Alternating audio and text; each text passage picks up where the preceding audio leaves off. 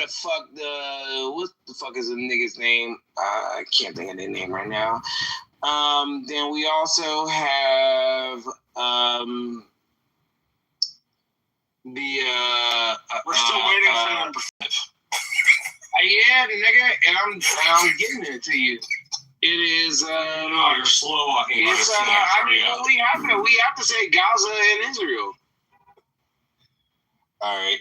And if the United States decided to get involved and your cousin decided he wanted to join the military, the answer to your question from earlier is that he's going to go to war if he's following orders. I would tell him absolutely not, because all of those conflicts does not have any U.S.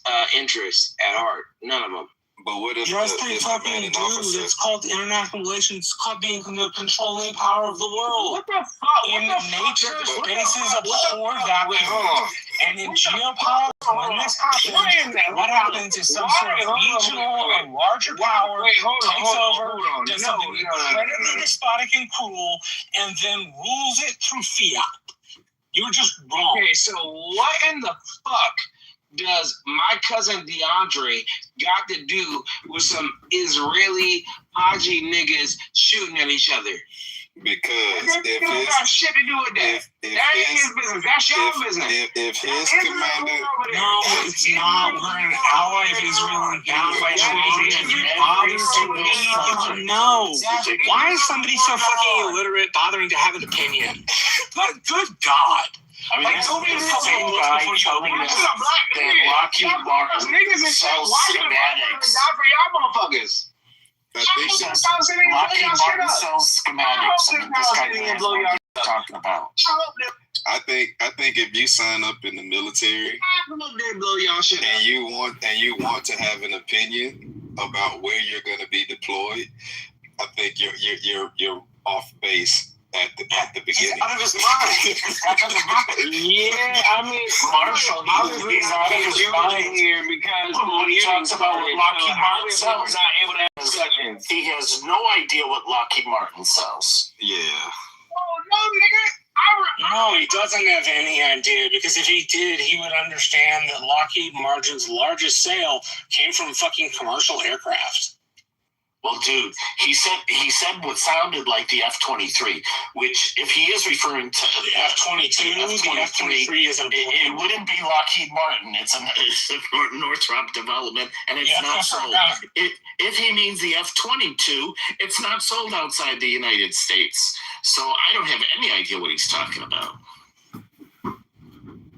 And when they do sell planes, especially if we're not going to sell the schematics.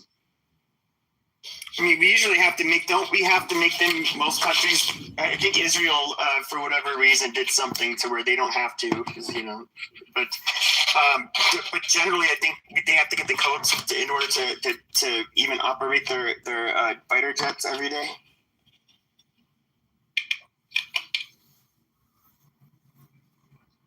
Like if you sold the F-35 to, I don't know, Saudi Arabia or something like that.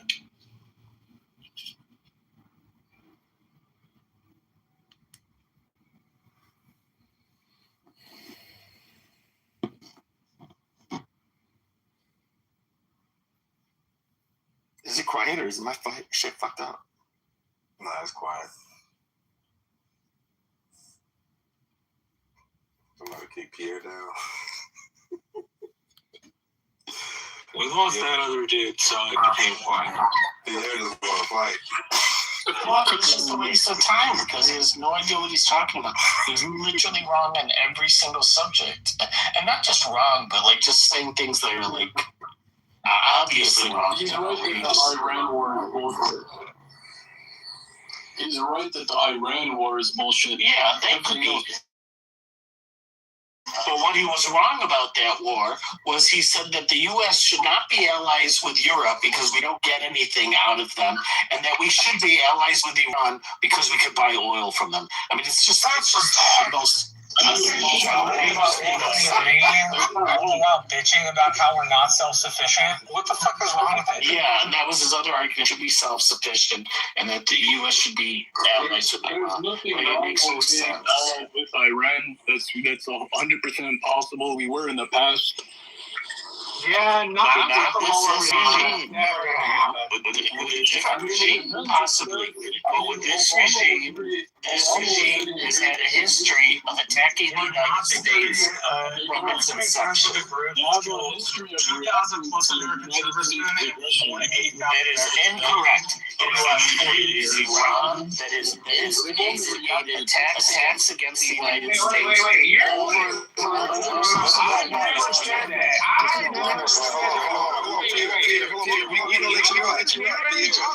That's crazy. Wait, who? I'm gonna go on mute, but I need to be allowed to speak. No, you good. All right. I'll speak for you. Good luck. Go ahead. Somebody go. Yeah, basically, we messed with their internal affairs in the 1950s. We forced them to sell 40%, give us 40% of their oil. So that's why the Iranian people had a problem with this. We were supporting the Shah, and they didn't like the Shah. We were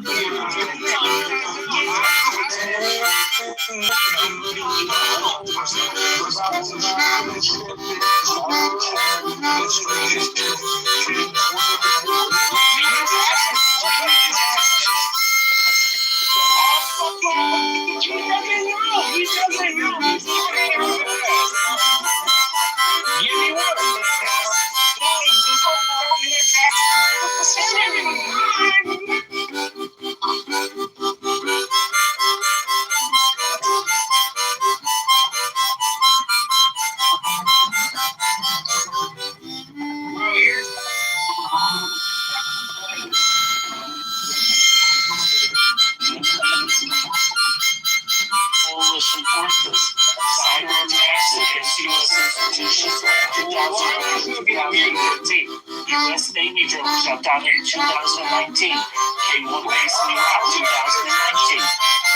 Well, you said they haven't attacked us. This is my point. They've attacked the United States over and over. And no, 2020 is not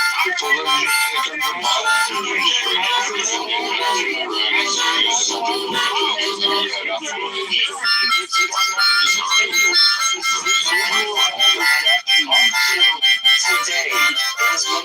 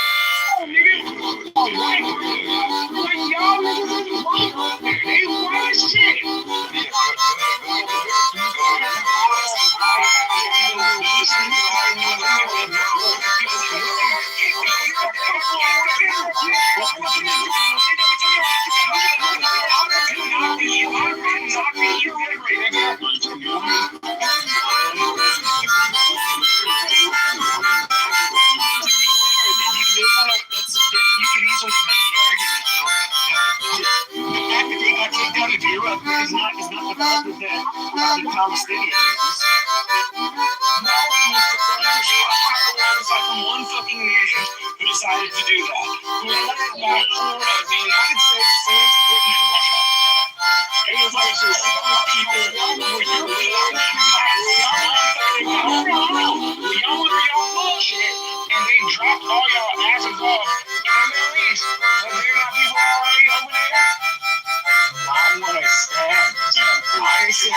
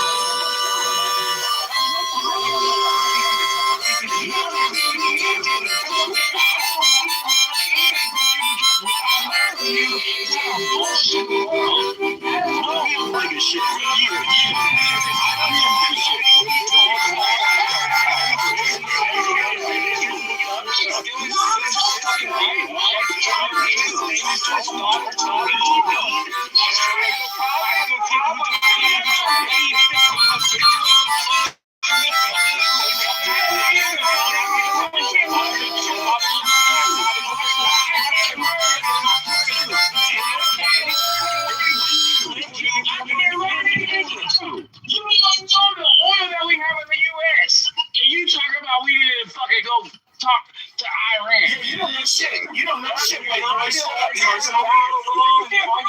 Shut your goofy ass up, Marshall. Let me ask you this. Hold on, I'm gonna read. It's not about oil. It's about geopositioning. Your argumentation that it's about oil has literally no fucking backing. Geopositioning. You work in energy. I work in energy. Stop, nigga. I work in energy. What industry do you work in? Bullshit. How the fuck You're absolutely fucking full of it. Nigga, everybody Absolutely fucking full of it. Every time you make a claim on the stage, the last hour and a half that I've been here, you have been y'all be letting these white people Marshall, shut your pasty face ass up. shot because you can't say anything.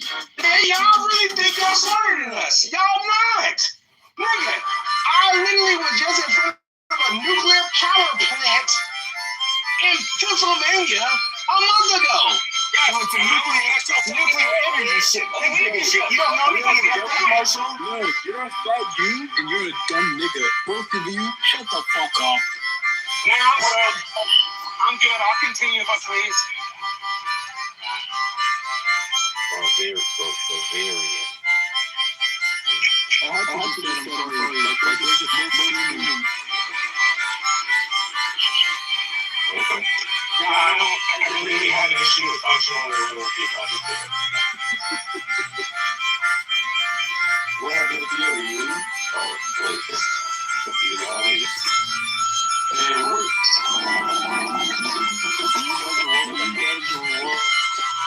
Yes, thank you. I don't think functionally illiterate is the right term for somebody like that. Where's the right insult? The functional illiterate is the only one I can think A very nice way would just be like impaired cognitive functioning. There's things you would see in clinical settings. Yeah, I think Randy Fine was using him as a dishonestly attach that guy to the anti-Iran, anti-Israel criticism. Randy Fine wants all of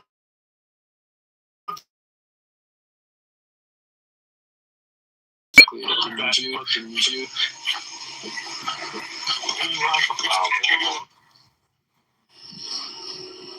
Okay.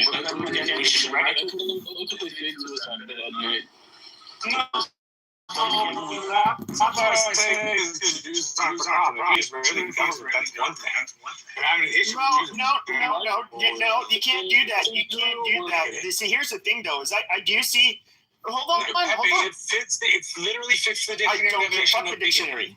They can stick it. And the Jew that insisted that anti-Semitism is that definition can stick it right up their Jewish ass. But well, you're wrong. You're wrong. It wasn't a Jew. It wasn't a Jew that came up with that definition. You don't know what you're talking about. The word got made up. No, the word got made up by a German. I know. The word was made up by anti-Semites. Yes, I know, a German.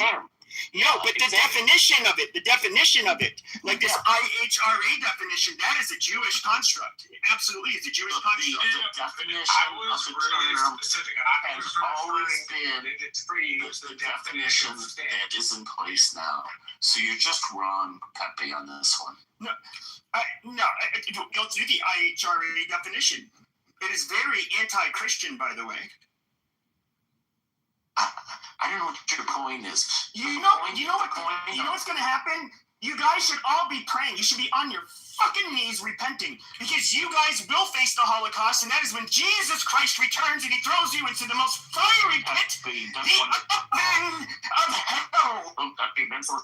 I'm glad you're having a lot of fun with this entertainment, but it obviously doesn't have anything to do with our debate. What we should have recognized is Pierre demonstrated his intelligence by the fact that he stood in front of a nuclear power plant sometime in the recent past.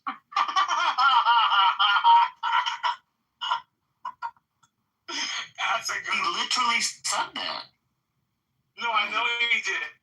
I'm not.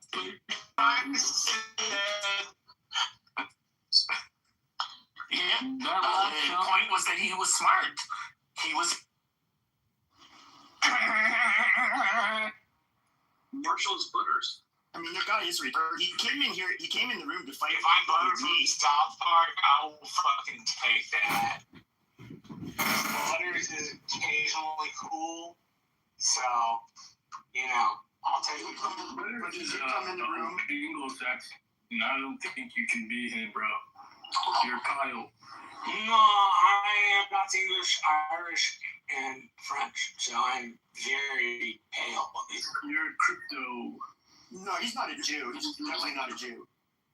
Then why would he have a fat Jew in his poster? Like, why? Why is he a fucking fat Jew? Like, what is the appeal to white Americans for Randy Fine? Oh, you're talking about Randy Fine. No, Randy Fine is a disgusting fat ass. Like, why is Marshall not a Jew? No, he's That's not. what I'm talking about. Yeah, what's his appeal to Randy Fine then? What's appealing to him?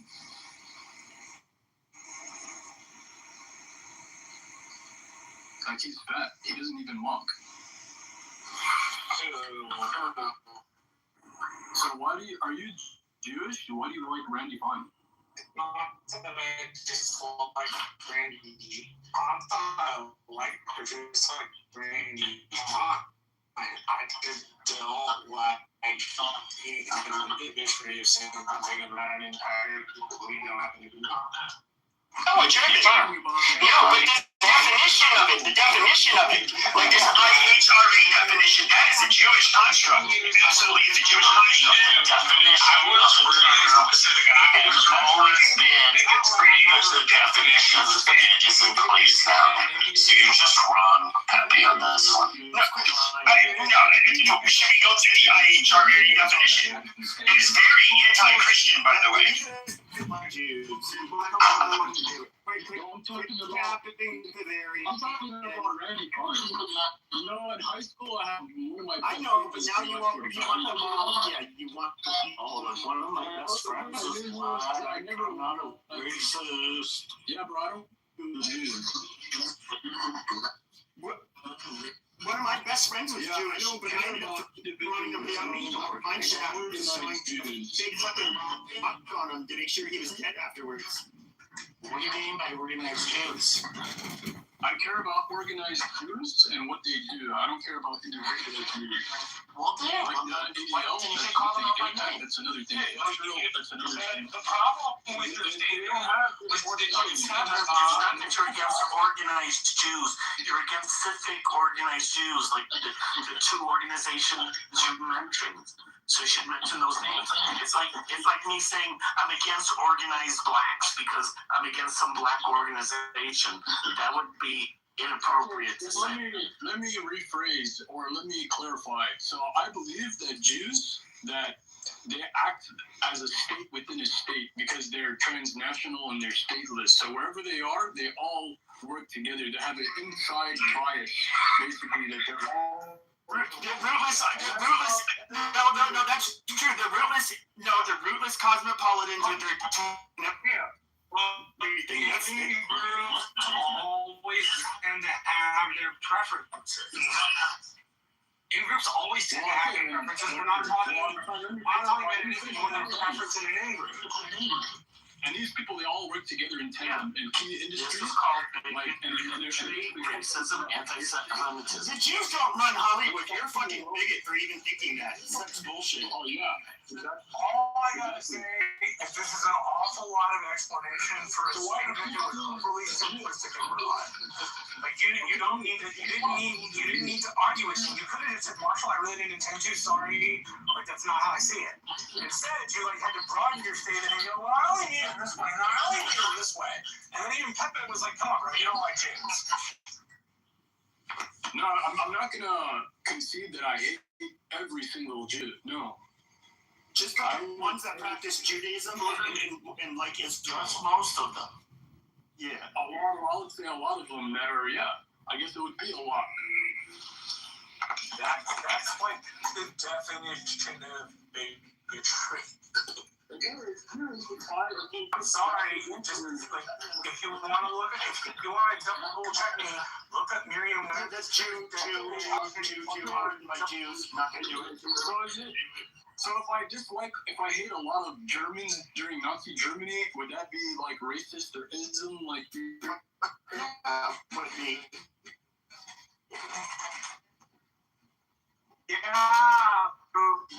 you were never talking about so what?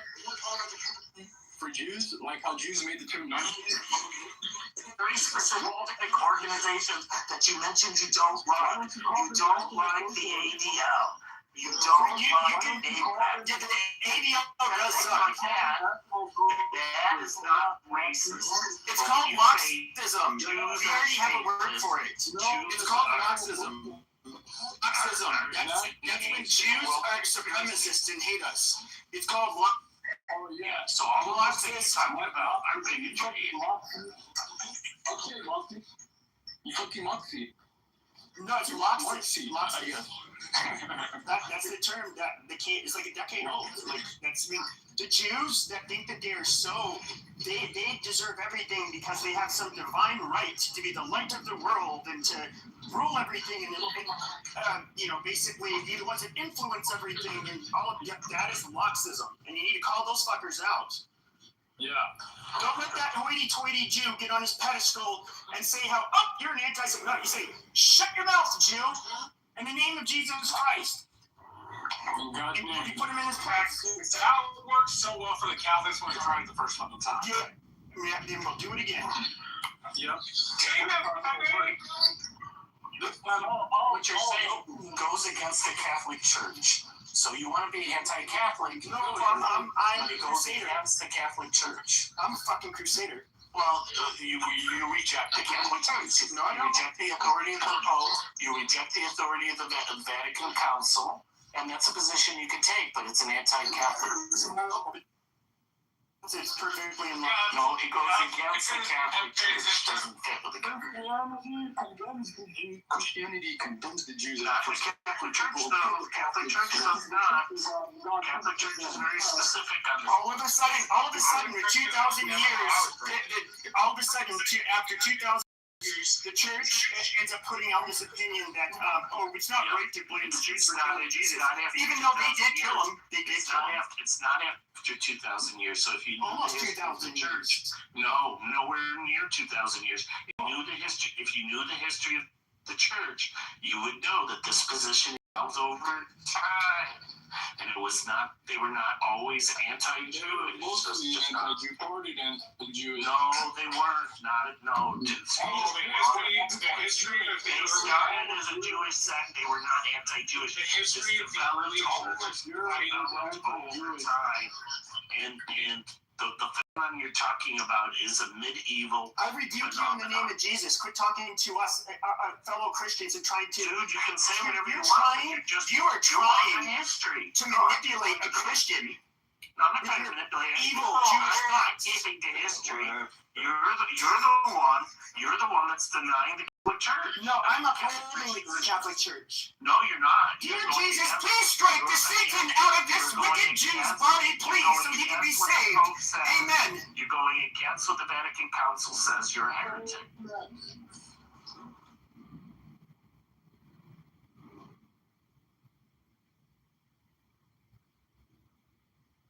You made Marshall leave. Praise God.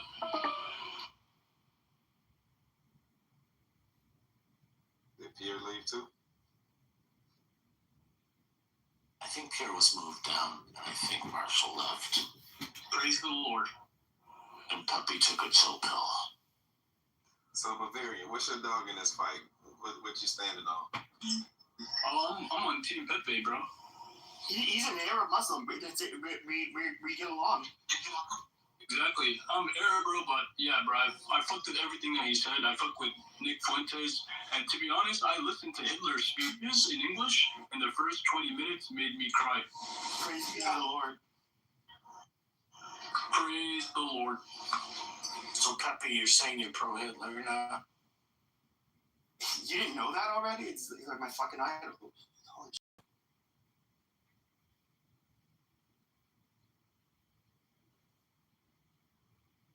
So Bavarian, what's the reason you don't like Jews?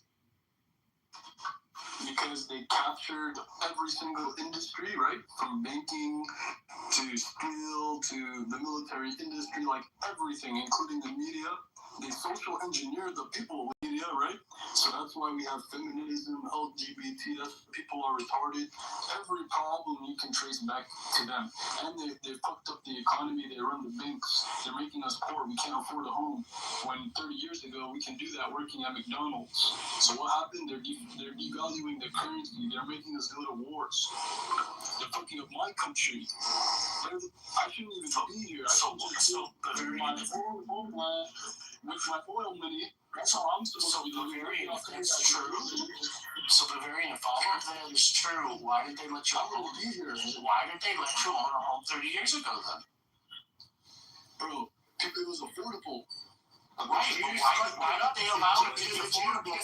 Because the market's got too affordable 30 years ago.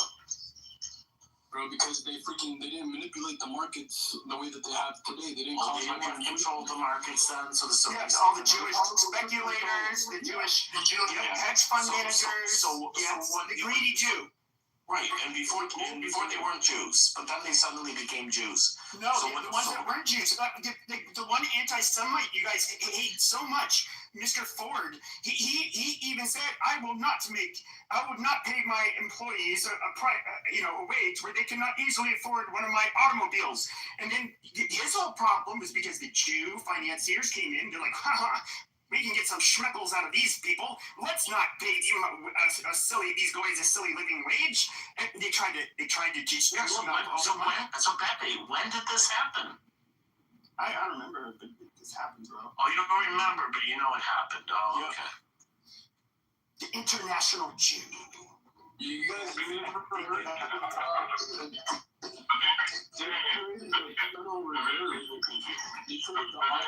have a question for you, Barry. You said the Jews did all this stuff, right? So why did they miss indoctrinating you? You said what? Why did they? Because I'm Muslim. At the end of the day, I'm Arab. We already know that the Jews are fucked up. I know, but so why did they? Growing up, I never believed the Holocaust. Yeah, Catholics and Muslims have immunity through our faith. We don't come to the Jews like the. Let me talk to him, please. As a kid, I didn't believe in the Holocaust. I know, I understand. All the stuff you said, I got it. My question is, you are so indoctrinated by this one people that you are, if they do not indoctrinate you, why are you so focused on? Bro, they indoctrinate everyone in, mostly the society. I see you, though. How did you get so indoctrinated by the rhetoric that you say? I'm indoctrinated by what rhetoric? I don't get it by Jewish rhetoric? Yes. I'm indoctrinated by Jews. I don't support Jews. Oh, okay. Wait a minute, hold on. You don't support them. I think you're rich if you don't support them. You said what? How do they make money not participating in giving the money? When I buy things because they own all the corporations. Well, that's not a choice. I can't live Amish. You can't live. You could live Amish. Why can't you be Amish? Well, I'm not. First of all, I'm not Amish. You're not. I know. My question goes to bro. I can't really do that. It's hard for me to do. I don't have the money. I don't have Jews are an ethno-religion. You can't just join. Okay, hold on, Pepe. Pepe, I got it. So, farmland, bro. I got it. I know that. And do you think all the land around the world are owned by Jews? No, but I was born here in America, bro. I know that. They destroyed my home country by the Jews and America. Okay, so give me one thing. I just want one thing. What have the Jews destroyed that you know that affects you? America. Okay. America. No. Give me something specific. Not too broad. So, they did the banking system and the economy. So we can afford it. No. You're doing multiple things. Okay, thank you. Please explain to me, how did the Jews destroy banking? So first of all, they monopolize banks, right? All right. You know what? Right now. Fractional reserve banking. Their banking policy is like that. Like they lend out majority of what's in the bank. How many money? What can I ask you for one of these shit, fam? Either one of these. So ask you this last question. This is my last question for you. Do you know how many total Jews there are in the world? Yeah, 5 of them. Yeah. How many total Jews in the world? 5. They're like 0.02 of America in the world. In Israel, there's like 15 million. I don't know how much around the world exactly. It's like 16 or 17 million, I think. Okay. So thanks, Happy. So let's say there's 16 million. There's 8.4 billion people on planet Earth. And what you want me to believe is that these 16 million people is controlling the whole world. You don't know that they own the slave markets and the slave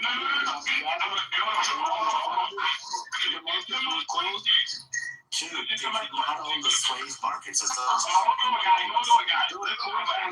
not Saturday. Hold on. I'm going to say this to you again. You want us to believe that 16 million religious Jews or non-religious Jews runs the whole world and work. Okay, hold on.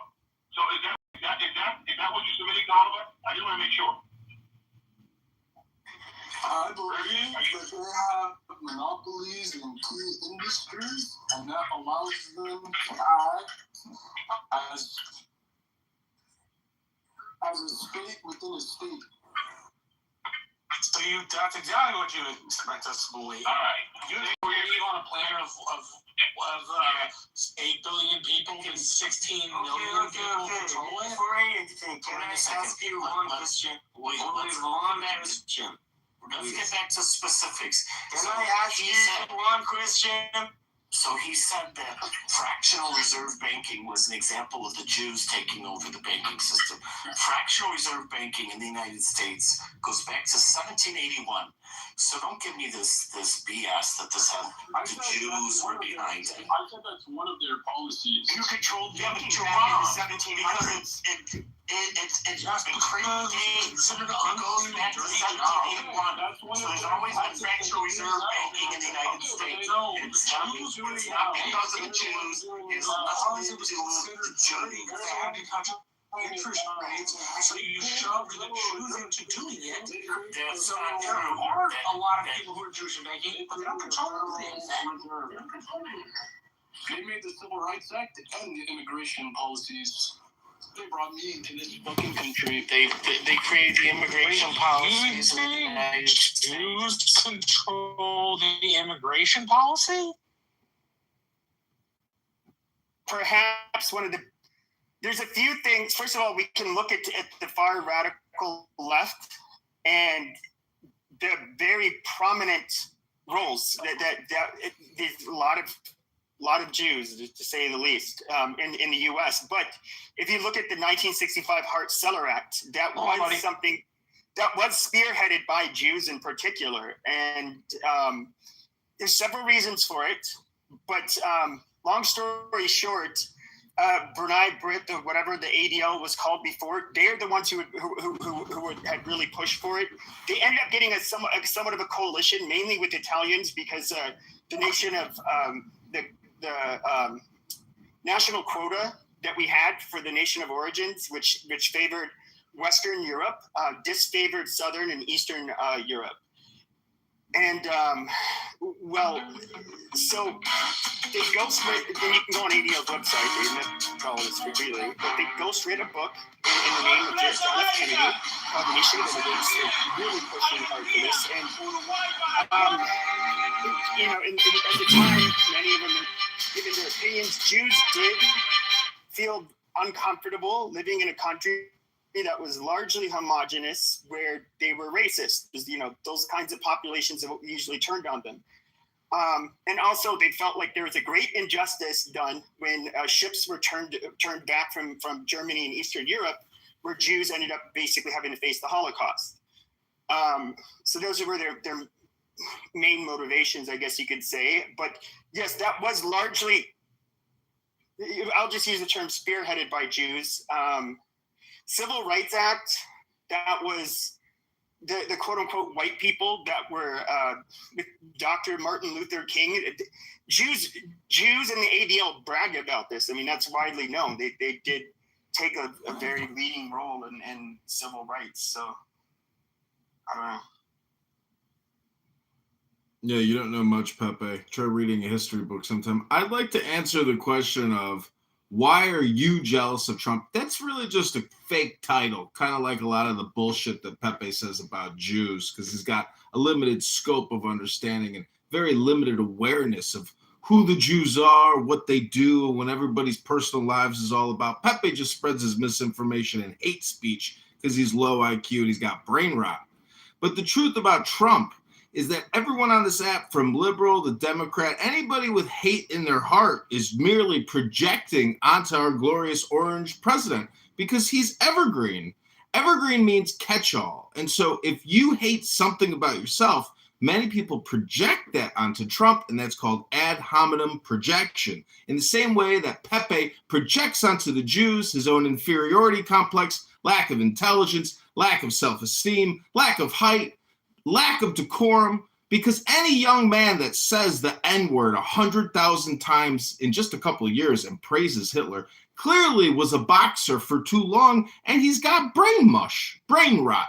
That's where the actual hard part of the frontal cortex dissolves and liquefies, and you become the R-word, very much like Pepe and other R-word people who spend 40 hours a week thinking about J-words when they could be reading a book, going to the gym, making money, making love to a woman, doing something, gardening, woodworking, anything other than talking about a group of minorities because their self-esteem is in the garbage. I rest my case, and I am complete.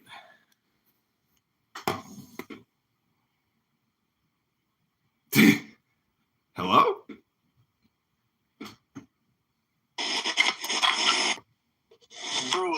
Bro was yapping, I swear to God. Yapping. Could not follow it. That was a good roast. Gotta record all these good roasts, yeah?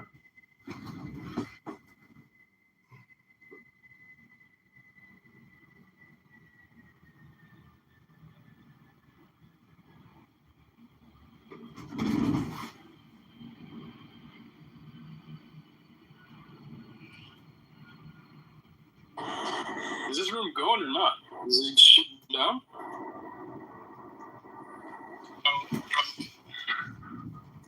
Debris. That's all. That's debris. Okay? The reason why is you just said he was yapping it.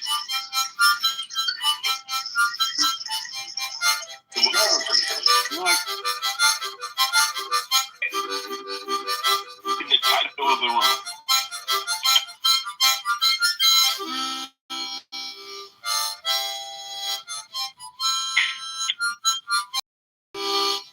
Oh, look at that. I got a heart from Miriam, because Bavarian here obviously doesn't speak English, couldn't understand a word I said. And so again, if you are living your life and you don't like the J words, well, do you know how much history there is to actually sort through and look up? I was putting some links in the chat about when Americans for the first time went to war against the Muslims in Tripoli, because these cocksuckers were running slave rackets and they wanted America to pay them their jizya. And you know what? That Ummah, we busted their asses and we got our soldiers back, but we still paid them $60,000 when our commander said, fuck that, don't give them nothing. So there's always conflict, and not many people know that America actually went to war with France after the French Revolution, and they killed their king. And we said, all right, well, your loan is canceled, and now, because you're attacking us, we are going to wage war against France. You see how political treaties and allies can change overnight? In the same way that I hope you'll stop your your Jew hate. It's so stupid. Try reading a fucking book. Try doing something with your life instead of screaming into a conference call that you think the J words are in control of all the industries and making your life miserable. Sounds to me like you're just a fucking complainer. A chronic, complaining little cunt that needs to go to the gym and read a book and do something with your life. Try to be productive. Hello? Try playing music. Maybe you're going to want to get a music instrument one day, and maybe you're going to want to start a band. Because you can make more money in music and create libraries of music than J-word hate speech all day. What do you think about that, you fucking loser? And maybe you're going to want to start a band. Not many people like the Beatles, but at least they didn't spread hate messaging all day long because their brains were the size of my fucking testicle. You know, you got little brain syndrome. You need to be creative in life. You can't just go around complaining all the time like Pepe. That makes you pathetic. No woman can respect a man that screams into his phone J-word hate speech all day or even N-word speech all day. Hello? Hello? This is the John Kitover Band bringing you your reverse-engineered anti-Semitic reverse hate speech propaganda of the day to defeat the low IQ rats.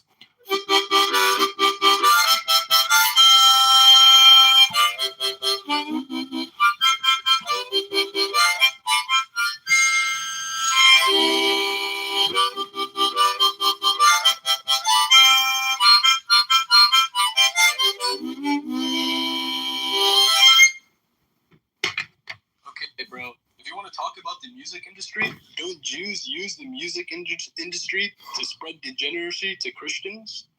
Don't they spread porn? Don't the Muslims call all the non-believers the enemy and they got to pay a jizz tax, a tribute to their ummah? Sounds to me like the Democrats, basically.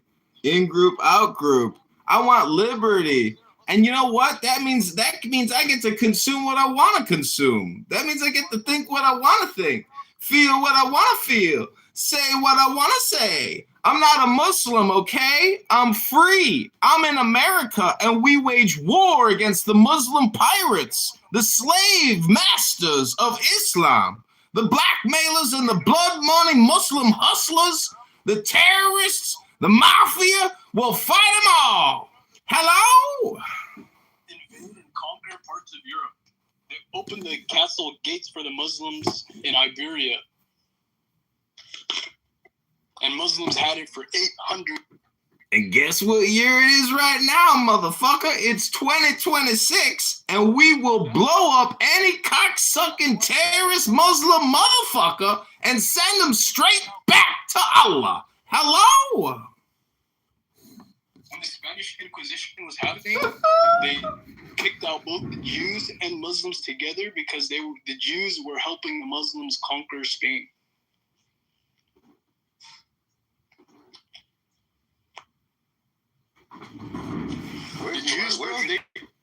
Oh yeah, post the link to that, big guy. Let's read your history. Guess what? Guess what the racist Christians of Spain did when they kicked the Muslims out? They were like, you know what? Let's kick them all out because we hate everybody.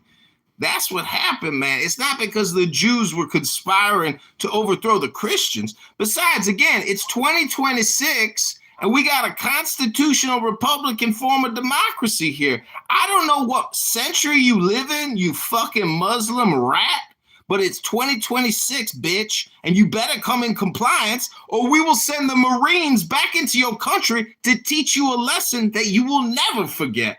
Hello? Boy. Okay, Goldstein. What is going on around here? Thanks for the harmonica, Goldstein.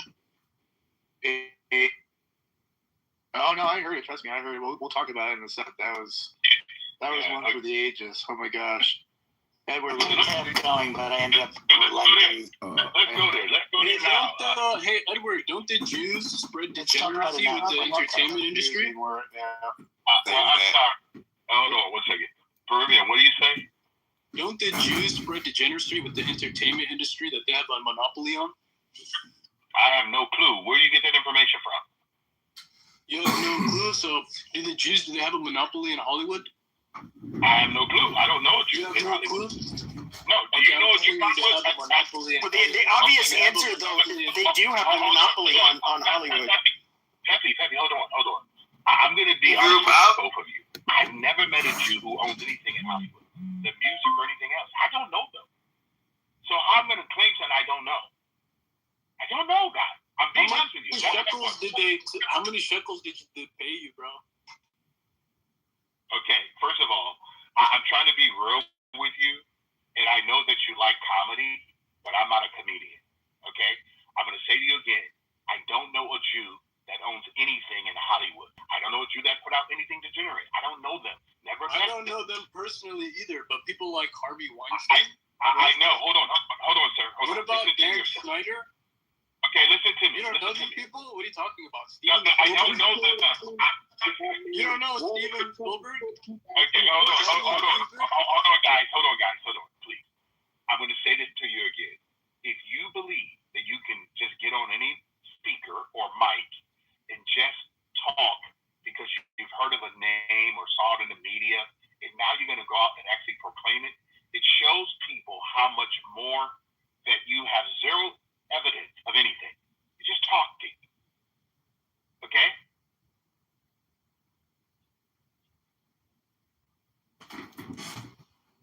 See, anybody can do ad hominem filibustering if you got no fucking life. If you come on a conference call to just create hate speech communication.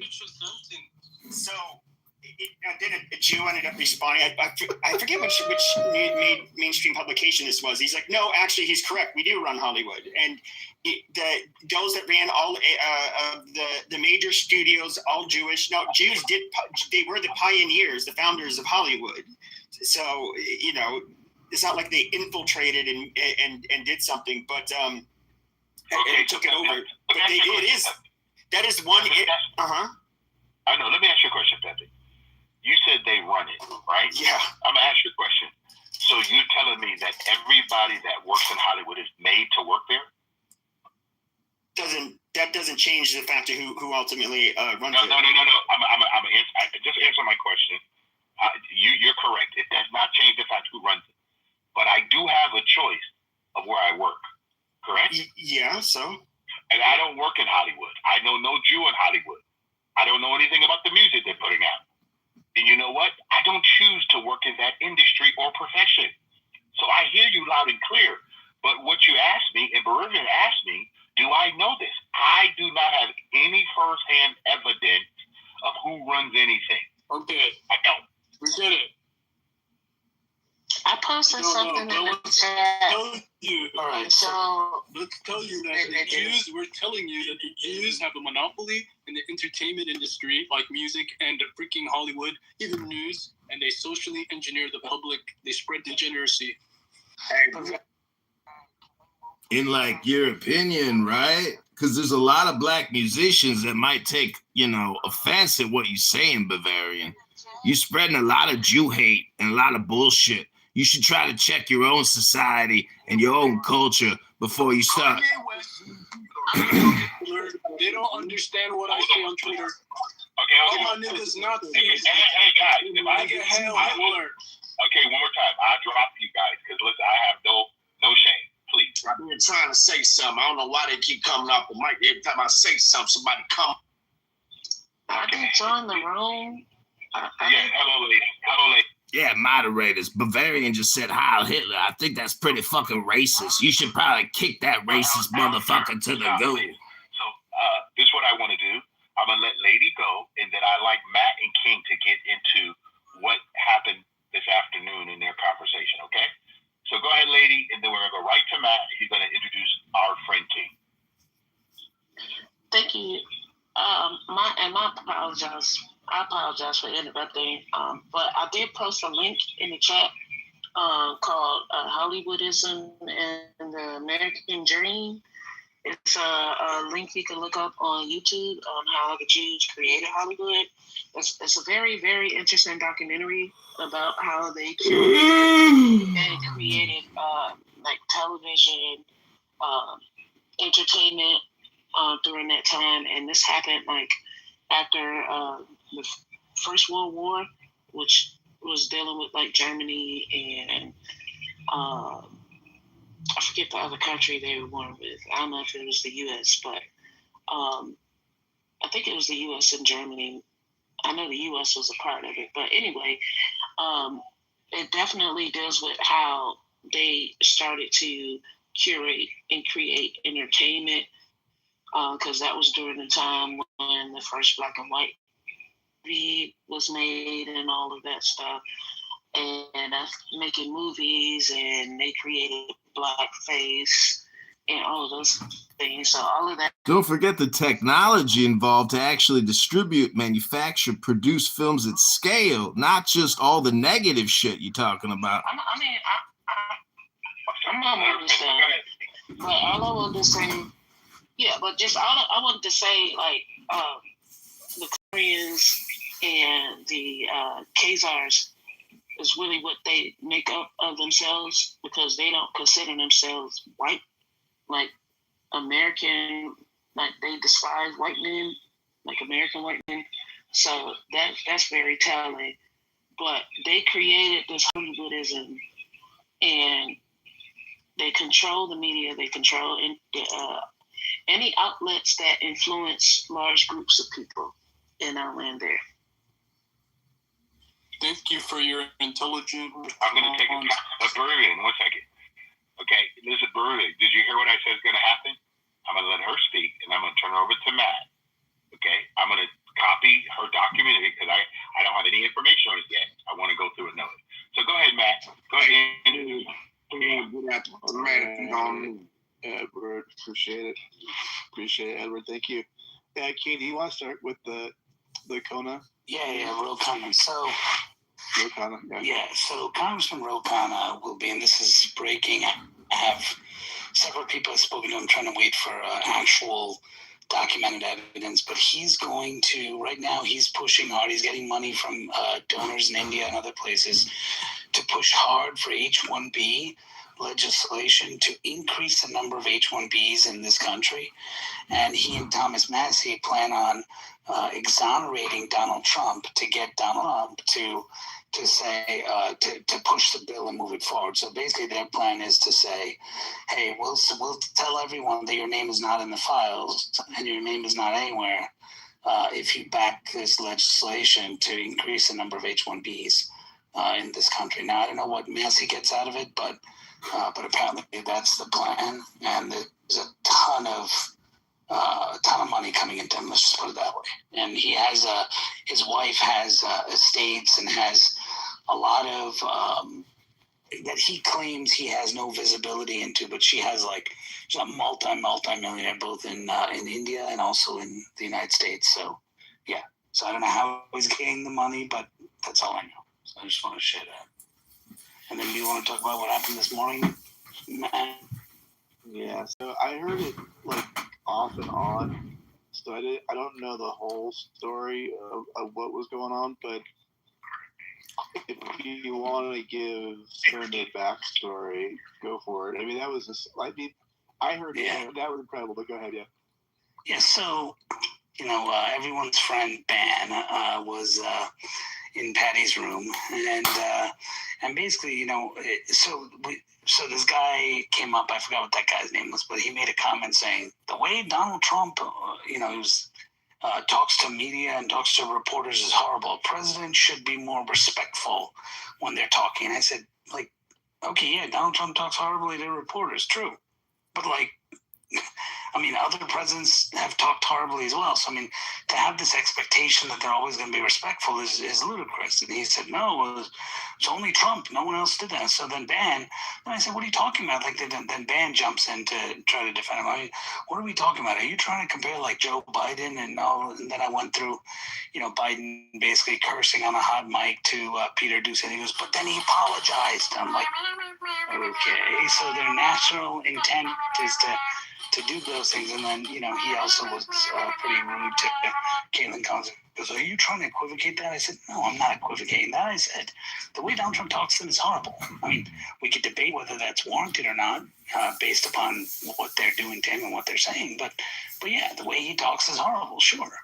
Right? And should he talk that way? Probably not if they're being genuine and honest. But then he just went back and forth, and he was going nitpicking over, I sent him a source about, what the White House did to journalists under Biden, and had a quote from you were there for that, Matt. Had a quote from the president of the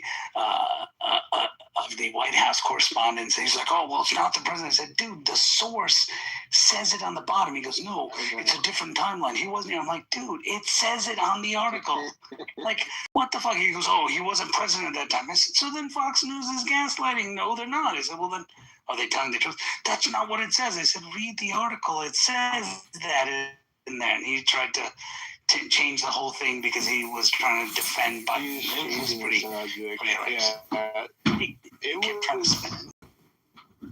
it was classic GOAT, you know what I mean? And the things that you are saying, I love the part where you were saying, well, did Biden say that? Do you remember all the times you asked Ban that? Because what Ban does is what's the word? Not touches it up. He projects. Yeah. Well, not only that, just like he'll say stuff that people didn't say, right? Right. He has a way with language. Right. If you listen to him, so he'll put his spin on what we know what Biden really said, and just do a whole different narrative around what he said, which makes it look like you don't know what you're talking about. You know what I mean? Right. You nailed him on that multiple times. I mean, so basically just around the comment where he was talking to Caitlin Collins, and he goes like, you're a stupid reporter. And he goes, do you know why that was? And I said, yeah, because she asked him a question. He goes, no, it's because she said, why, do you think, Vladimir Putin should do this? I said, so she asked him a question. And he got upset. No, it's the context of, he didn't. I said, dude, you just said she didn't ask a question, and now you're saying it's because she asked a question. That's not what I'm saying. There's context to it. He says, you're stupid because the way I said, did he say that? Like, did he actually say that because you asked this, or did he just say you're stupid? Like, you're stupid. Like, it doesn't make sense. And so he just was trying to justify it. And, whatever. I mean, in the end, I was like, I'm not going to put it on. Yeah.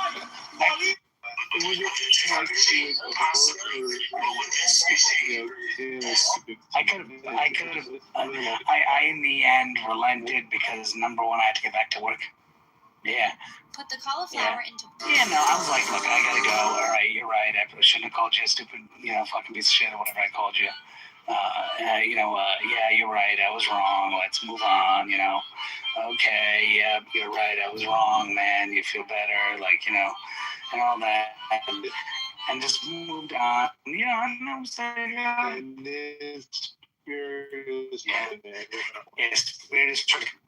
No, that's not what I was saying. I said, no, you made the comment. This guy made the premise that you were trying to hurt me and trying to say you're equating the two. You're trying to. I said, no, I'm not trying to equate it. My premise is that Donald Trump is just. I mean, he's ruder than any other president. Now I didn't say this, but we can talk about the merits of why he is, and he's ruder. I mean, that's a fact. He's ruder. He's more of a jerk to reporters than anyone else. He uses horrible language to talk about them compared to any other president. But at the same time, I mean, you can't say that no president does it. Everyone has been respectful and talking to the orders. You can't say that was your point. By the way, that's your whole point. At the end, if you're saying that both all presidents have been disrespectful. Yeah, and Trump, and I said, look, I conceded it. Yeah, Trump is worse. That's what I said. Trump is worse than him. But to make this premise that they should be respectful at all times, which is what this guy is saying. Like, were you outraged when Biden was like, oh, then Ban says, oh, you gave only 2 examples. To say that he was horrible with 2 examples, dude, The guy was cherry picking his questions. He was so. The problem is, all you're paying attention to is the media. You need to pay attention to the facts, not the media. Pay attention to the fact bullshit. Stay away from it. I think that even if somebody's gonna, You need to, like, y'all need to download Newsmax. Oh yeah, because they're not biased. Literally, straight up Newsmax. Go on Newsmax and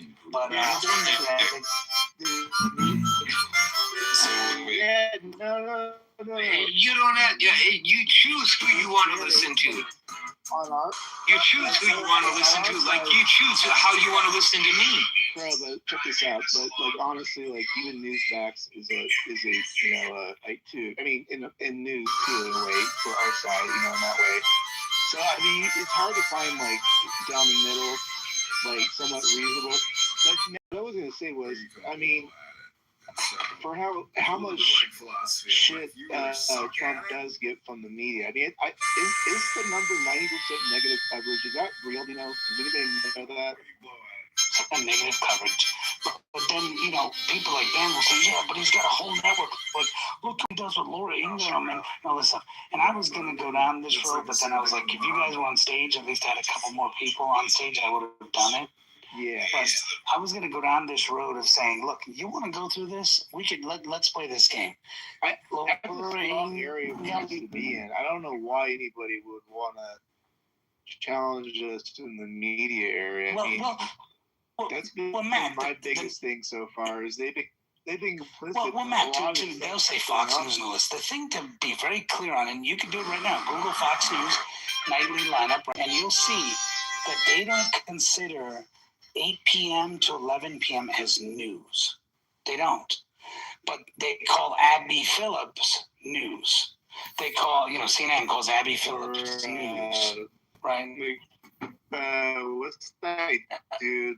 The guy they always... Yeah, Anderson Cooper. They call him news. Wolf Blitzer. Yeah. McDonald, they call him. They call Caitlin Collins. They call her news, right?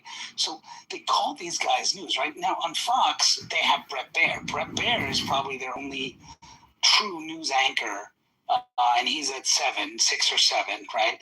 They have the 5 before that, which is like a talk show type thing, right? So to say that, well, look at Fox. Fox has a lot of viewers, but they're more about entertainment. It's like WWE, right? You watch it's entertainment.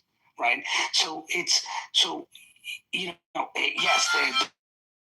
they're talking about the day's events. They're talking about news, but they're clear that our news is opinion, and they call it their opinion section. They don't call Laura Ingram a news anchor. In fact, if there's news to be broken, she gets interrupted. An anchor comes and says, "Here's what occurred," and Laura's the person comes up, which is interesting. Right. So how does anybody consider him a non-biased source? I mean, if you guys ever listen to that guy, I mean, it's just constant diarrhea, TDS on his part. I mean, I don't understand how anything that he's saying is not like completely biased. You know what I mean? And that's played all day over in the Lisa 420 Lounge. I'm like, oh my god, at least be like somewhat reasonable. Like I don't even think that guy's brought up one thing about Trump that's somewhat reasonable. That was my point. It's really bad. It's really like why can't I say that that's a propaganda arm of the media? Like why can't I?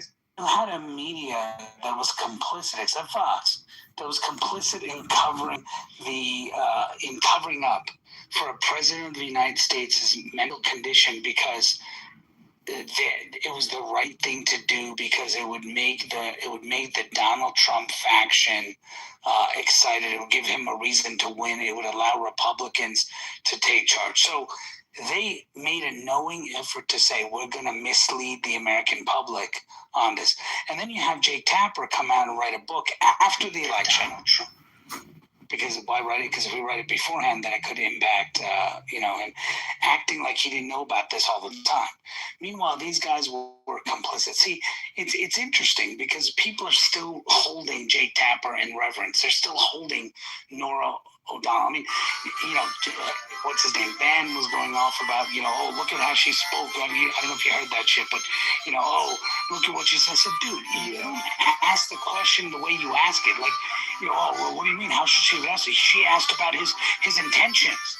And I said, really? That was his intention? And you saw me where I got him on that? I said, okay, let's read the manifesto. And then I read other intentions, which had to do with, bombing children and all that stuff. She didn't read that. He goes, oh, sorry, she didn't read that. Then I was like, he talked about other crimes. Yeah, those go under crimes, don't they? So, yeah, she did mention it. I said, no, she didn't, bro. She mentioned one specific paragraph because she wanted to do a gotcha to Donald Trump and try to do that. She wasn't asking because the public deserved to know.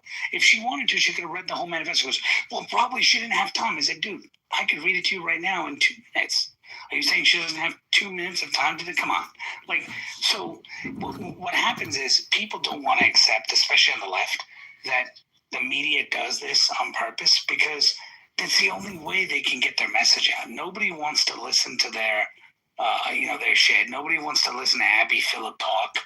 Nobody wants to listen to these people, right? And so, they play this game. And I think it's important, Matt, that we hold that account. In fact, I would say we should do one room every month or every week or something on holding the media accountable and just talk about the most egregious reporting in the media. And that goes for social media too, like all of it, not just. Correct. Yeah, Correct. I mean, I think, and that's a great point, because going into this next cycle of elections coming up, it's not that far away. I mean, 2 years flies pretty quickly. We're going to have to be getting to that mode of holding things accountable again. You know what I mean? So we might as well start doing it again. You're completely right on that. So... And look at the gaslighting that's happening. I mean, right now there was, you look at how the media and the propaganda of the Democratic Party has shaped some of the shit going on in this world is incredible. You have the German chancellor who's saying that Iran is essentially winning the war, right? Which is absolutely ludicrous. I mean, no, even Wall Street Journal won't say that. But you have the German chancellor saying why? Because they're reading shit that Hakeem Jeffries and others are talking about. And I think the problem here, honestly, is if you look at it, as a reporter asked Hakeem Jeffries, one reporter said, hey, your name wasn't mentioned in the Epstein files. Are you going to return the money that was collected by do events for Democrats? And his name was all over the ass. Why is there stories we don't go? Well, but you won't go there with them. What I have with the media is that they seem to pay. She says, Donald Trump, when he was there, he basically, and she was like nice. He was like, are you okay? And like he was like making sure she was all right. And I mean, you have what's his name? I forgot his name, but I said it the other day. His name. Anyway, he's a reporter, I think, with ABC or something, and he says the next day Donald Trump calls us. The media does this on purpose. Trump calls and says, "Hey, that's the only way." He's like, "Are you okay?" I'm like, first part of me is like, Trump, you should just say "fuck you" to these guys, right? At the same time, he's like, "Hey, are you all right?" Apparently, and she's not talking about it, but I heard from someone I know who knows him that Trump reached out and said, "Hey, Caitlin, I know you were supposed to get recognized today. Why don't you come one day to the White House? Meet some of the team here. Press shop will take you out. You guys can have some food or whatever here." And invited her to come one day to the. Now she won't talk about it because CNN will be like, blah blah blah. But those are. But and people say, well, anyone would do that. Well, true, but would Hitler do it? I mean, you guys call him Hitler, right? So would Hitler do that? Like, and so it's just it's mind-boggling.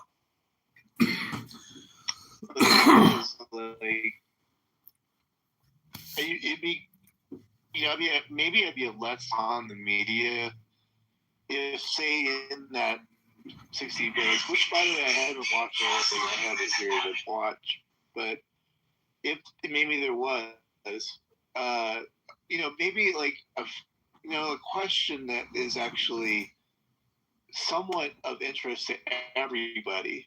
If that makes sense, right? Not just one side. We don't get that anymore. Like, even as cheesy as it might sound, like just asking him about what does he think about the country, where do you think we're going? Like, that's a simple question that never gets asked anymore. I think if you go back like 10, 15, 20 years, you'll see a reporter asking our president that kind of question. You know what I mean? Like, whatever happened to those kind of questions? All it is now is man, we live in social media happening in the world of trying to make headlines happen and trying to get and people with money and they want to make money. Backing these people to say. Yeah, I mean, they want to make money. I mean, so you're looking at it, right? Everyone wants a headline. I mean, you look at it at the White House Correspondents' Dinner. Shots fired, and the shooter's dead. The shooter's dead, and then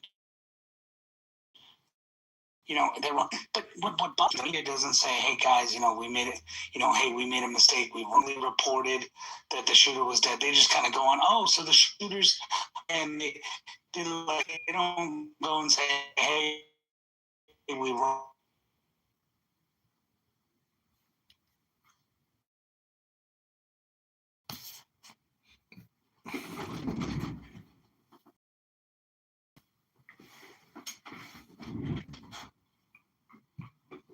Who's your friend? Oh, that's bullshit. What's interesting about Patty's room as well is like Patty eats her own. She was screaming at some woman about, you didn't even say nothing about the motherfucking ballroom.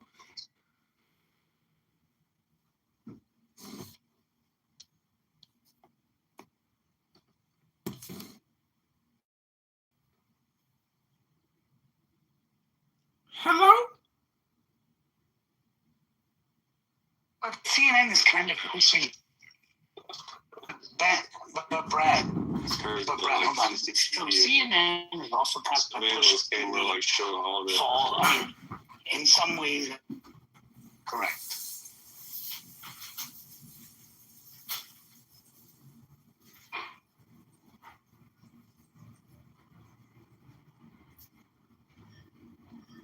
You know for a fact. Brad, I'm not. Why do you know it for a fact? Yeah. Well, now you're being mean. Now you're being mean. Now you're being dogmatic. Are you upset? Baseline. All I did was question. Baseline.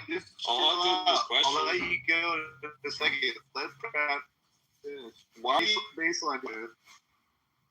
Why are you so? You don't know this guy, right? You always get these. Why are you so mad, dude? Calm down. It's okay, bro. All right, baseline. Okay, but baseline. Hold on a second. Baseline. You're just interrupting the conversation. So, I will move you to the audience if you don't. So just shut your fucking slurp pipe, okay, and stay on mute. Okay. Well, that was moving. Jesus Christ! I didn't want to fight tonight. I wanted to have a chill discussion. I had a long day at work. I've got to figure out a $250,000 fucking cost savings for somebody. So, I mean, shit. But in the vein, back to our original discussion, I agree with you. Post the podium speech, which, by the way, hats off to the guy showing up in tuxes. I think that's how our president should fucking look all the time. But, and I loved how he was flanked by men. Just they came out like ballers, like, let's go. But, they, basically, I agree with you. The MSNBC and then the morning after what was going on this morning was just bullshit. And then crying about Jimmy Kimmel getting his ass canned. I agree with you all the way on that one. But at the time, I think there was just a lot of confusion in the ballroom and around the area and in the law.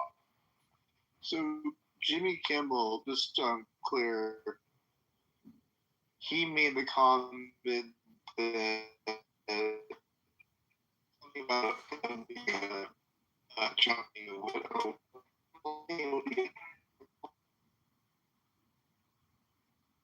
But that's like, you don't do that.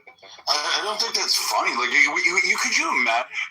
I don't know who's like fucking no late night host would have dare said shit on Obama like that. We would never have come up with that. Like I would never said, "Oh, Michelle Obama looks like she's about to be a widow." Like nobody would have thought it.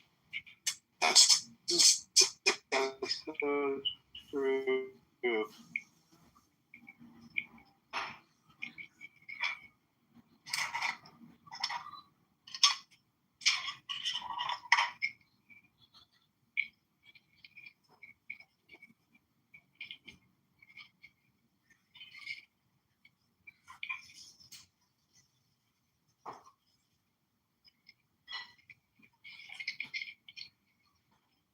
Well, I think it's his goodbye episode now.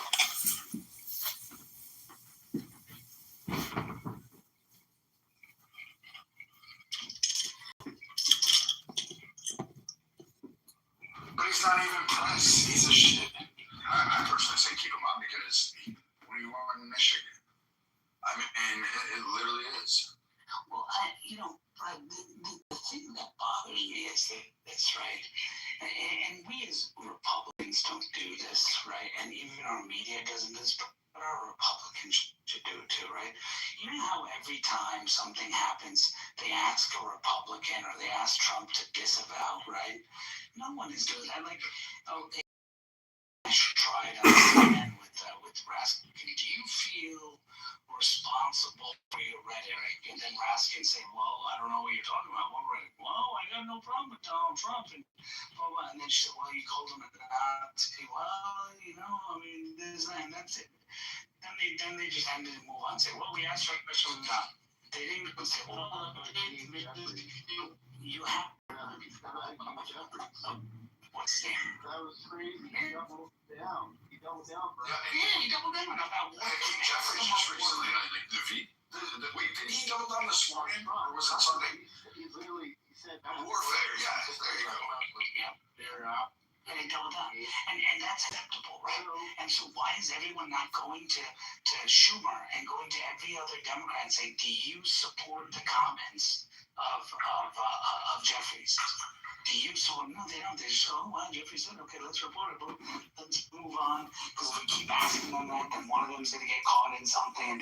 It's just like with Swallowwell, right? They cover up all the... Wait. That's a good point. Did a Republican come out and say anything as a blanket target towards the Democrat Party on Swallow? Never. No.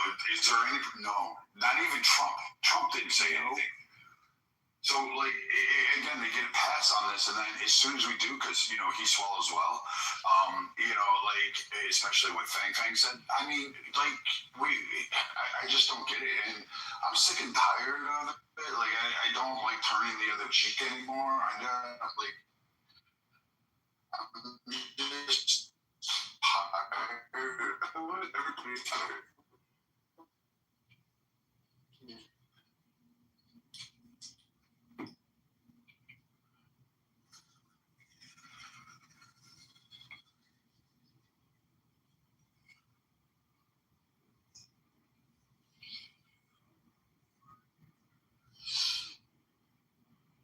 Hello?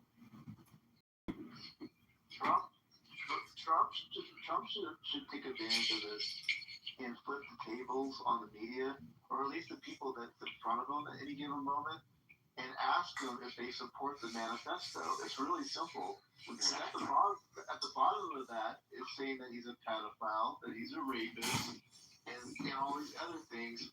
And they've been saying that, so they should just get them on record. Yeah, 60 Minutes with the bullshit or whatever that interview was.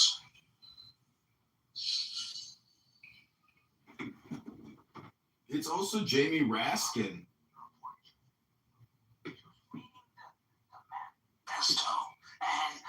And she was reading it out for abuse to do. And Trump, the way he responded was just hard. And I said, what do you mean? Like, she missed a piece of it. No, she was reading his motive. And then I was like, no, that was a piece of it. That was his motive. I said, then I read the rest of the thing, and I said, he talks about the death of children. That's not in there. He goes, well, maybe it is, it doesn't matter. And so basically, She did it purposely to put him in a box. Now, the problem is that this is going to be the thing that she was doing it to tell Democrats, hey, run about this, right? Run on this. And so that's why Trump is not pushing the manifesto, because it mentions these comments about, pedophile and all this stuff, right?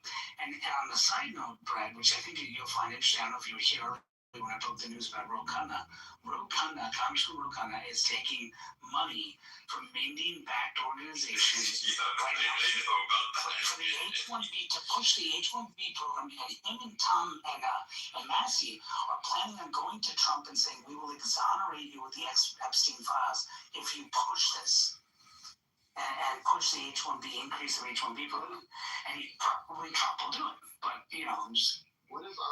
Meaning saying that your name is not in the files and you're not a pedophile. I don't know. I know. So they will come out. But he's not in there. That's the whole thing. Like that's the. Yeah, that's. There's no lead. Like even with like what is there left? Like maybe 13-15% of the files haven't been released. Okay, so magically, but there's no commonality threat. Like it's been ran through every GI or AI fucking algorithm to find anything associated with it. They have teams of people still pouring over it, looking at it. There's nothing connecting. Because he was on the flight logs before it was fucking born. So you don't have that you don't have like sign, seal, deliver. Like it's only Trump, and they're not going after anybody else. They're not locking up anybody else. They're not targeting anybody else on that list. They're not protesting at anybody else's box. It's only Trump that matters. And at this point, I would tell Trump, like, you guys don't give a fuck about the Epstein list. The only thing you cared about was whether my name was associated with him in any kind of way, but you weren't upset about it. And then you brought Clinton in for a fucking shill, and just to make it look optical, and you let Hillary do her grandstand or Benghazi tears again. So do you think Kash Patel is not the man to bring charges? Because, I mean, does he need to be fired? Because if Trump isn't, these people are called, Raskin is saying, Democrats saying that they're going to arrest Republicans when they get back into power. So how is Donald Trump not going to fire Kash Patel and put a warrior in there?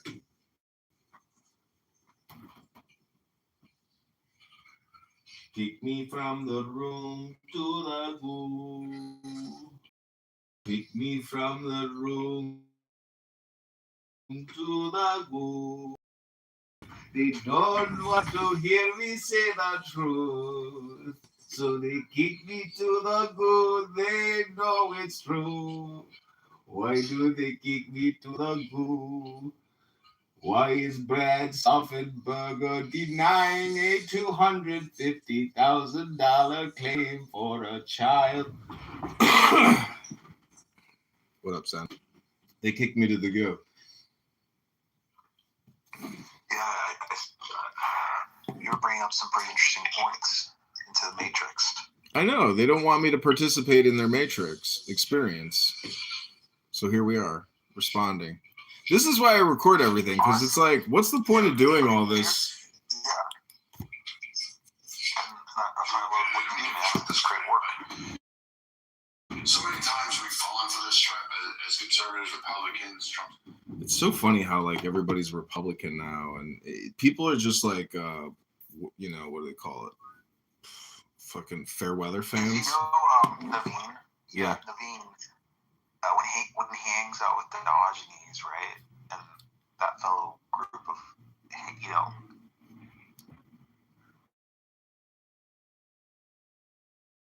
when this happens, it's like he reverses policy. He goes to supporting him again.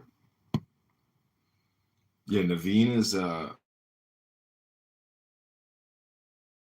saying gossip that I will say that he's somehow privy to, some relationships he has. Welcome, Miriam. Hi, guys. I support Trump 100%, always, forever, right?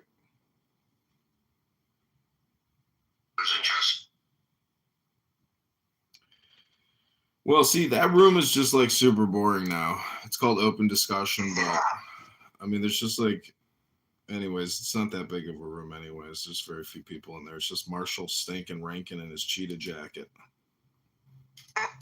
Dude. Oh, that reminds me of like this one time in college, university, biology class. I had to take off like this swimming shoes, and her feet were orange. What? I just said it was. But for some reason, I support Trump. He should give me some things.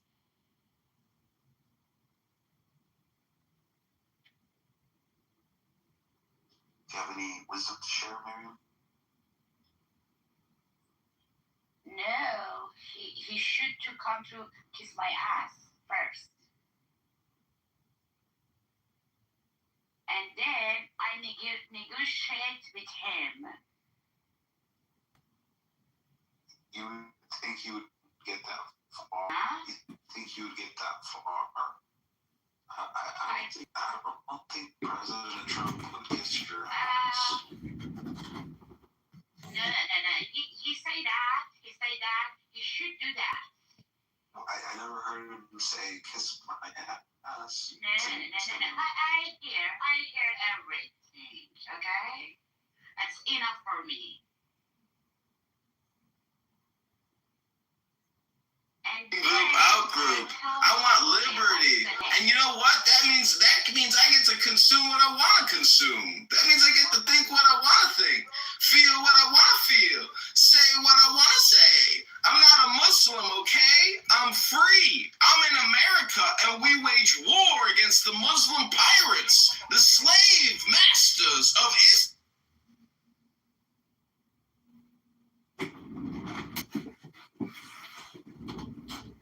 So, I've always voted Republican. I've never voted Democrat once, and never thought I ever heard a Democrat speaker ever say anything that I consider to be truthful. It always seems to be a lie, no matter what they say.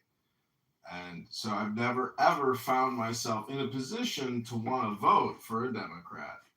And I've voted in, I think, every major election of all time. I mean, I voted in the Green Party once for Roseanne Barr because I figured, Roseanne isn't going to lie. So let's vote for Roseanne. The press secretary. No. Like all this stochastic terrorism that's being sprung up by the Democrats.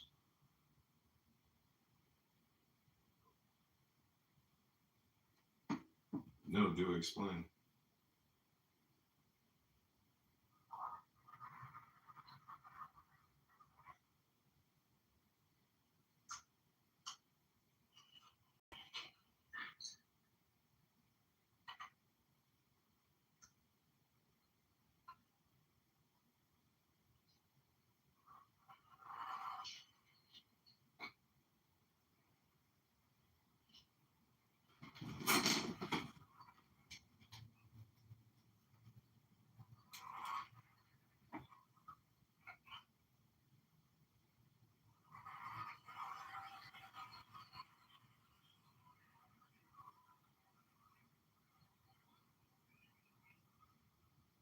This was a part of the manifesto from that guy. When you read the manifesto of the shooter, this is Press Secretary Caroline Levitt. Asked herself, how different is the rhetoric from this almost assassin than what you read on social media and hear in various forms every single day? Yeah.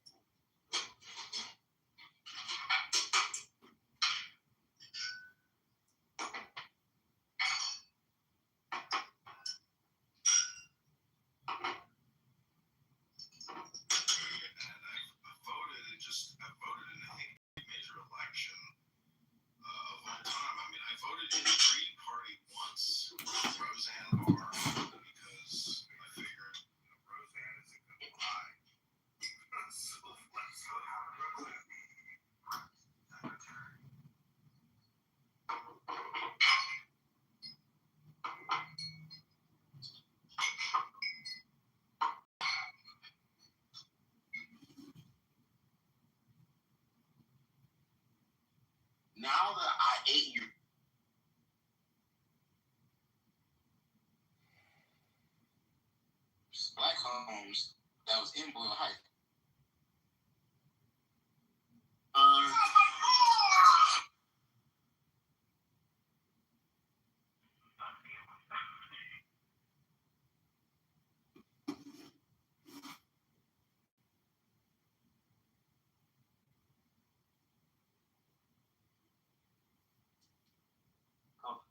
We smoke hookah and we smoke cannabis. It's chill. Yeah, but you guys were very they're very perplexed by me, Neil, because the thing is I'm stuck in their fucking time loop algorithm because they can't fucking figure me out. They can't diagnose me, and so they've got all their behavioralists in there and all their stuff. And they're just like, wait a minute, people. You're too advanced.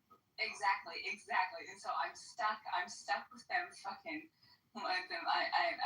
And then I got so stuck with them that I'm like, oh my god, did I just uncover what is going on around here?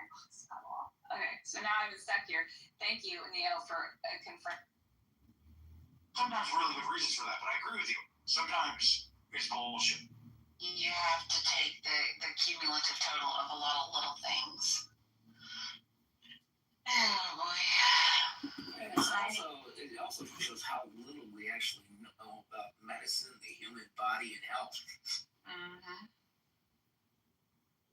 What? Joe, I would say the exact opposite. I'd say we actually know a tremendous amount about health and how to keep it, how to preserve it, how not to destroy it. For example, the COVID-19 jab, that shows obviously we're completely ignorant as a population about how to actually maintain your health and not get lied to and hypnotized and propagandized with lotteries and Good Morning America, this is sponsored by Pfizer, etc. What do you think about that, Joe? Hello?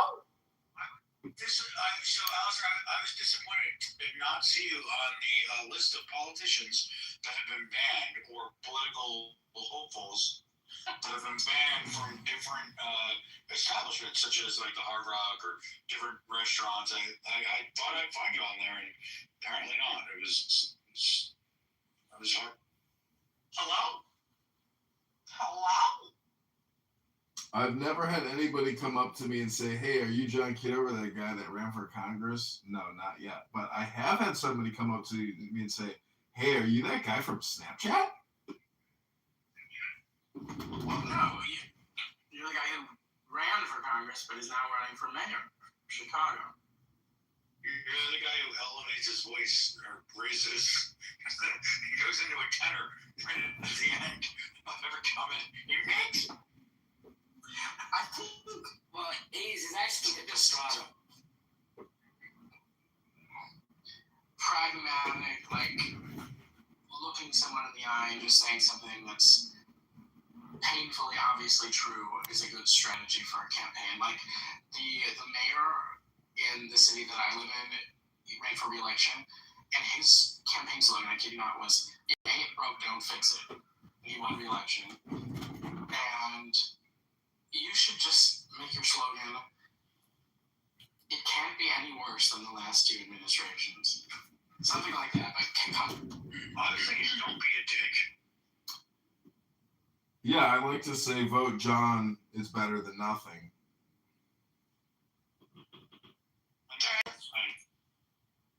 Yeah. I'm gonna send you a text. I forgot who was in the room. It's about Austin. Oh, you better be.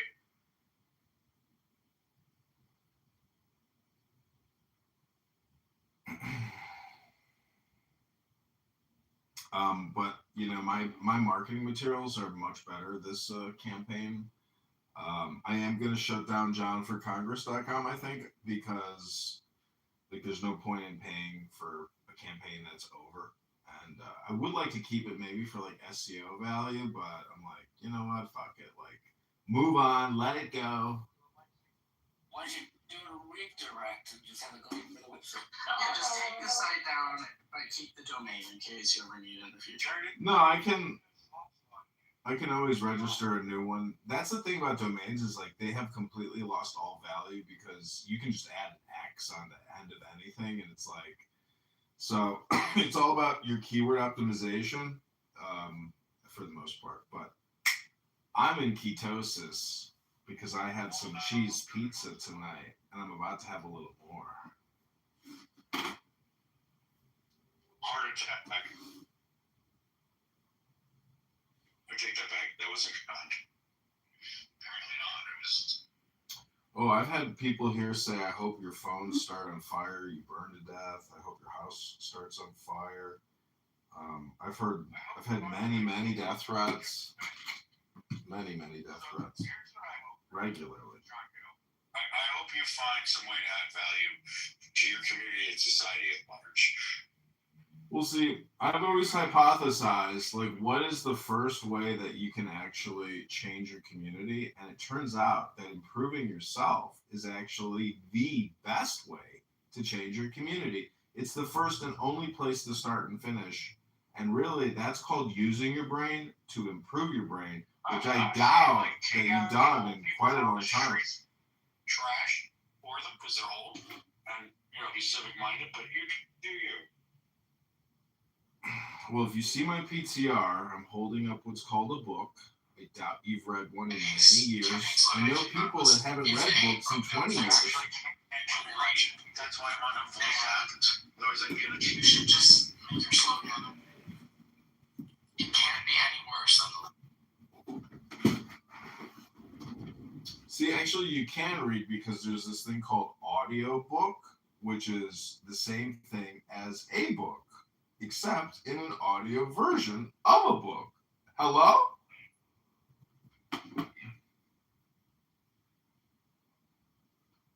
But people on Clubhouse. Do you have any recordings of yourself having sex? How does it end?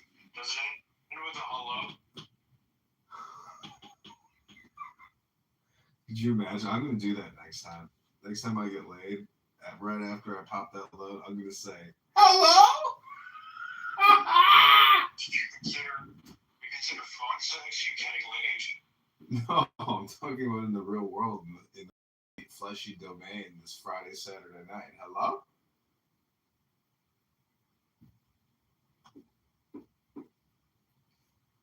Thanks for the recommendation.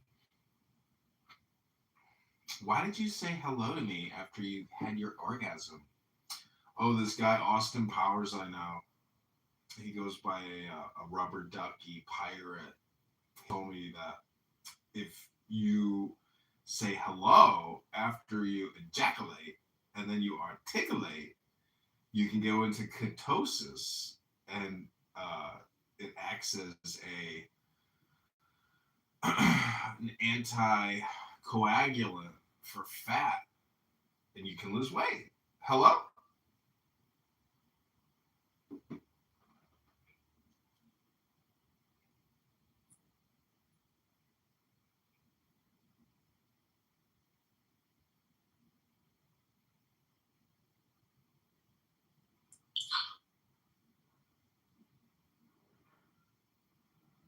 Has your Clubhouse been like glitching for you? It keeps glitching.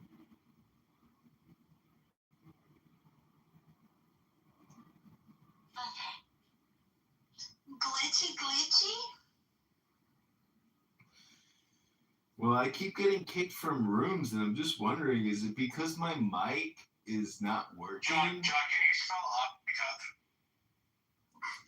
Hello?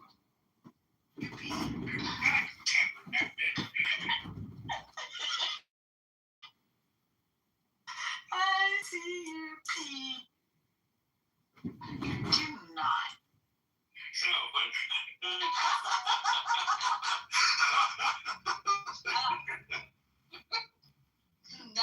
No buts. Okay. Fair enough. But John, can you spell like up?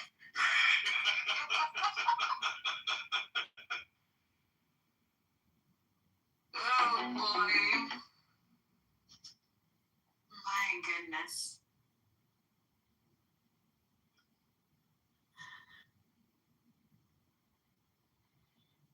Well, I think he's looking up how to spell it right now. we officially killed the rat. No, I mean, I thought you were being facetious. Hello? Hello? Is this app glitching? Maybe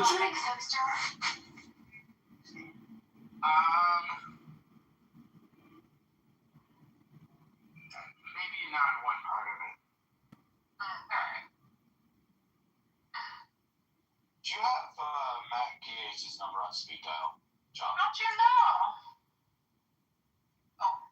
Well, I was wondering, when is he going to replace Kash Patel with Matt Gaetz? Because I don't know if you saw Kash Patel's post, press dinner party where Kash Patel was like, "We took control of the crime scene. We called in the crime investigators and immediately started examining for evidence." I was like, what in the fuck?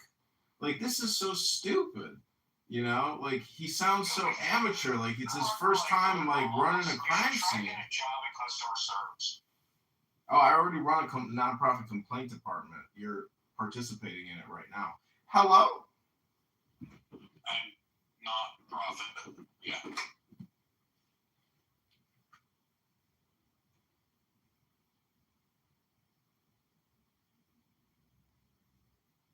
I'm so fucking bored I could weep. You're always bored. The city's gone vulgar, darling. I saw a gutter rat in the lobby. The lobby. They're letting them indoors now. Oh my goodness.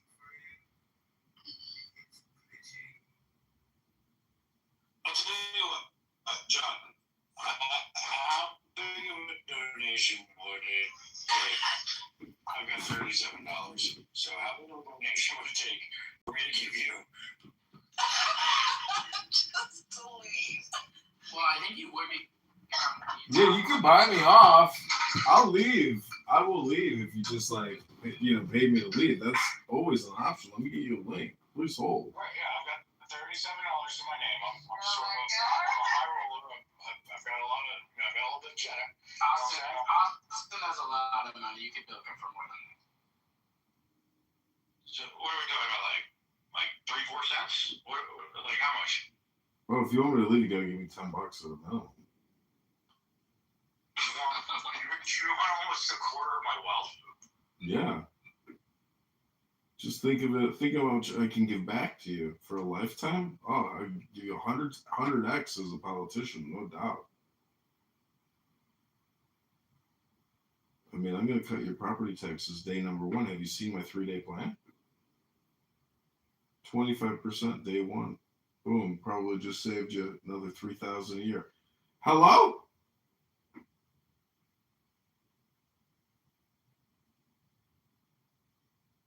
Hello?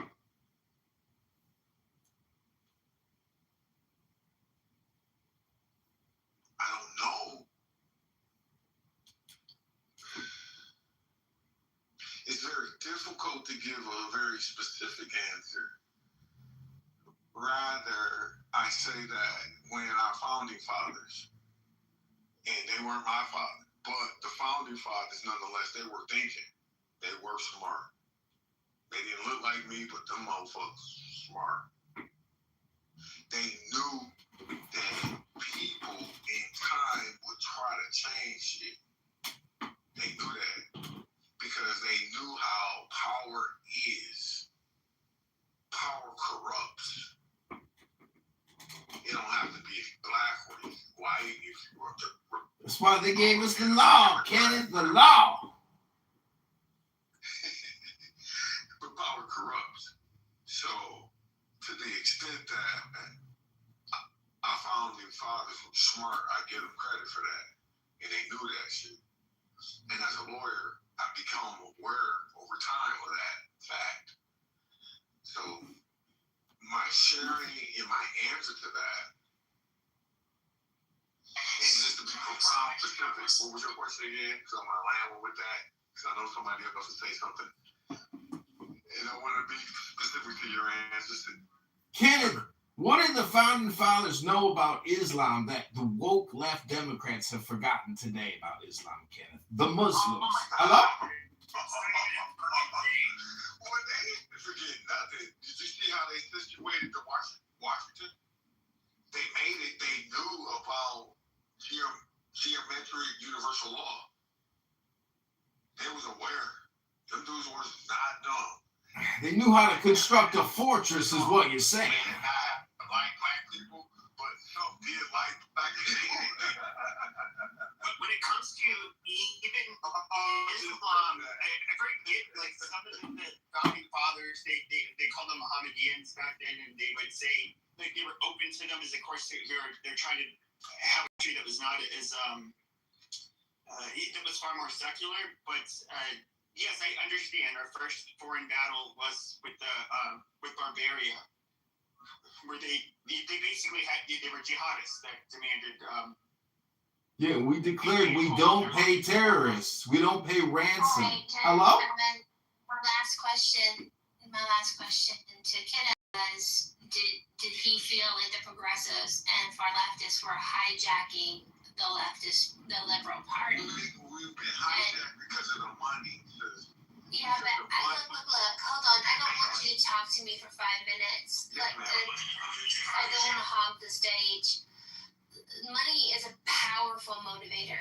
It really is. But it's not the only motivator. People do a lot of things for a lot of different reasons. One of them is ideology. And if you consider that wokeism is a type of religion, it can be substantiated as such. People will sacrifice much for their religion. And what I'm seeing in our society as the leftists that are condoning political violence are quite willing to sacrifice conservatives on their altar. So what happens is that, and the unfortunate thing is that we see a lot of violence within scriptures, within the Bible. So it allows certain entities to feel that violence is okay. And it's within our right to do the things that we are doing because we have the power. And if we want to point to scriptures, then we can point to scriptures and say that we have the power. And that's why it exists. It's still more than money, and I think you reducing it to money is not being genuine. But I'll yield the mic to Pepe and other people who are less boring than I am that don't feel calm. Especially when. Let me jump back in here. Real quick, Monica, you're not boring. Go ahead. Wallace, how you doing? How are you, Wallace? Okay, how many? No, I had two 12-ounces. I'm cool.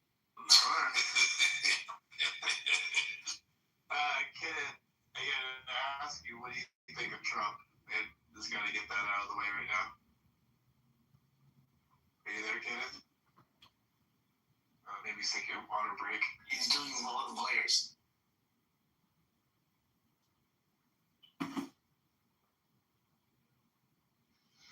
You know what? Out of respect for the room, for Monica, I'm gonna like show self-discipline, and I'm gonna be a good boy.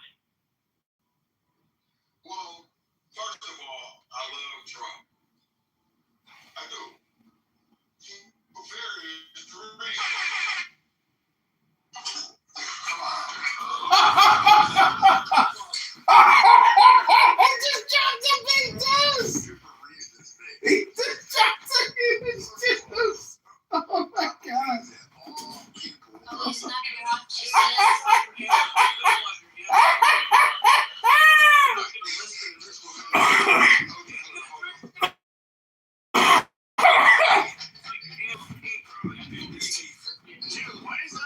The city's gone vulgar, darling. You're here. None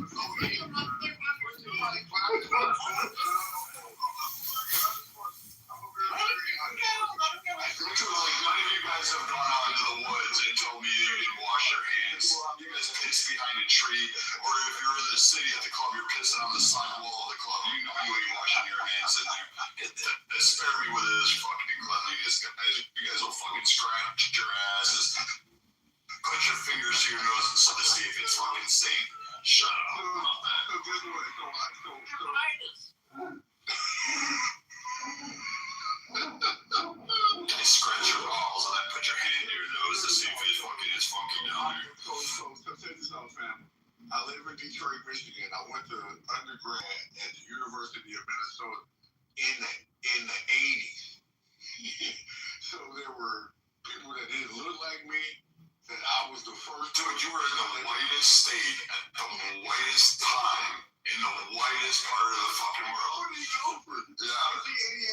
That's like a white from Minnesota. I was like, dog, I know people from like, dude, they only had 50 Shades of White. That's only 50 Shades of White. But at the end of the day, that was my brothers, though. And that's why I'm saying that. That's why I'm talking to you in that frame. I'm never going to argue with you. It's just that we come from sides of a coin. That's all. That's it. And that's all I'm trying to ever impress to my brother. Damn, are you the tarnished side of the coin? Nobody polished you. You need to trade in your pink ticket and get polished, bro. What's the pink ticket? I don't even know. Yeah, you need to check that in, by the way, Kenneth. What does that mean? Get the plastic, man. Just click on Cancel that pink ticket. Just don't click I on don't even know what a pink ticket We'll means. polish you, bro. It's all good. click on the title of the house up here. So President Trump is joined. Yeah. Okay. To be fair though, like he's a golfer and he went to university in fucking Minnesota, which is like I'm gonna tell you guys in the 80s, like beyond white. Yeah, that is like white, like fucking so white fucking land. Like it don't get like dueling angles in the South Kingdom. Relax, and you'll get respect real quick here, brother. But I'm a white supremacist, and that even fucking disgusts me, and I don't know why.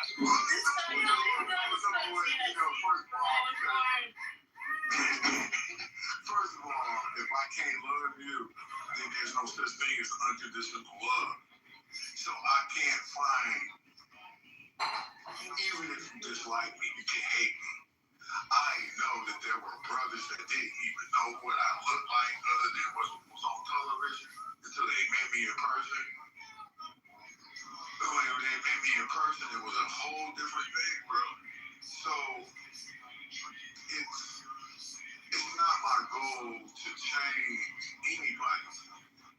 It's my goal to be who I am, and then you make your determination from there moving forward. Let's build the house game. Oh my God. The community, we welcome you. Oh my God, are you actually living the ways of Jesus?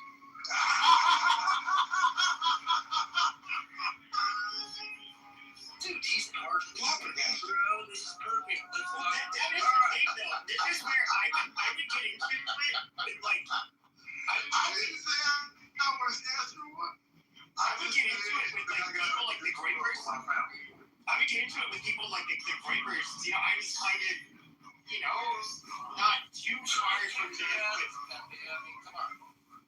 But I would say this, though, is that these people, a lot of them are, well, almost all of his adherents would be Catholic, and it's just like, dude, you know, like, Catholicism is so, we totally cannot, like, mistreat people because of their race and that kind of shit. Unless it's a competition. And like when it comes to Catholicism, like, being a good Catholic is being, in a way, almost like giving up everything to help the sick and the poor, and it's really different from, I would say, not only other branches of Christianity, but even other religions. It's just and that can be a good or a bad thing. I don't want to say it, but yeah, like us being racist and all of that stuff, it's really weird, and I don't understand how people can have like the level of hypocrisy they have with trying to be pious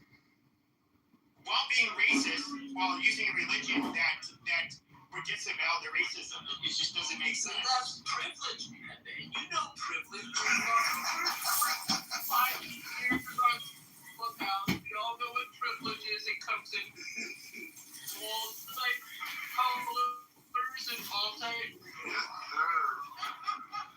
I'm not talking about you. I'm talking about privilege. It don't matter. My favorite privilege is the black privilege. Well, you asked me what I think about Trump, and let me go down that rabbit hole. What I think is I'm an investor. Okay. I remember back in the day, I do a lot of research, and Trump said before he was ever president, this is words. You can Google it. So you can listen to what he said. They asked Trump when he was not a president, would he ever want to run for president? His answer was no. But if I did, I would run as a Republican. That was his words. You saw him in the 80s, though. There's tons of recordings of him in the 80s where he has made tons of quotes. Anyways, there's lots of them. You should look them up. All I'm saying is, he was aware. I got one in my bio, and it's so relevant. You should check out my bio. But he knew that he could manipulate. And he knew that he had money. And people knew that. And that's why he was popular. Yeah. I can't say too many words other than that. What they're going to do is we just kind of got there. They had to tell him in the 70s. They had to tell him in the 70s. Well, he utilized what we have the awareness of, which is television. He had all kinds of TV programs leading up to long, white, bearded guys who music, like getting us under, like hypnotized, like that Alistair guy up there. What's his name? Alistair? Yeah, I never heard that name before. All I'm simply saying is he was just a different side of the coin. The people that's running. I hope you traded in your pink ticket, brother, because I want to follow you. But I did join. I joined already, brother. I think I gotta leave or something. Look at that Viking. So what happened is that some good crackers, premium crackers up in here. He played both sides of the coin. He played both sides of the coin. So with respect to the conservatives, they're seeing an aspect of one side of the coin. But if you can imagine, there are potential people that are racist and people that are negatively vibrating that follow Trump.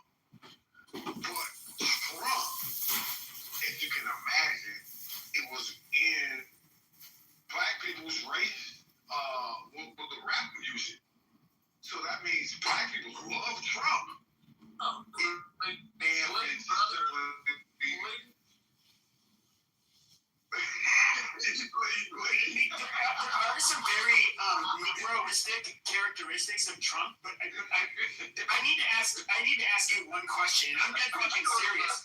Wipe that goddamn black grin off your fucking face, because I have a serious question. Okay. I will kick you out of the fucking room.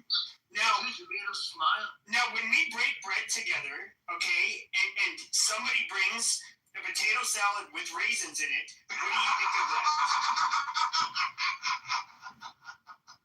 I'm listening, brother. Is that good or is that bad? Well, you asked a great question, fam. So, when I went to the University of Minnesota, I had a good friend of mine. His name was Paul Koenig. Okay. His family owned a farm in Hutchinson, Minnesota. And I couldn't go back home to Detroit. I'm sorry. So I was just talking to the person that was in Minnesota so he can verify I'm telling him the truth. I hear you. Where you asked him? I'm washing dishes and getting ready for the morning. What is it? Hutchinson, Minnesota. So my friend was named Paul Koenig. And he was a good friend of mine. And for Thanksgiving, I went to his home, which was a farm. And mind you, from a city person, I ain't never seen a farm before. so and when we ate, and they didn't know, and I didn't get mad because they was loving me. They served me watermelon at Thanksgiving. Now, mind you, I'm 20 years old. I have never been served watermelon at Thanksgiving in my life. I can only laugh. I didn't find it offensive. But all they knew was black people like watermelon. But who doesn't like watermelon? The question, who doesn't like watermelon? Is the right question. That is some northern Minnesota white people shit. Like, I can see that. I believe you.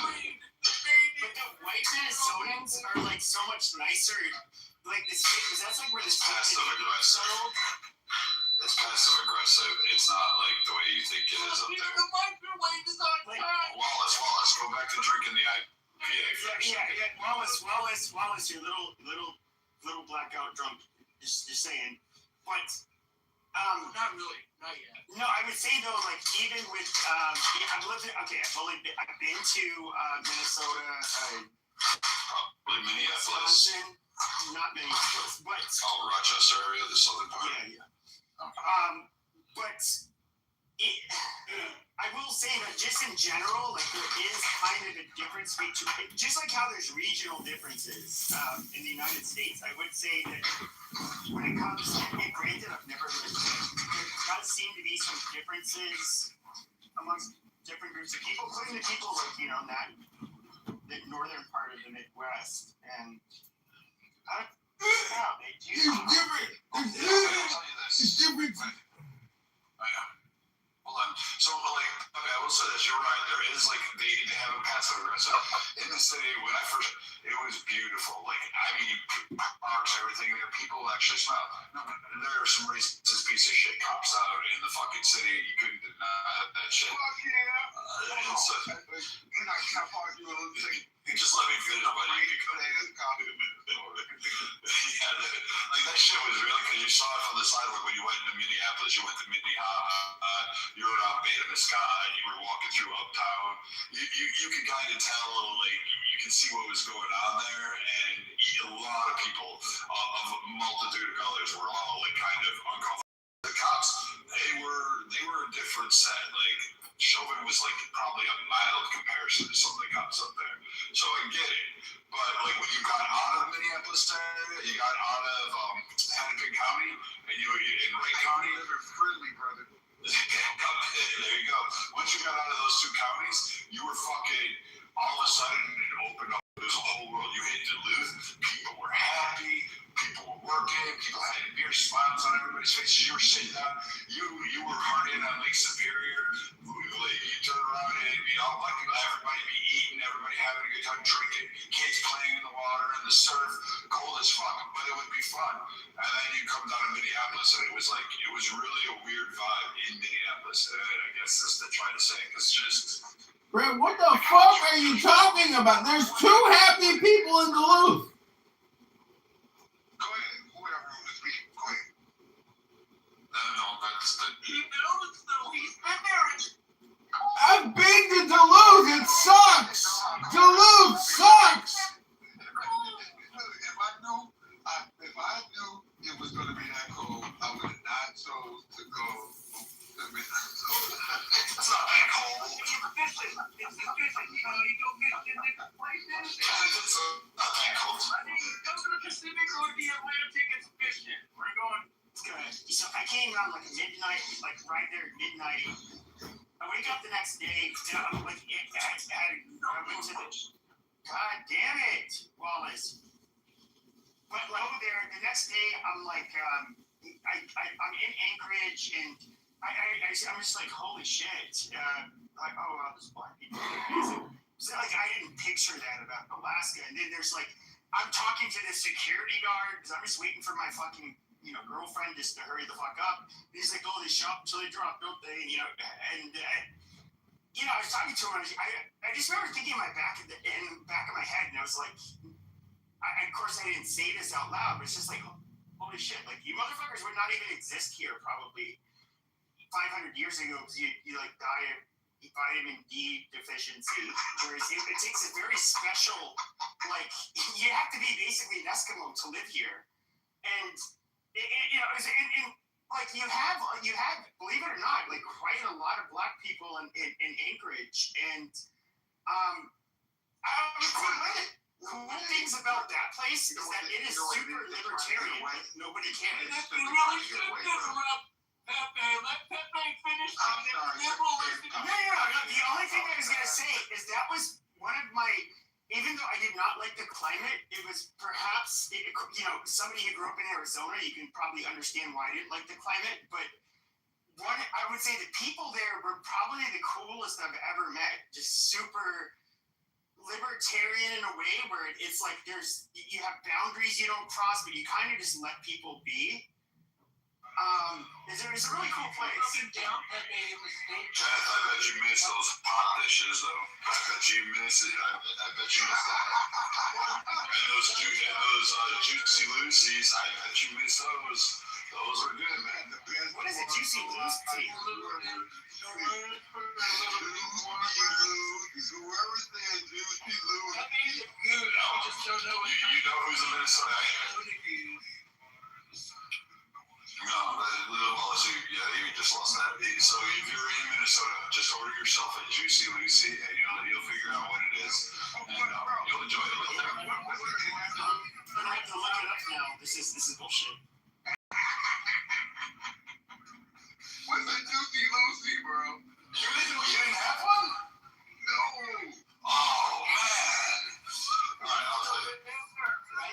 No, I disagree. No. It's like a bourbon. Yeah, I told you, it's soft. It's all hard inside. All over. There's shirts all over. What? Yes. I'm gonna have to call my boys in Minneapolis. No, it's a type of dish. It's a food. Family. This is why everything is great in America.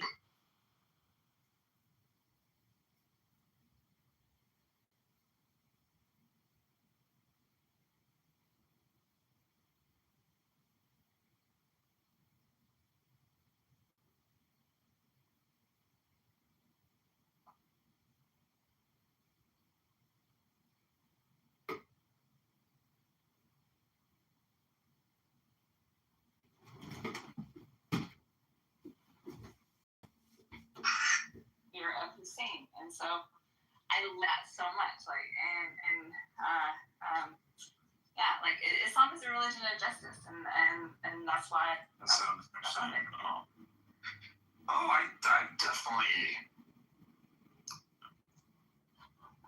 I don't know. The Hussein, I don't think that was actually a good example used. But yeah, I understand what you're saying. What you're really saying is Christ. That's what you're talking about. You want someone to just cough it up, and because they know they're like not concerned, you're talking about Christ. They're not. There ain't that many people that have that kind of union with the logos. But I think the closer I get to understanding, the more I don't even. God is huge, way bigger than you. And it's just really hard to think that he would be. How much of it's a very huge universe expanding at rates that are like faster than light. It's like an embedded frequency. Market he does it, and because he is influenced by APAC and the Epstein issues, he's motivated to do certain things and to say certain things. But at the end of the day, he loves money. That's why. What other president added an extra section to the White House? But it's part of it. You gotta love it because it's part of it. It's kind of sad, but yeah, you gotta love it. For power and money, would you personally, would you trade it all just to have it all? Give it all to have it all. Would you do that? Not me, because I know money you can't take with you. We go. So take it while you can. Is that your mentality? For me, no. Trump, I think yes. Yeah, I would.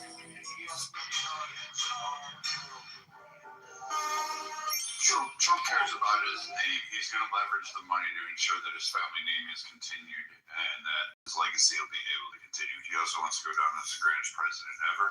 He's going to go down as probably the most transformative of all time. And if he hits $21 trillion in investment opportunities, which is over half our debt, he's going to be able to basically keep this country afloat for another, 200, 150 years. Because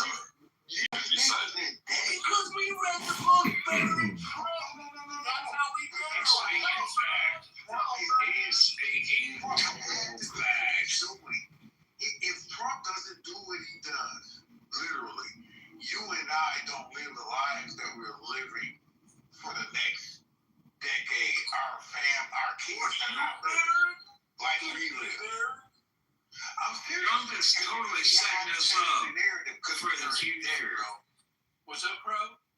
Trump is totally setting us up for the future. Pay attention, man. That's what he's doing.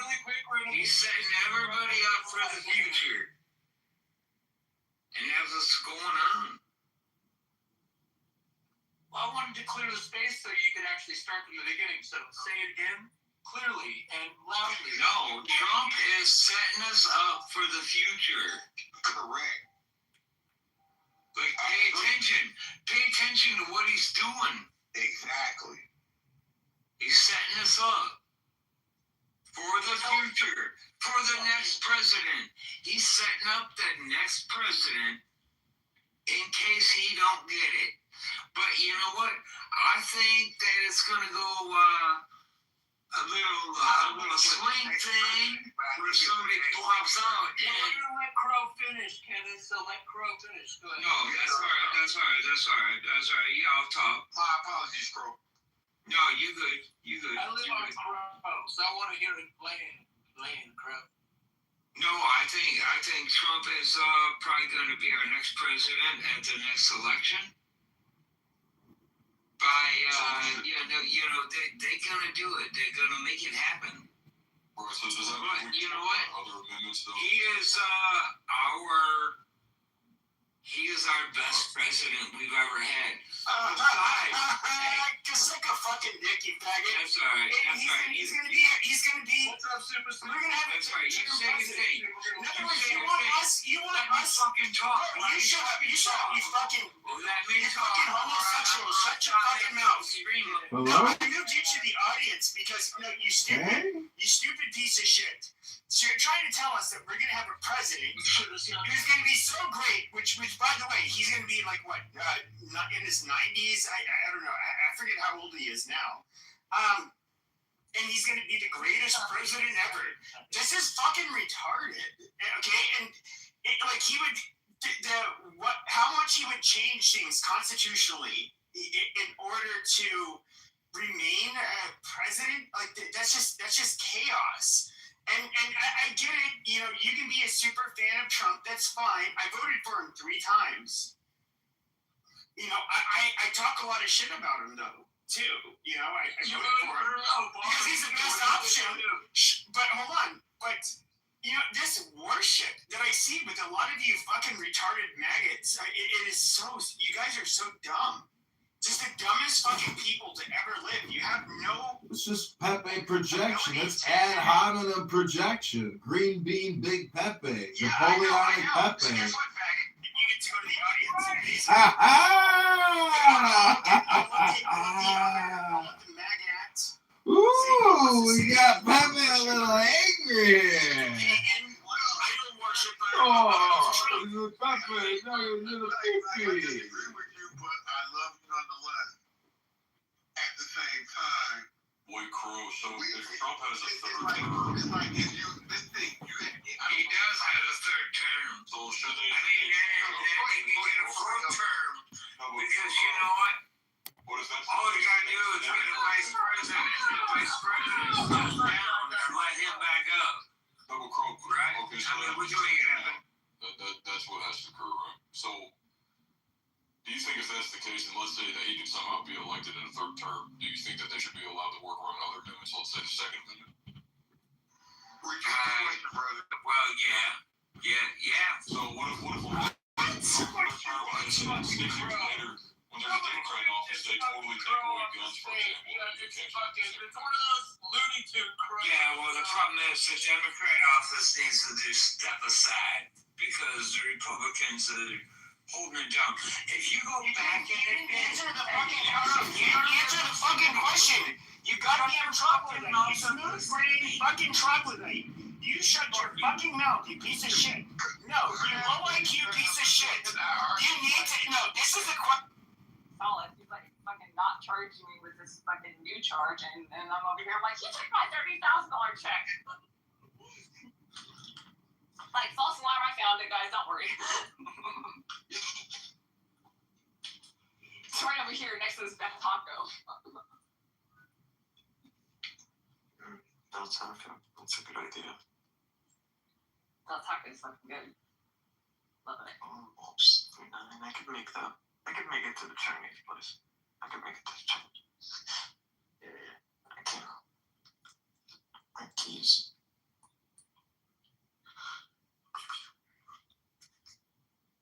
I could make it.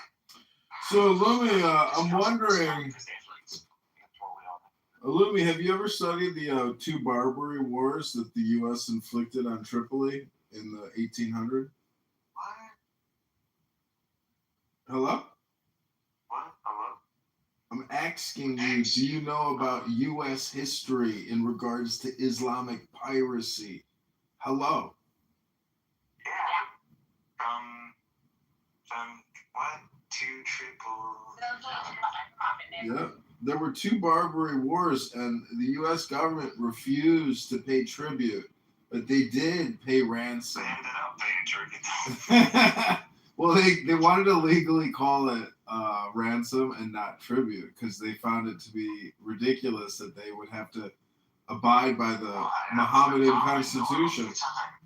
Well, the point is, they fucking went over there and kicked some ass, and they actually took a whole city.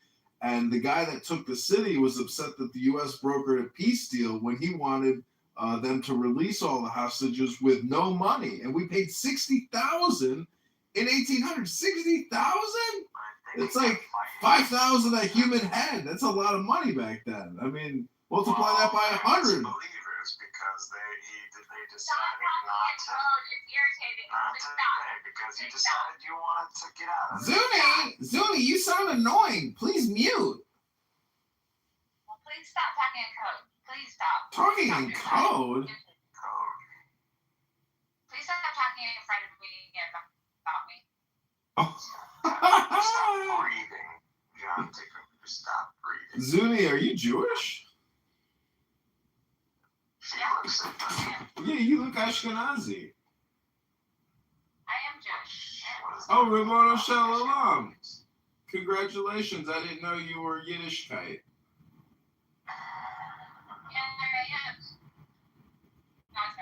Rabbanu Shalom. This time next year, we'll have dinner with Benjamin Netanyahu after they clear him of all the fake charges. Just a bunch of lies. Is that why you came in here? They were complaining about you kicking her out?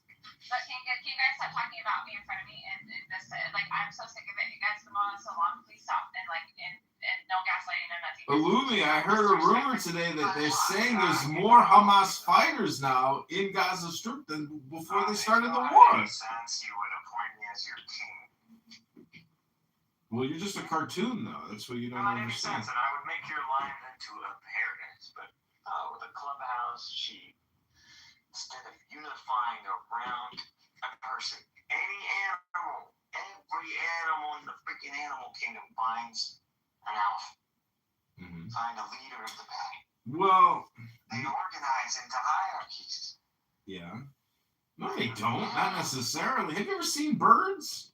Have you seen how birds operate? They're like the alpha predators of society. Birds don't give a fuck. They will kill and eat and fly and fuck. They don't give a fuck. They're free. Birds are more like drones than they are freaking. Why do you guys talk about things? Like, Oh my God, Zuni. Zip it, Zuni. Zuni, zip it. Still don't know how birds work, by the way.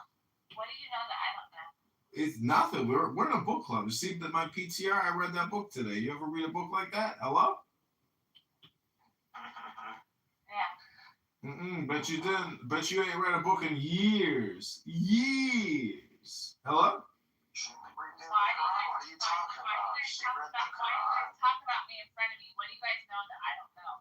We know some secrets. We know some secrets that you don't know. Why does the whole world know something that I don't know? Because you're not reading enough good books, Zuni. We've got really good axioms and aphorisms that have increased our intelligence. We're like the next stage of human psychological evolution. Hello? Yeah, but like everywhere I go, it doesn't matter. Like, and I'm not just talking about online. No matter where I go in the world. Well, what about it? It's like the whole thing is like orchestrated no matter where I go. And like I try to test it. These new combat. I try to test it too. So I try to test it too because I thought it's like I try to build a profile. Like say if you were looking for a criminal, right? You would have a profile, right? This person's like this, person's like that. I cannot get a profile because it doesn't matter if it's online, real world, over here, down the street, another state away. It's like, how the fuck is this all orchestrating? Yeah. Well, see, the thing about life is there's so many, there is an infinite number of variables because it just extends out into the universe. And the thing that I heard about life is that it is based on the principles of random chance. Randomness is the law. I'm being real, so if you're just gonna tell me like don't even answer. This is a real answer. This is what I read in a book on theses. How the fuck is all this being orchestrated? Because it's all based on randomness, and so that's the secret. Meaning that once you realize that the whole thing is random, that's secretly joy. Because it's random. If it wasn't random, it wouldn't be joyful. How are my thoughts not secret? Your thoughts are not secret. Your thoughts are universal. Hello? Right. How's that working? I don't know. Go outside, look at the moon, get a magnifying glass or a telescope, and telescope, and just look at the face of the moon, and just know that the deepest crater on the face that you can see goes into the moon 8 miles. Now just imagine standing at the edge of the precipice of a cliff that goes down 8 miles and you're on the moon. You know, hello? Hello. My dog's at hello too. Fix any laptops today? Illumi? I'm working on a printer.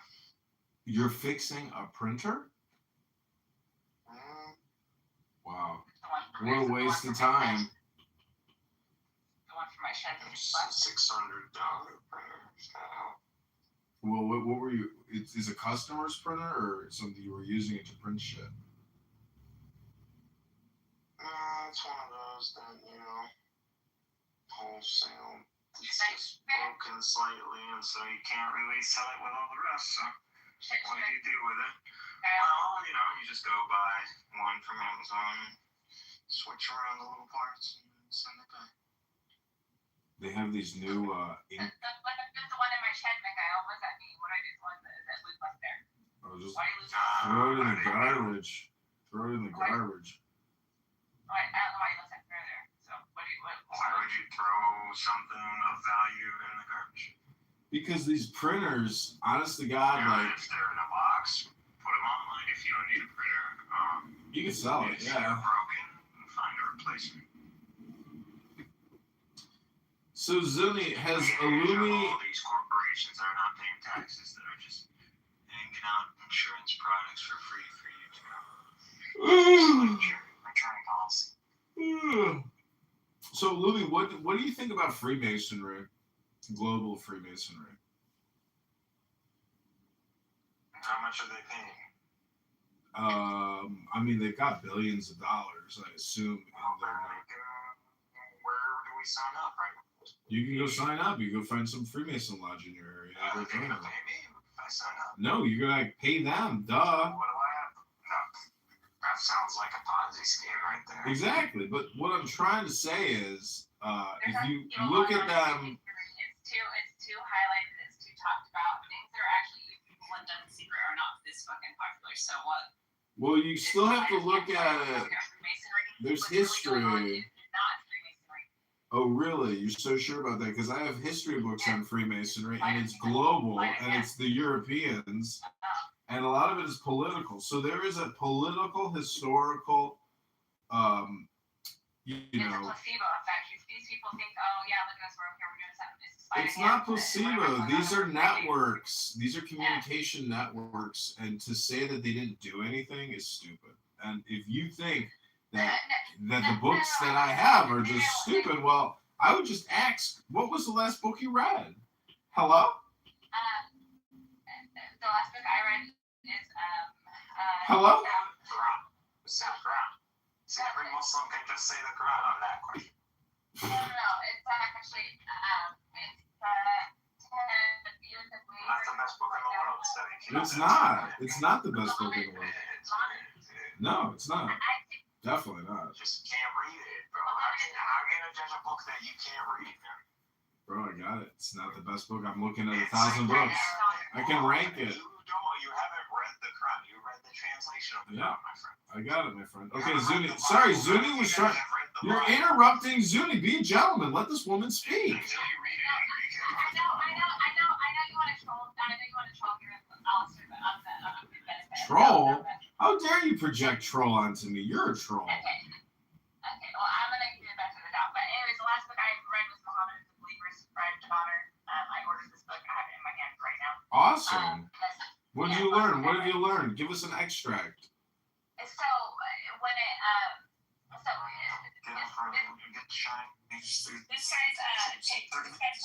this guy's take on Islam is much more, which is kind of odd. He's not a Muslim or anything. He's like a white guy, but he has a whole other take on like who were the believers in Islam, right? Like, it wasn't this very rigid type of Islam that you see nowadays, you know? It was more like a believer could have been like a Christian or a Jew or it wasn't this like, someone who necessarily does the 5 prayers of Shahada, etc. And so I read that book, and I went back and I like read the Quran now, and like the Quran actually does really read like that, but it would maybe sometimes you don't notice it that way because you're looking at it through a different lens. After some of the things that he said, there'll be things I read. Did the book mention anything about trans or LGBTQ? Because I'm sure Necro would like to know what the Muslims think about the believers who are trans or LGBTQ. So the thing I noticed about so like those kinds of sins, people like focus on those because the majority of people, it's not like I wake up every day and I'm like, oh God, I hope I don't want to love a girl. No, I don't love a girl because so it's easy to highlight one sin that most of us aren't doing and then go against it. Well, everyone's the guy who's really against fucking the transgender is like unfair. Andy's working everybody off of his business, and so he's doing all kinds of shit. But it's just like it's one sin for everybody to gang up on and come together on, and then highlight and focus like this is the problem. Well, they're all a problem. You're just the guy that can focus on this one because it doesn't involve you, and it's something that you can unite on.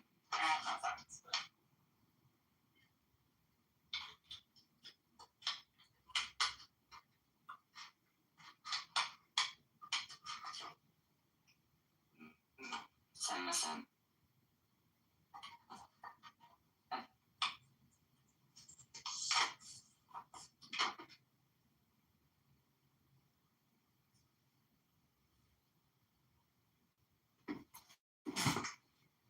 Because after reading the Constitution of Muhammad, I just have found that the Islamic Constitution is basically a charter on how to start a mafia organization to basically blackmail people, abuse people, intimidate people, rip people off, and give them no real jurisprudence, no jury trials, and always leave it up to the Ummah, to the Allah, and to the laws of Muhammad. And to me, those believers versus non-believers, in-group versus out-group, to me, that's ignorance, because the in-group fails to recognize that they can't be the in-group without the out-group.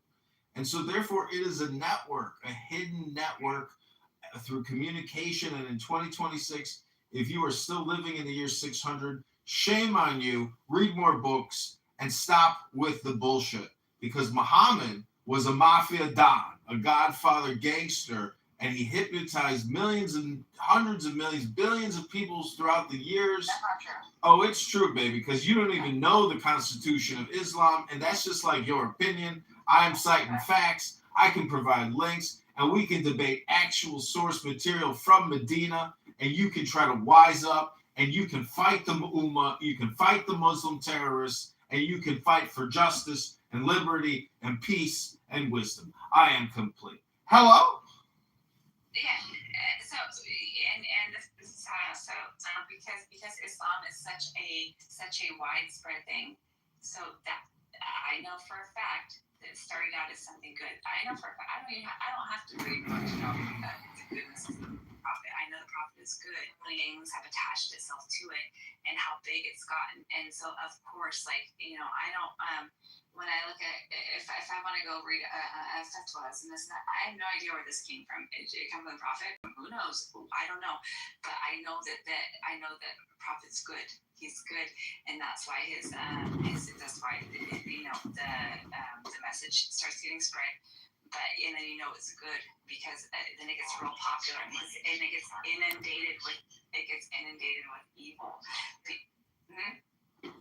I made so many snarky remarks.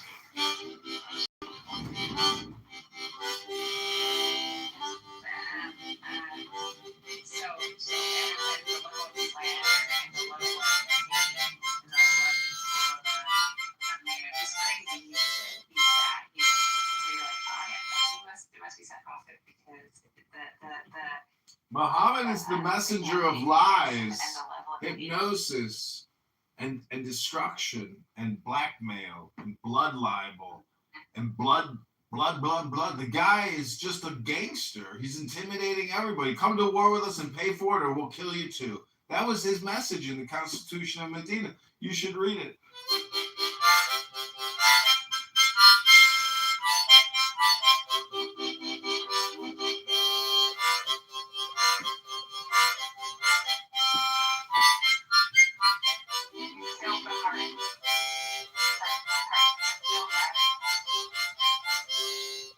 You need to go to law school so you can learn how to read, apparently.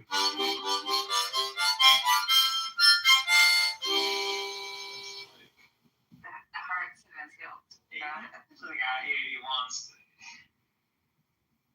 It's like, I don't know, whatever floats your boat. Slowly. So, and then you also believe that if you sincerely repent, that God will forgive you, correct? Yes. Then what would be the point of the crucifixion if you already know that if you sin regardless, sincerely repent, that God's forgiving won't be the point of the crucifixion?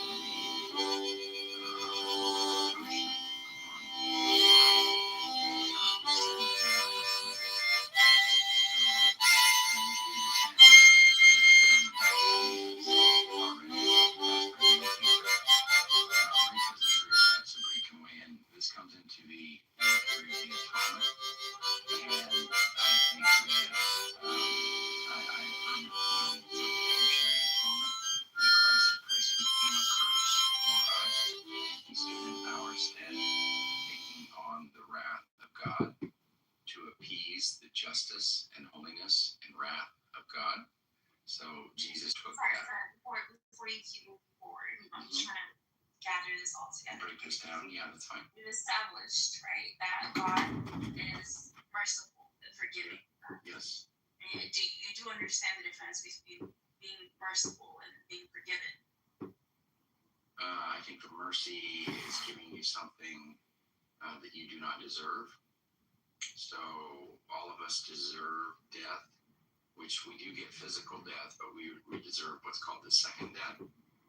And Christ has redeemed us from that by dying on the cross for our sin. So yes, he gives us mercy, and the mercy. So your thought process, the mercy is that's mercy. You don't apply simply being merciful, and that's what it's like. Actually, Jesus, he is sinful. Well, he is sinful.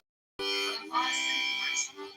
Why the position? Why I'm merciful? I know you and your intention. I know that you're human and that you sin, right? I think he's been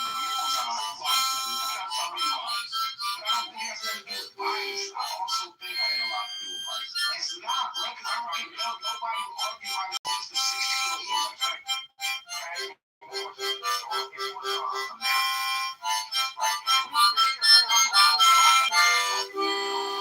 I think it had a lot to do with it because he's a rap around, right? And Drake wouldn't be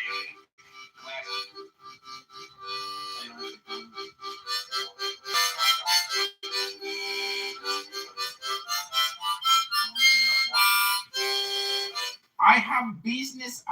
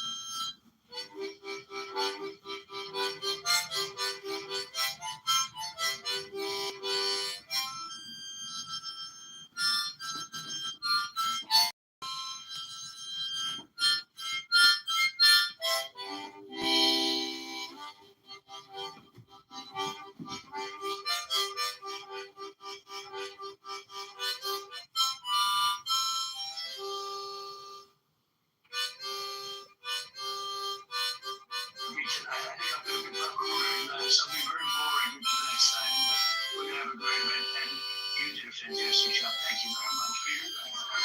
President Trump, there's a report in the New York Post that is sealant assembled is weapon somewhere on site at the hotel. What do you think about that? And I ask respectfully, why do you think this keeps happening? Well,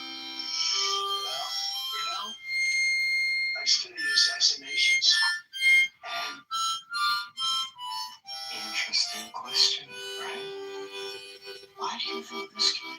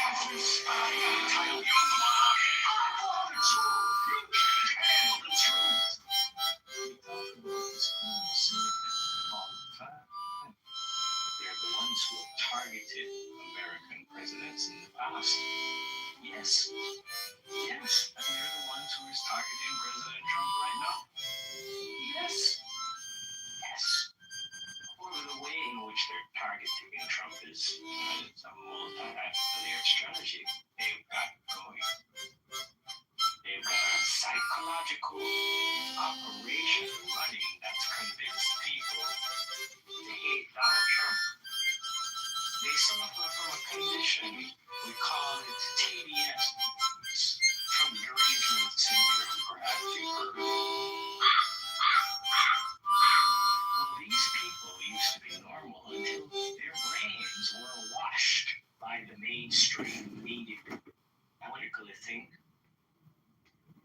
ask any questions. They were easily manipulated. They just believed what they were told. Live media without question.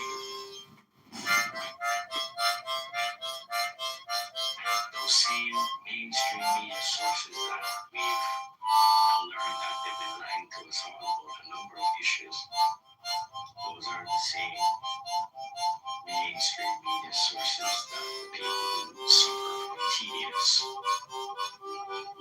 they believe is coming from those channels.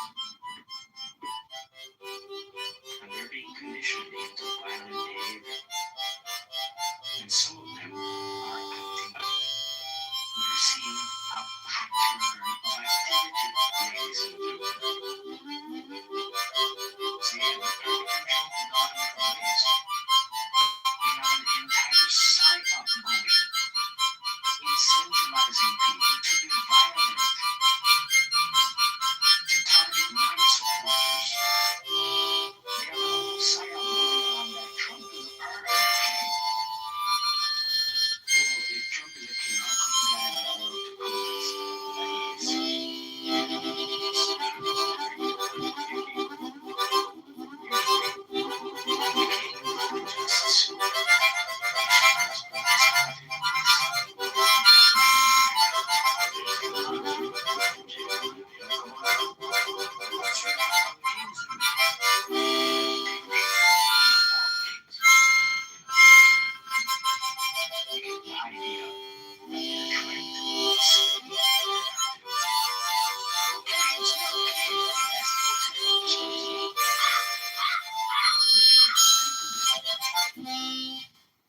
people who are upset, who are pushing this no king stuff, they're the ones that are actually acting like kings. They're the ones that put these unelected bureaucrats in place to control your lives through many different mechanisms. From finance to geopolitics to health to even what you think. They control what you think. Well, what you think is based on what you see. Fucking any type of gaslighting or fucking mental fucking bullshit.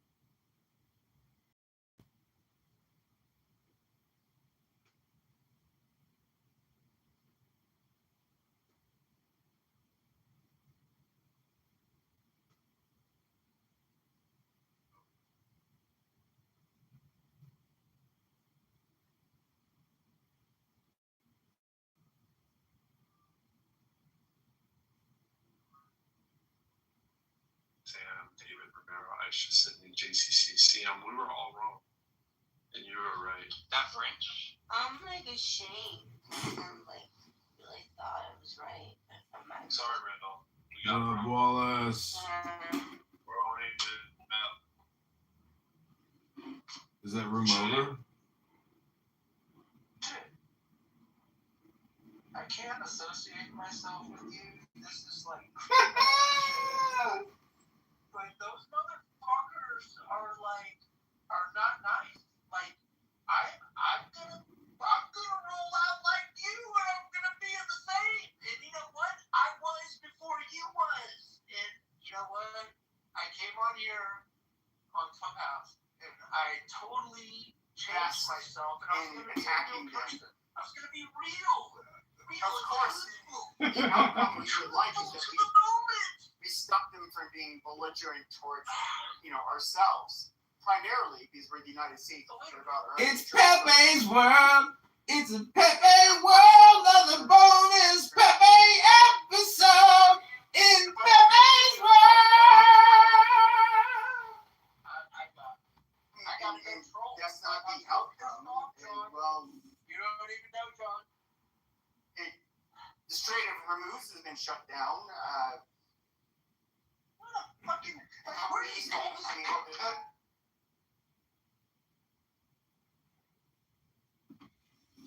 All right, everybody, welcome back to another exciting episode in the Progressive Movement House. This is another episode of Pepe Never Shuts Up!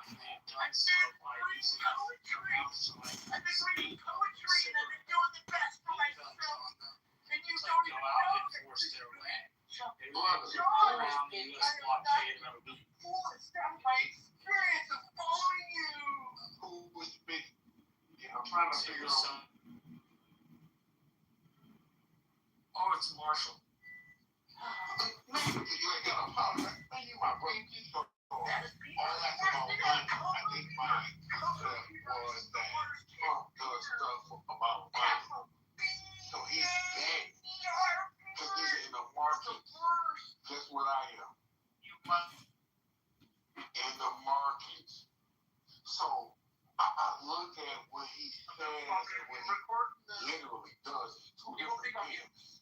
Because when it gets to the edge of a decision, what it is, delinquents. Why don't you just update your PTR with my photo? It'd be so funny. At the end of the day, we got bills to pay. Right? So, at the end of the day, even though he got bills to pay too, in the markets, you recognize there's a difference of greed and fear. And it took a long time for me because I trade and I invest. Invest means I just buy stocks and crypto and stuff that I can, because inflation is a reality. So when you talk about the Strait of Hormuz, we are all in monopoly money. I don't ever know if any of you, I'm almost 60 now. I used to play Monopoly a lot. So our dollars, literally, is nothing but monopoly, subject to inflation. So you may say, what does that mean? That means that dollars don't mean nothing unless it's backed by something. And in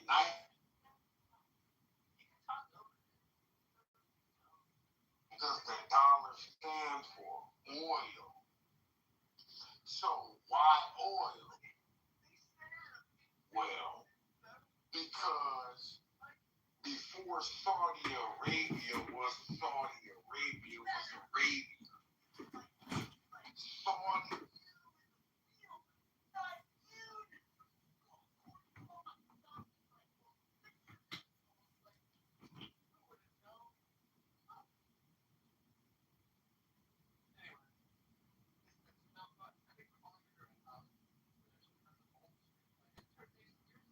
All in cahoots.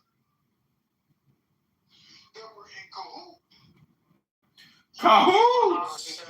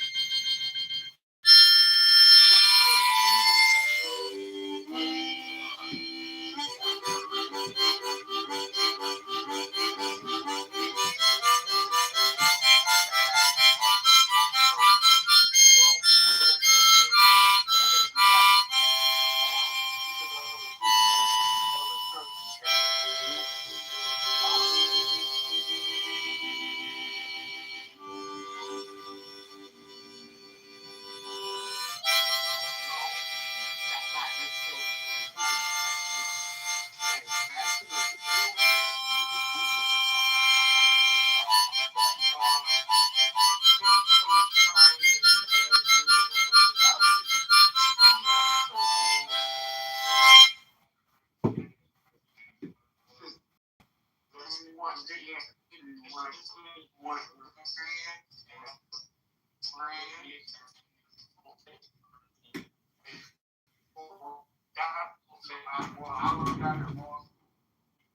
seriously. I worked at a law school, and what that means is that we got the biggest army, and we can bomb your ass. That's what that means. Well, because there's two things that happened right after World War II after we dropped two freaking nuclear bombs on Hiroshima and Nagasaki. Okay, so what that happened was that put a whole bunch of people on notice that don't let that happen to you. Okay, so everybody came to have a treaty and to sign that shit. So we became the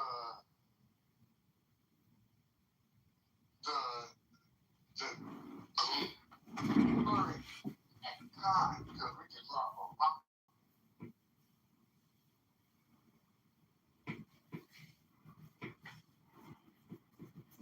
Point though.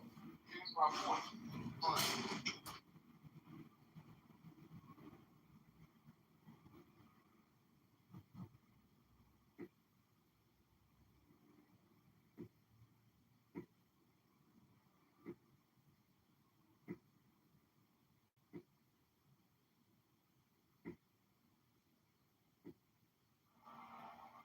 Mine is the head of a man, and my insight is keen as the hawk's. By my head I invoke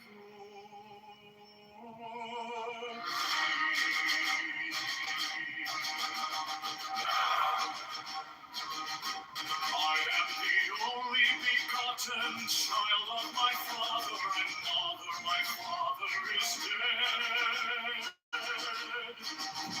My mother bore me with labor and pain and fear. By my body I invoke thee. About me shine the diamonds of radiance white and pure. By their brightness I invoke thee. Mine is the red triangle, reverse the sign given on not saving me of the evil Lord. By the lemon I invoke thee. Mine is the garment of my sword with gold, the flashing light I wear.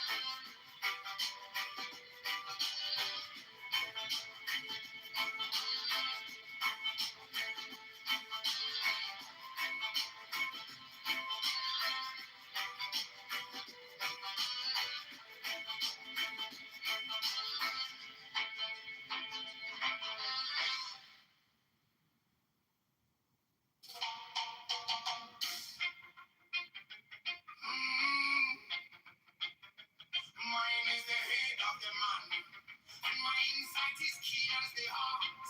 By my head I invoke thee.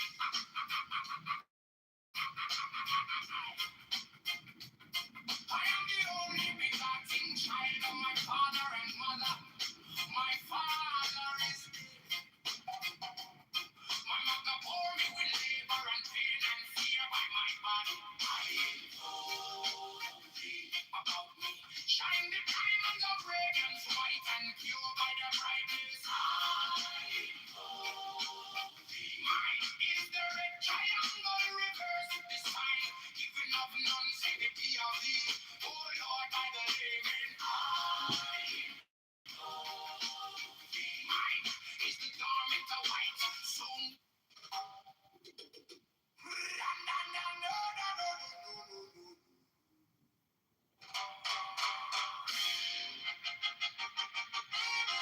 mine is the head of the man, and my insight is keen as the ox.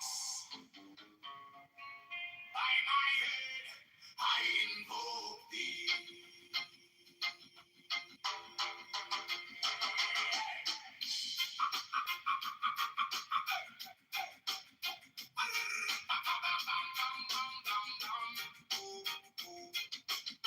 I am the only begotten child of my father and mother. My father is dead. My mother bore me with labor and pain and fear by my body. I invoke thee. About me shine the diamonds of radiance white and pure. By their brightness, I mine is the head of the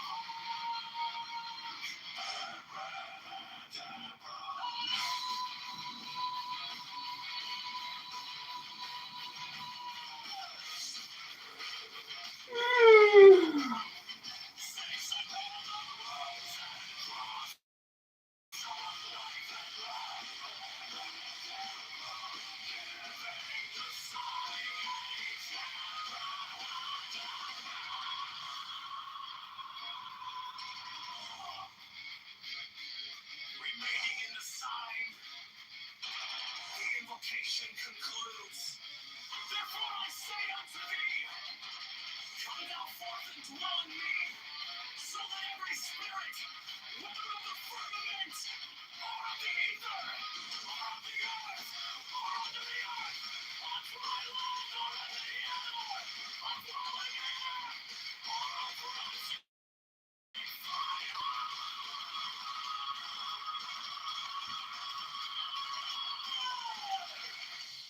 and every spell and scourge of God, the vast one might be.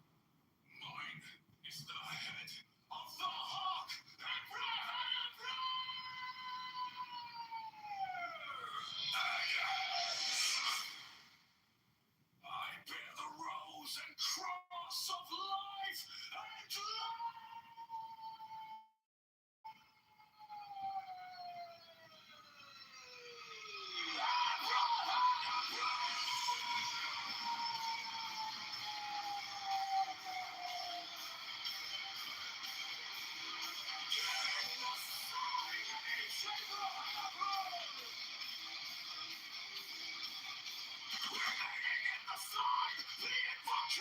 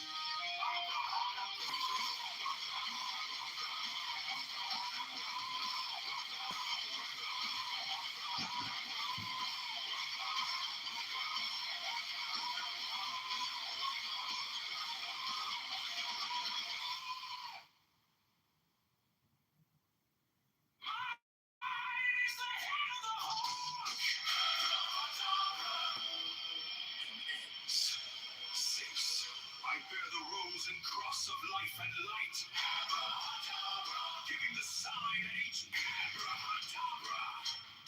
Remaining in the sign, the invocation concludes. Therefore I say unto thee, come thou forth and dwell in me, so that every spirit, whether of the firmament, or of the ether, or of the earth, or under the earth, on dry land or in the water, a whirling air or a rushing fire, and every spell and scourge of God, the vast one, might be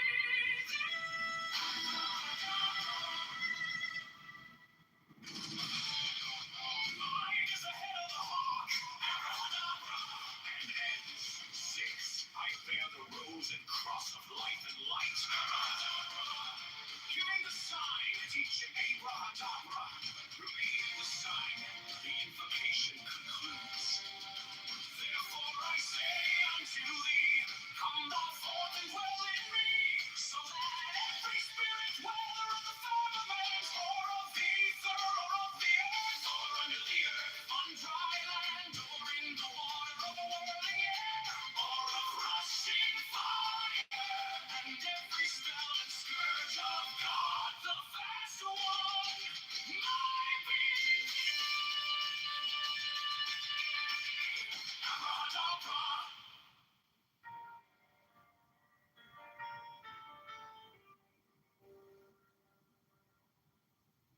You came like dawn in my hands, soft but stronger than I knew.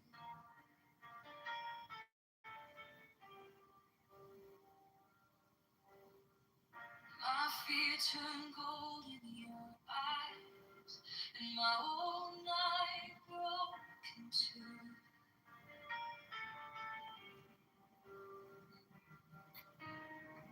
I was lost in the noise, now I'm learning how to stay close to your quiet light in the middle of the day. Stop thinking, let it fall.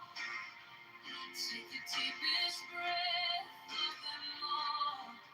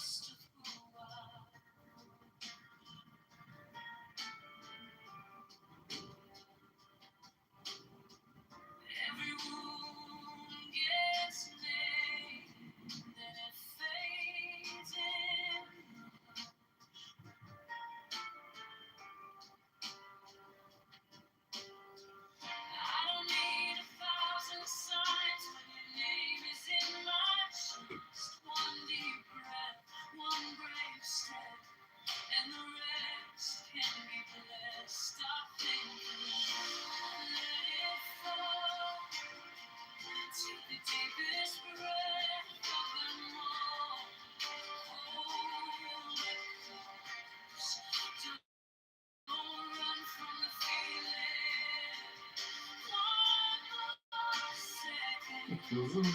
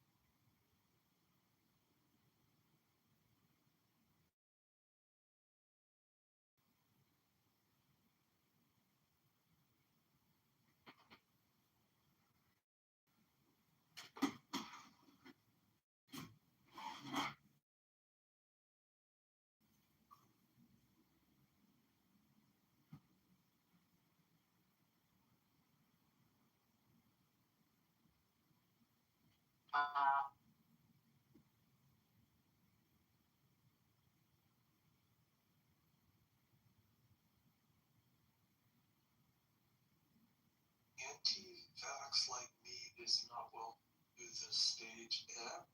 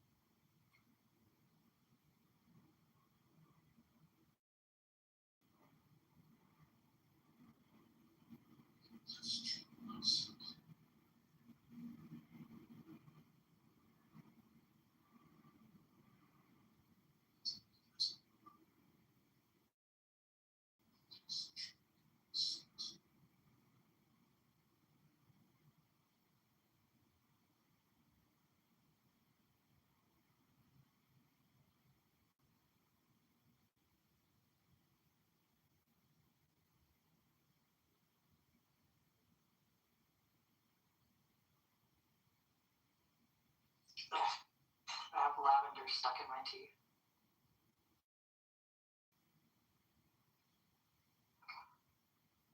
Who leaves actual lavender blossoms in the fucking damn?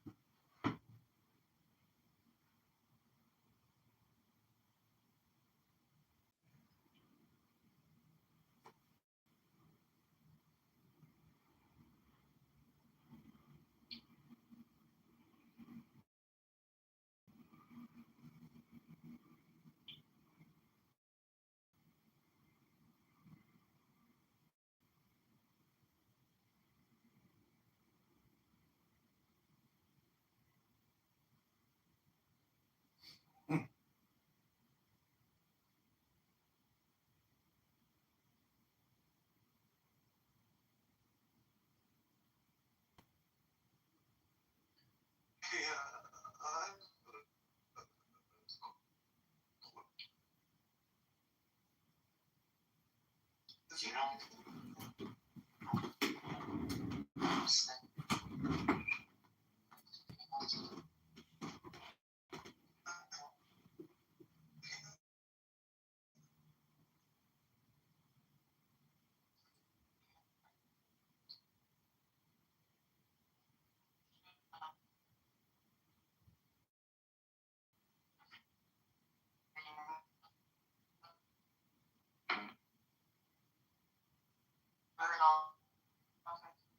Yeah, I'm not that close to her, really.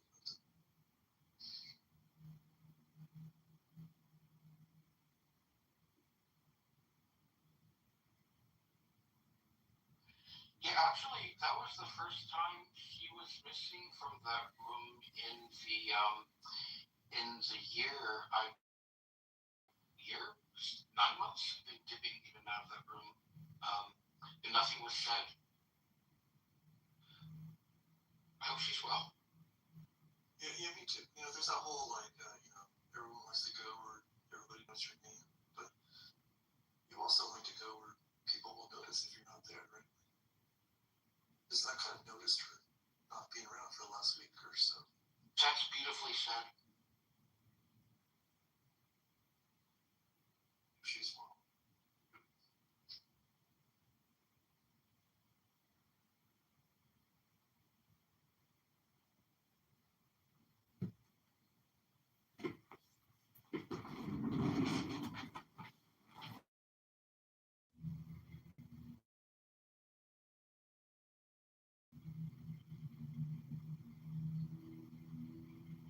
Wow, this is not funny. I feel family. I don't know. Shit. Before I could give any information on my brother. I don't know, y'all. As Cal State Dominguez tells us, that's by Compton, right? Is that by Compton? I think it was by Carson. Is it by Carson? Cal State Dominguez is Carson. Carson, Harbor City. That's the reason, okay. Well, Compton's not too far from there. Yeah, Compton, because, they call it Dominguez Hills. That's like a fancy Compton, they call it. No, that's a good school now. When it first opened, they were calling it that. But it's a pretty decent college now. What did he get from Dominguez? What kind of his master's? Yeah, I think he got his master's. It's not on news all the time. It's not on local news. Yeah, that's true, Omari, because I have not been looking at the news all day. I'm like running the room on clips because I've been sitting here trying to figure out what's going on. So he graduated from Dominguez. I thought he went to what's that school? What was it? Poly Pomona? Where did he go? Caltech. He went to Caltech. Bachelor's from Caltech. Okay, Caltech. Okay. Yeah, Caltech. No, that's Pasadena, right? Yeah, that's Pasadena. And that's a good school, right? Caltech? That's like one of the top. Better than Poly Pomona? Oh yeah. Isn't that like the MIT of the West? Huh? I didn't know that. Yeah, Caltech has got to be in the top 10. Oh. Nationwide. Well, he's a smart guy. We probably will never, because he's not cooperating, right? So his story, I would love to know. What sent you over the fucking edge? What, because I'm not buying this group he belonged to. Did you hear me talk about the group that he said he belonged to? I'm not buying that. The one from the 1870s, the Wakers or whatever it was, We Being Woke. Did you hear about that group he belongs to? No, I heard about a group, but that's so busy. I'll be honest with you, something. What's today, Monday? This happened on Saturday. Yesterday I was busy. Today I didn't get a chance to. So I'm getting all my news from y'all today, for the most part. Oh, okay. Thanks a lot. Well, this is good news. This is, you get the real, you get the really real. Well, I just say he's cooked. With her in that position, and she thirsty to the mofo to put blacks away. time. So I feel sorry for him. But she had the pipe bomb dude too. That's why I said what happened to him, because she was in that position when the pipe bomb guy was arrested. So ain't heard a peep about him. Do you think Judge Farrell is doing a good job? I mean, I don't want to trigger Asian, but do you think she's doing a good job? I think she's super thirsty. I think she's really super thirsty, and she wants to be seen and heard. And I don't like people like that. If she was smooth, kind of kick back, like yeah, we're gonna prosecute him to the limits of the law. Nobody got that, but she's thirsty. We didn't even play the whole interview. She was talking for 8 minutes. I stopped after 3. So I'm sure she's been rattling on. Listen to the Fox interview she gave. That's the one I was playing. She's just really too thirsty. And then I don't think she likes people of color. I could be wrong. Everything is not about racism. I know.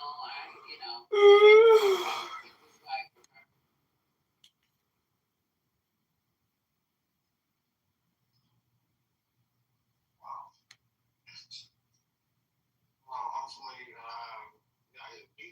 you said Lawrence O'Donnell and Trump is tired of the war tonight. That's what he said. Because as far as the breaking news about the war, he says that the leadership in Iran is out of sorts. But hello, really? You think after you killed everybody? What did you think? I mean, it's just weird that he would even say that after he assassinated supposedly the whole top leader. That's what he said, but I don't believe that either. And he's like, we're going to cancel these meetings because Iran seems to be out of sorts. That's crazy. So that's the new thing with him. But he wants to end the war. I don't know how this is going to go down, y'all. This is the weirdest shit I've ever seen. You're not talking to the people. Nobody's. Why he pulled them back, I don't know. The strait is still closed. Gas prices are still going up. How is this going to end? So, Lisa, you mentioned it, and there was an article in the New York Times that described the way their leadership is now. Mm-hmm. And the new Ayatollah, wherever he's located, this part's speculation. There's some speculation that he's in North Korea now, in some sort of hospital wing. Like he went from, this is all speculation. But speculation he went to Russia for healthcare after severe injuries, and then from Russia to North Korea.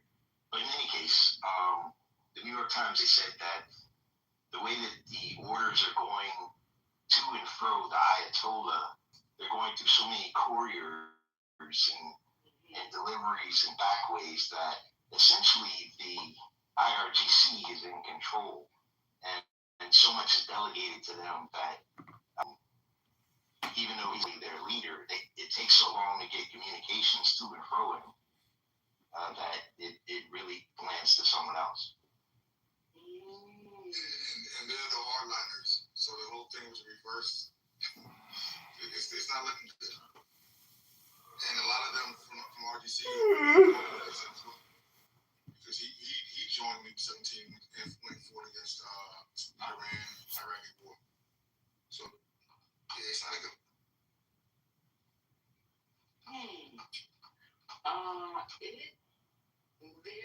Wait, oh God, I lost it. I hate this computer. Okay, so it says Russia confirmed Iran. When was this? That's April the 1st. Okay, so that's not a good one.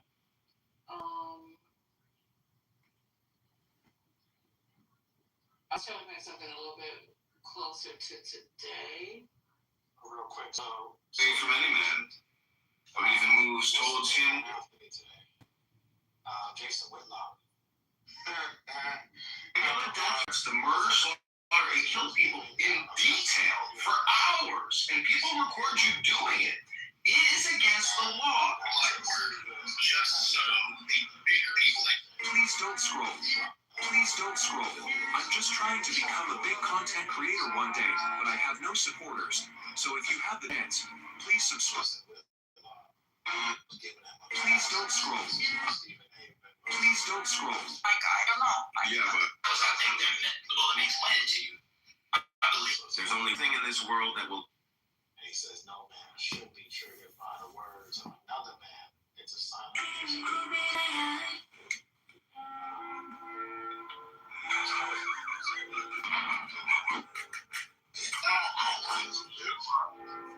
Yeah, shit like literally makes this living off of doing stuff like this. Anytime shit like comes like that, then he gets money off of doing this. That's what I'm saying now.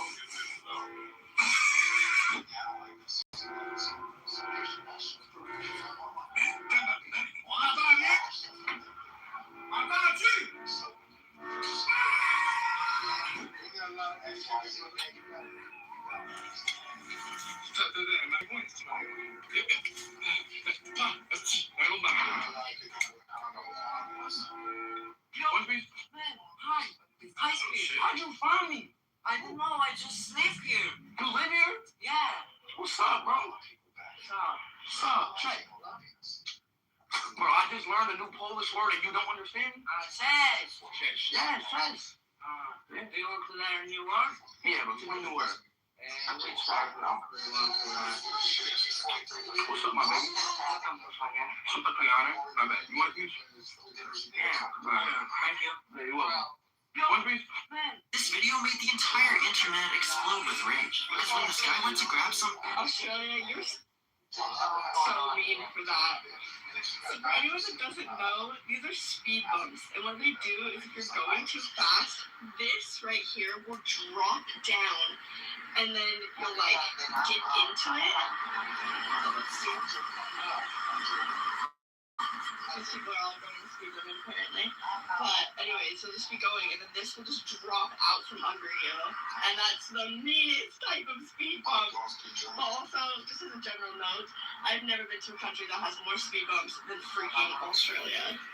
Australia, you're so mean for that. So for anyone that...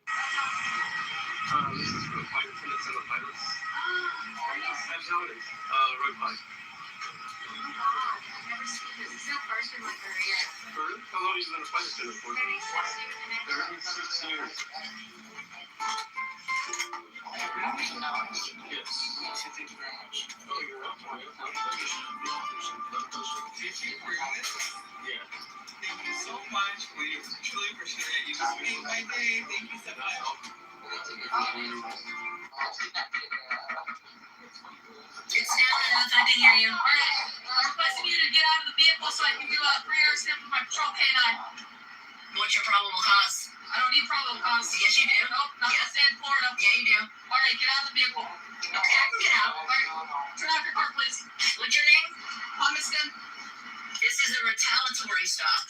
Okay. I'll lock your car. Turn it off and please exit the vehicle. I already said I am. Did you hear it turn off? I want to watch. I only have to present it, sir. I don't have to hand it over. You guys just don't like it when people know the rights, that's all. Get out of my car. No, the dog is not alert because there's no drugs in the car. So you're a liar. The dog just sucks. It sucks.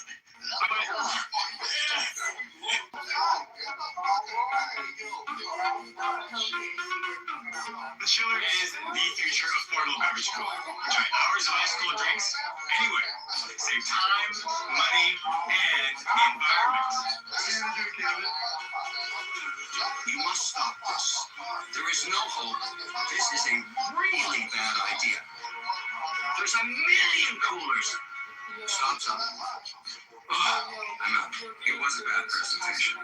I'm out. And I think that you have a shot. Once for me to invest, it's not what I'm interested in investing in. So I'm sorry I'm out. I wish you the best. I personally am out. Congrats on what you've accomplished. Good luck, guys. What's up? All right, quiet. I got that.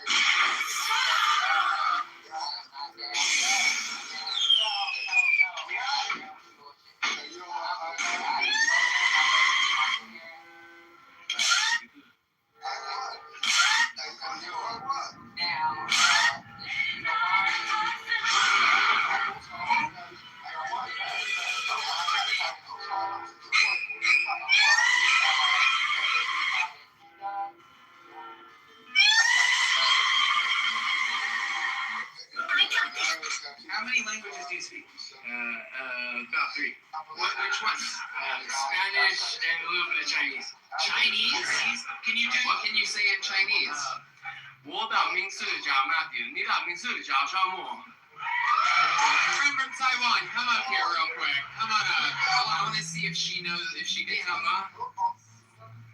我的名字叫 Matthew. 你的名字叫什么?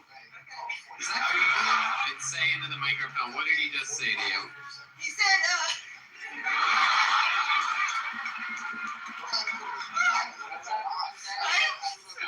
This is perfect. I know, you're used to only doing karaoke with a microphone.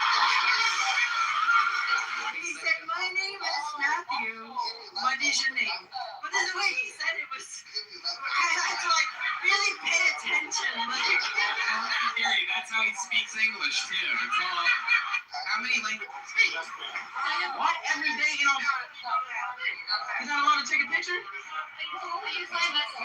you know what? I'm gonna take a picture and I'm gonna send it to you, man. Come on, bro. Yeah, bro. You don't teach her tweaking. Which one of us so I can see the picture, bro? No, you know what? Which one? Hurry up. Yes. Bro, I'm about to be snapping you, bro. What's your Instagram? Oh, my God. Yeah. All right, you're right. I forgot. Have another one.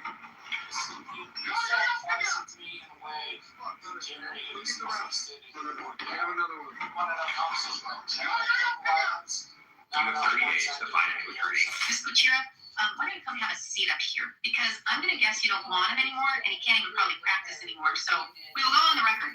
In the matter 24 CM 213, State of Wisconsin versus Casey Kuchira. The state appears through the district attorney Kevin Schmidt in person. Ms. Kuchira. Sir, you know why I'm pulling you over? No, sir.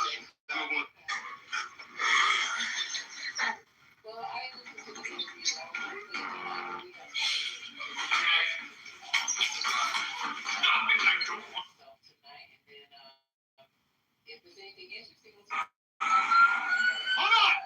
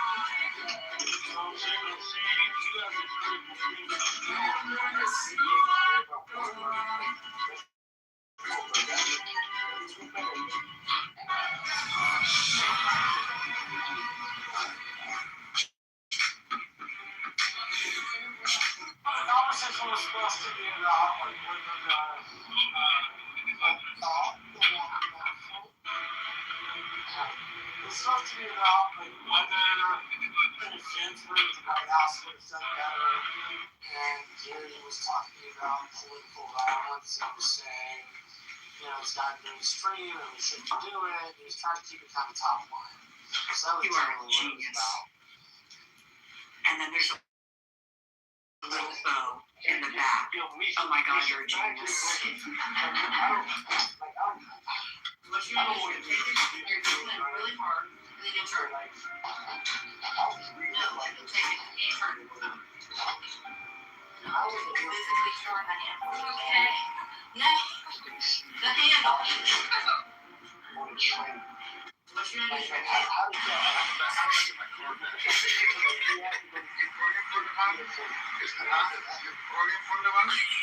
I'm sorry, I don't understand. Oh, you recording for the month? Call the bank and cancel your charge. I'm sorry. You take a train. I'm sorry. I'm sorry. Like going through the Amtrak. Yeah, he took Amtrak. I like going through LaGuardia or something.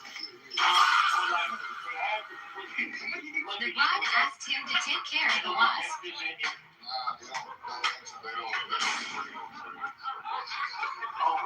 This next one's crazy.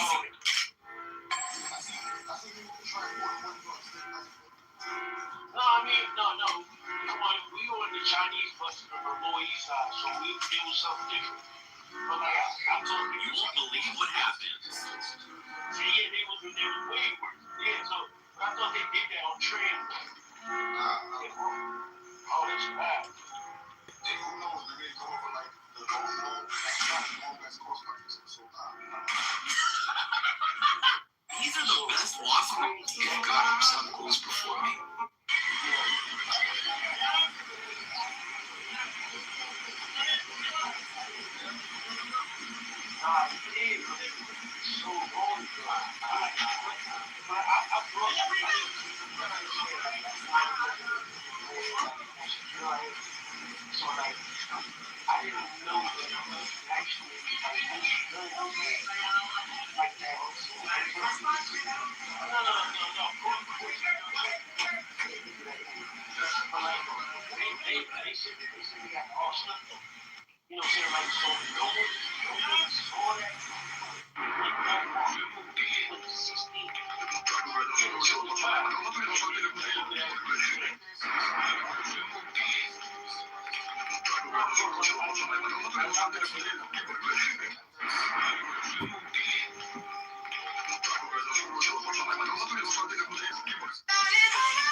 Nothing beats a Jet2 holiday.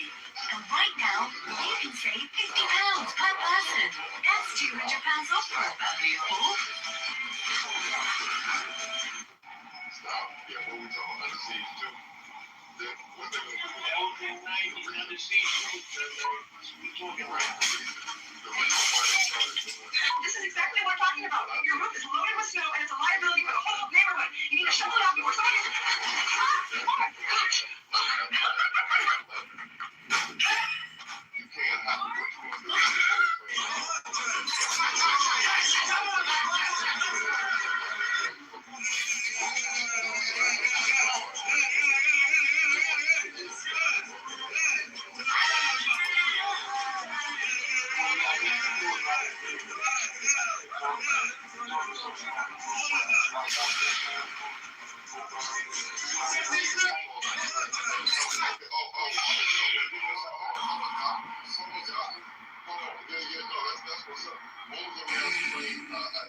Your English is very good. How long did it take you to learn English once you got here? It was really easy because we speak English in Australia. Thank you. It's such good English, such beautiful writing. And where did you learn to speak so beautifully? Where were you educated? Where? In Liberia. Yes, that's very interesting.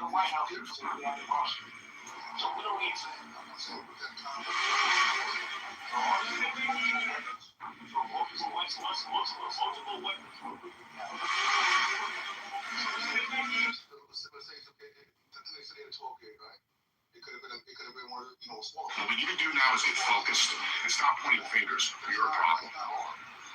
You're a real problem. What we need to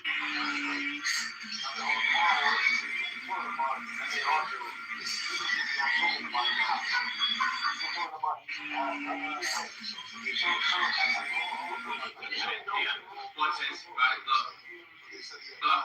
Gets it, then he goes, right, okay, and then he takes the knee, and then look at this guy at the back, see him in the corner with the beard. Now watch Scooby look over to him and watch what the guy in the beard does. Oh, look at that. What is that about? Here, watch this, right, look. I'm just trying to strike some light ahead of Mother's Day. Maisie Jones. Maisie Jones forehead. Maisie Jones forehead. Catherine Fellows.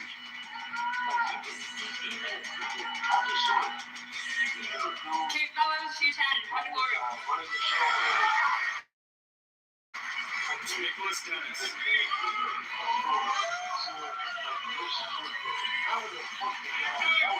Nick Dennis, Copy Brigade, 82nd, Airborne, off the way. Fire thought the cheese seller was trying to short him, so he watched closely, but instead of weighing anything, the old vendor... I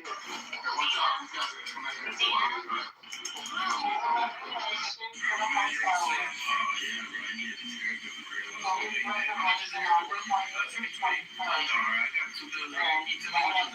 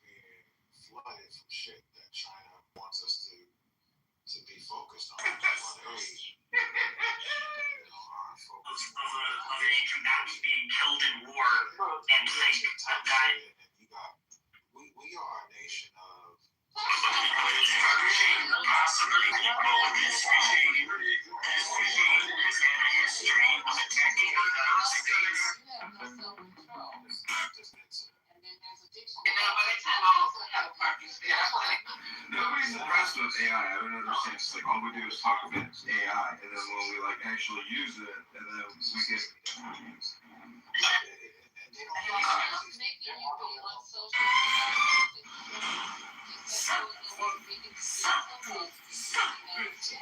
It's an addiction. It's an addiction. Is it? Oh, so you guys have addiction problems? No, I don't. No. I'm not. It go to thing music. And I don't know if I'm pronouncing it. It's a Meissen music.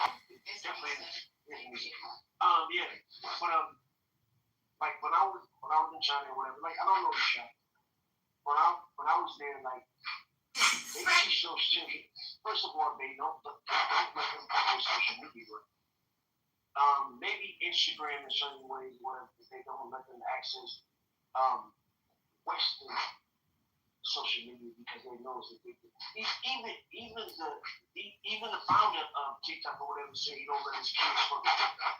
You know what I'm saying? Like he said that he slipped up and said that in a moment of truth or whatever, he tried to take it back, but it was like you said that. You don't let your kids fuck with them. China has. No, but She even talked wait.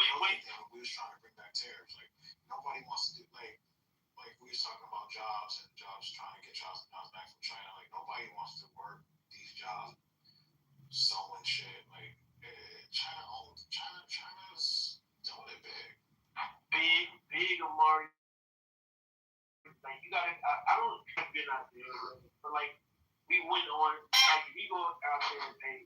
You know, like I'm not gonna tell you the price. We can look up. It's called Asian Odyssey. They take you to multiple different cities or whatever. Once I saw Chongqing, once I saw Shanghai, like I'm like, cause you know, living in New York, they put notice the shade in Shanghai is way bigger than New York. Like how are they doing it better than us? But like also I'm big on education, and I started my family, later on in life or whatever. And, they start teaching those kids binary numbers when they're 3 years old, and putting them in STEM programs when they're 5 years old or whatever. And they just progress. We don't do that. We don't do that. And bro, too, with that, right? Now it's mandatory AI in the curriculum from K to the time they graduate. And by the time they're in middle school, they expect to be able to put an agentic agent together. People over here are still scared to touch ChatGPT in America. Wait, but do you know the suicide levels of those students in China? That these colleges and universities actually have nets at the highest floors because they're under so much pressure to do well that there's huge. I mean, look at the numbers; it's wild. There's a lot of pressure. It's not all good the way you see it. And yes, there are social media apps that they use. They may not be Western, but they have their own versions that operate the same way. You're making it seem like they, have put social media on lock for their populace. They have. But it is true when China was still running TikTok. Remember the kids over here weren't able to watch the same type of content. Of course, it's to the country. But what I'm saying, the type of content they were watching over there was educational and pro-China. Versus kids here, you already know the dumb shit they watch. Right. Look, I mean, born and raised here, like my people, half Nigerian, half on there, half American. My people go back to the revolution. So I know all about, this is my home, but I'll still feel a way about it, but at the same time, when you have a kid, you think differently, and I'm bigger in education, and that comes from my Nigerian side. So I'm not playing, but yeah, there are problems they do have. There's certain things once you go there you can't access. I couldn't even use my MasterCard. I mean not MasterCard. I couldn't even use my credit card once I went over there or whatever. You gotta get a Visa card and all that bullshit. So they do have problems, but as far as them progressing as a society, we cannot match them. Period. They live in the future over there. Period. It's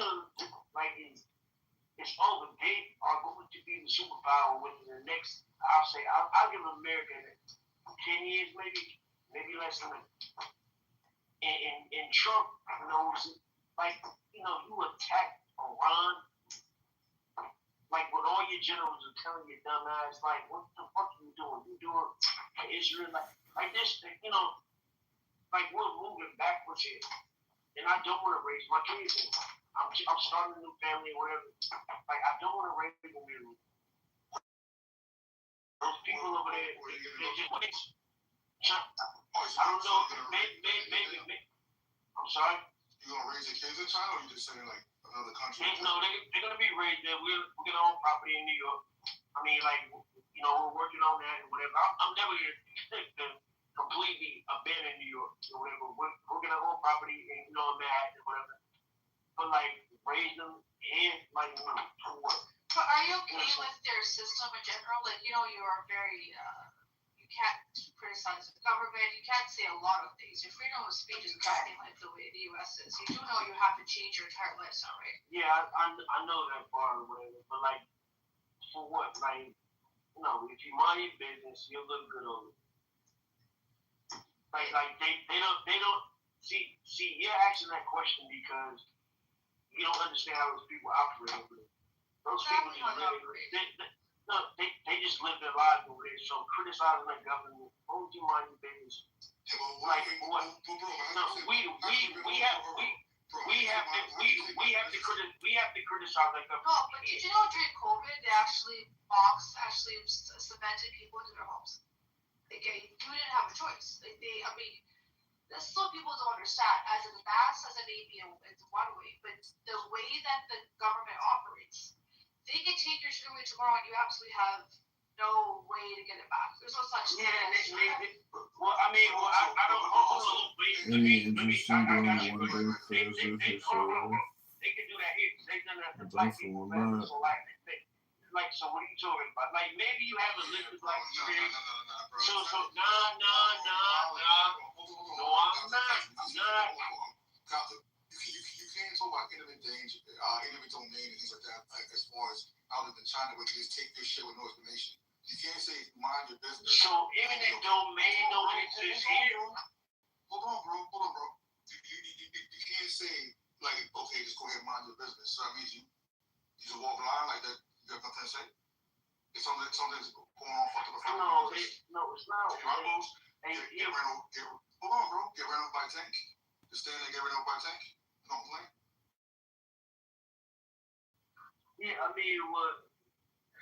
God, yeah, I mean, look. I don't want to argue about this, bro. Like, I really don't. You guys, you guys are smart. You guys are smart.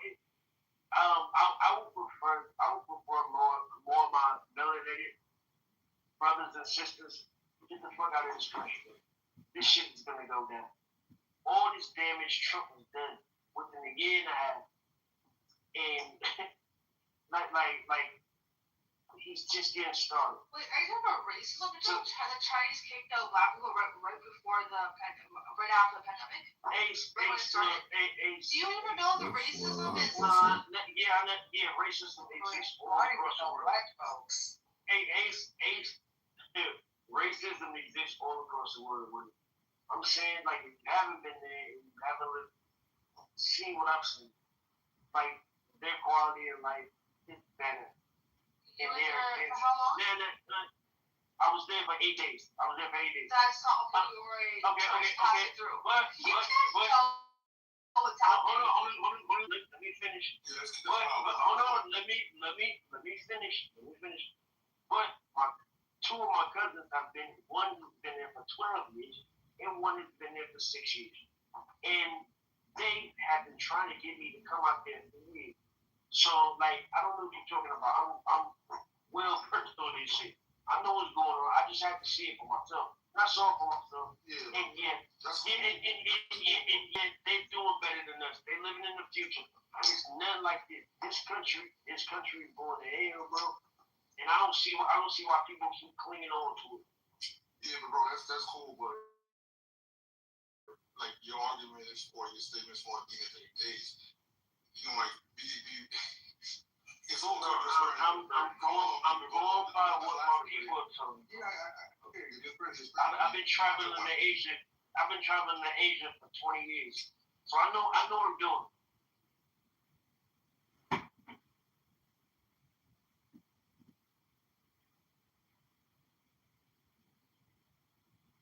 You know, talk about moving back to the I'm trying to get continent, bro.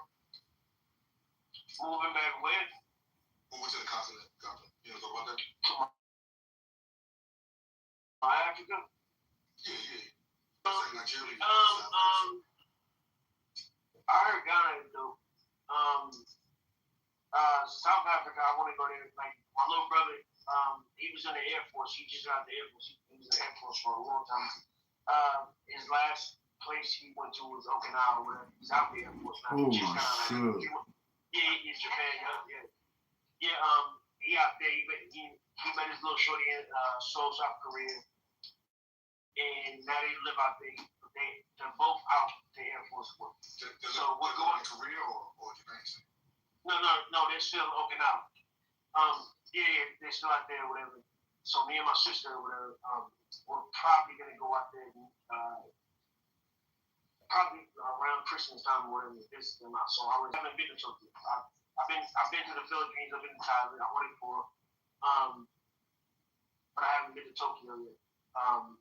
Well, I haven't been to Japan yet.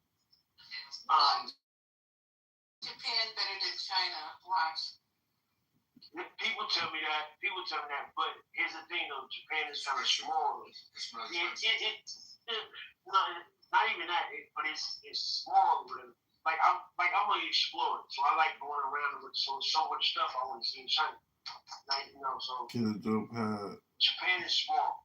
Even though Tokyo is the largest city in the world. They have outer islands. I mean, Get a dope hat. Oh, of course. Yeah. They got Hiroshima, they got Hornets. I know. You're gonna like it much better than China. I'm telling you, somebody that knows. You're gonna like it much better. You've been in these. Yes, and I have a brother who lives in Japan. Went to go visit. Now he lives in Japan with his family. So, yeah, Japan is it. Lisa, everyone tell me like Japan is fire, but it's just kind of small, man. Like, It's a good place to visit. I wouldn't say to live long term. I couldn't see that, but to visit and engage is really dope.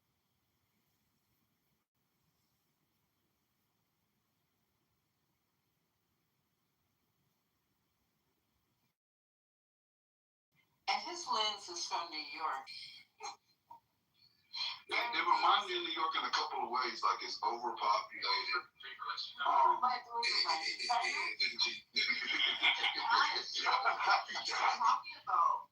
Japan is like spick is not clean. You can't be Yeah, Japan. No, it is very clean. I'll give you that. But it is overpopulated. Like literally, when I was there with somebody's jobs, there's these guys with white gloves that when you get on the train, they have to push people in enough so the doors can close.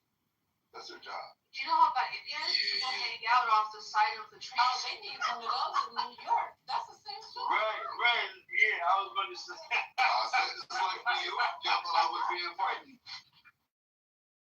Yeah. No, but People's asses in there too. But look at how clean the transportation is so much better. No, it's very clean. But you know what isn't clean though is the smell, right? Like it has their sewers are just back the fuck up. Like when you're walking through the different downtown districts, like I went to Yokohama, Roppongi, Shibuya. It was just the smells, bro. Like the smells were crazy. But I really enjoyed it. Like it was a lot of fun. It's definitely an enjoyable place. Talking about smell, that smell of kimchi all day in Korea, bro. I mean, it was just crazy. I mean, if we talking about, think about it. Like, it's what, 9 million people. Now, mind you, New York is an ancient city for people like during the 40s, 50s, something like that. It was so clean over there. When I was in Shanghai, it was so clean over there. And it's twice as big as New York, not even twice, 4 times bigger than New York. Like they had air conditioning. Like once you go to the train station, there's no such thing as air conditioning in New York train station. Be hot as fuck in the summer. like it was warm when I was there. They just do everything better. I'm sorry. Like all I had, I went to the currency exchange, and I tried to get like $300 in cash, whatever. And our tour guide, he was like, "You don't need that cash. Like no one takes cash like that. You got to tap, pull out your credit card, or tap your phone or whatever. Everything was tapped. Everything was tapped. Yeah, like even the cab. currency. Right. Even the cab drivers, even the like food vendors.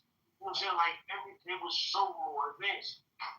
Like I was just shocked because that you're paying tax and every single dime. God forbid you do anything under the table. That's why they have it that way. Yeah, I mean maybe whatever. Like I don't but what it was for me is that those people are advanced. Like they're more advanced. Like we don't build anything in this country anymore. We used to. After World War II, we used to build a lot of shit. Those people are progressive. Oh wait, you're talking about buildings. You probably know about the massive real estate crisis in China. Did you not see the huge giant empty cities. Yeah, they all over. China. Lost their. They didn't even get. You had to pay for your apartments outright. And this builder decided to kind of left it, and I think they were insolvent, $300 billion in debt. Did those people get anything to make up for the money they've given? No, there's no parameters to protect the consumer. I don't think you know that for sure, but yeah, no, that's for sure. Look it up. It's happened in 2020. Oh, you want to go Thursday? It's a huge thing. Yeah, there were. I mean, as far as I know, like you might know more, but like I thought they were working on that. But yeah, I mean, they got giant cities. Like they do have a real estate law, but I'm not going to those places. Like China is very big. I'm probably going to Chongqing or Shanghai. Like it's just like even Americans, like when they move, the majority of the time. Their jobs are to teach Chinese people English. That's their jobs. Like it's so it's totally I just roll. Everybody can do it. You can do it. You're right. You know, it's also the labor laws, right? There's no labor protection, employee protection. Don't even get me started on the Apple iPhone factories. It's disgusting. No. How they treat how they treat the people that work at these factories. It's horrible. But what about here? What about? You're right. What about this country? Like, what about these underpaid teachers that do this? Yeah, I understand. What about these underpaid factory workers or whatever? Yes, underpaid, but are they forced to sleep there and work 20 hours and get 4-hour breaks? Some of our diapers on. You know how bad it is? Yeah, but they can't pay for the medicine when they need it. And you got 50,000 people a year. 50 to 60,000 people a year in this country die because we don't have universal health care. You know what I'm saying? Like so what about these black kids in these communities? Some of these communities that I grew up in who are undereducated because the Department of Education will rather give them money to white schools or whatever because like what are you talking about? Like when you talk like that, that privilege talk or whatever. It's not privilege. I'm just giving you the reality of these issues. I think First Night should be most magical. I don't disagree. You're not wrong. You're not lying or whatever. I agree. It's fucked up. But it's way more people over there. But we have way more money than them. So they got way more people. We got way more money than them. We can't even support our people here. Many people burned out. How many billions of dollars did we just spend bombing Iran for nothing? People burned For out. nothing. And it's so dumb. So dumb. We used to go to the streets for $0. And now you're trying to claim that we won something. I'm not even gonna get into this shit. Like, Iran won this shit. Get into it, Gotham. Okay. Let's talk about it. All right, so get in there. Okay. All right. Where you start? Okay. What borough are you from? I'm from Manhattan. I'm from the Lower East Side. Oh, okay, Lower East Side. Okay, thank you. But here we go. All right, so think about this. For decades, we used to get to the streets for free. This country made trillions of dollars. To say last month we were getting it for free. Well, yeah, we are. No, I'm talking about the history of it, bro. But here's the thing. This country, all of us in here right now, we benefited from it. We might not know exactly how we did, but we did. We made trillions of dollars in this country getting through the streets for free. So you got this monkey in the White House.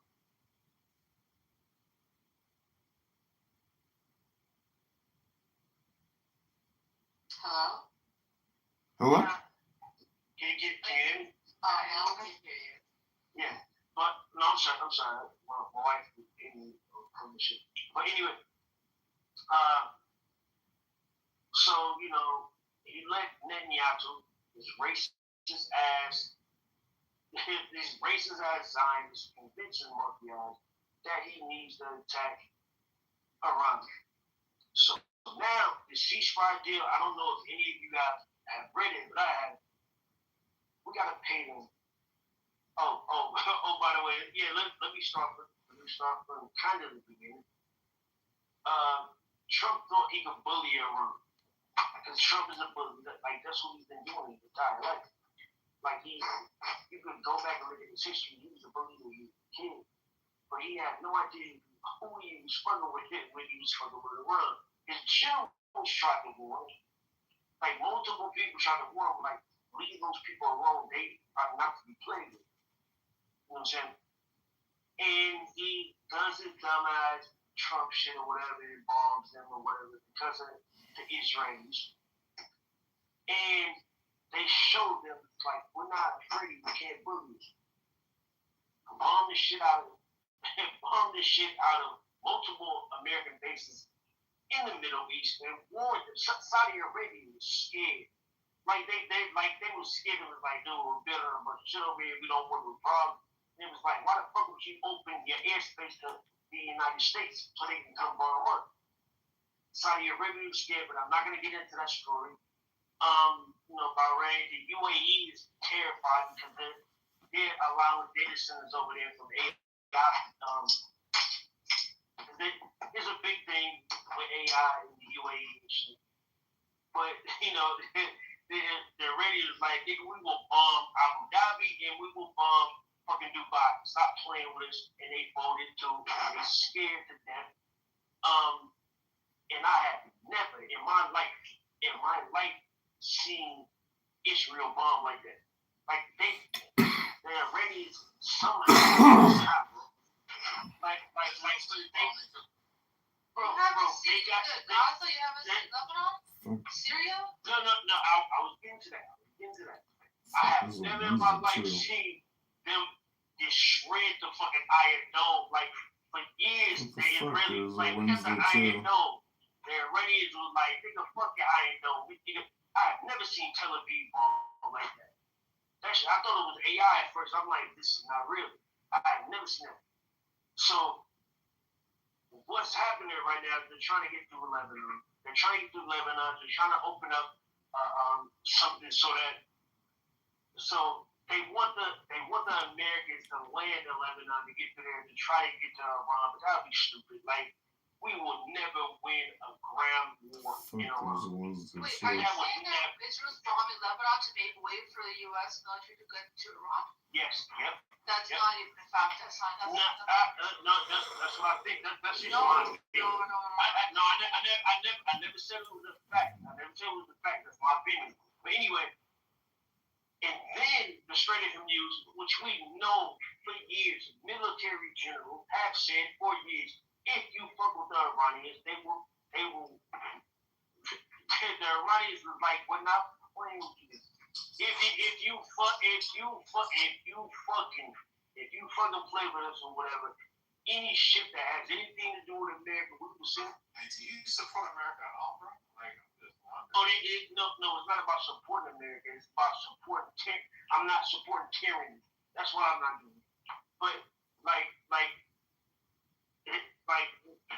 that was a dumb question. But anyway, listen.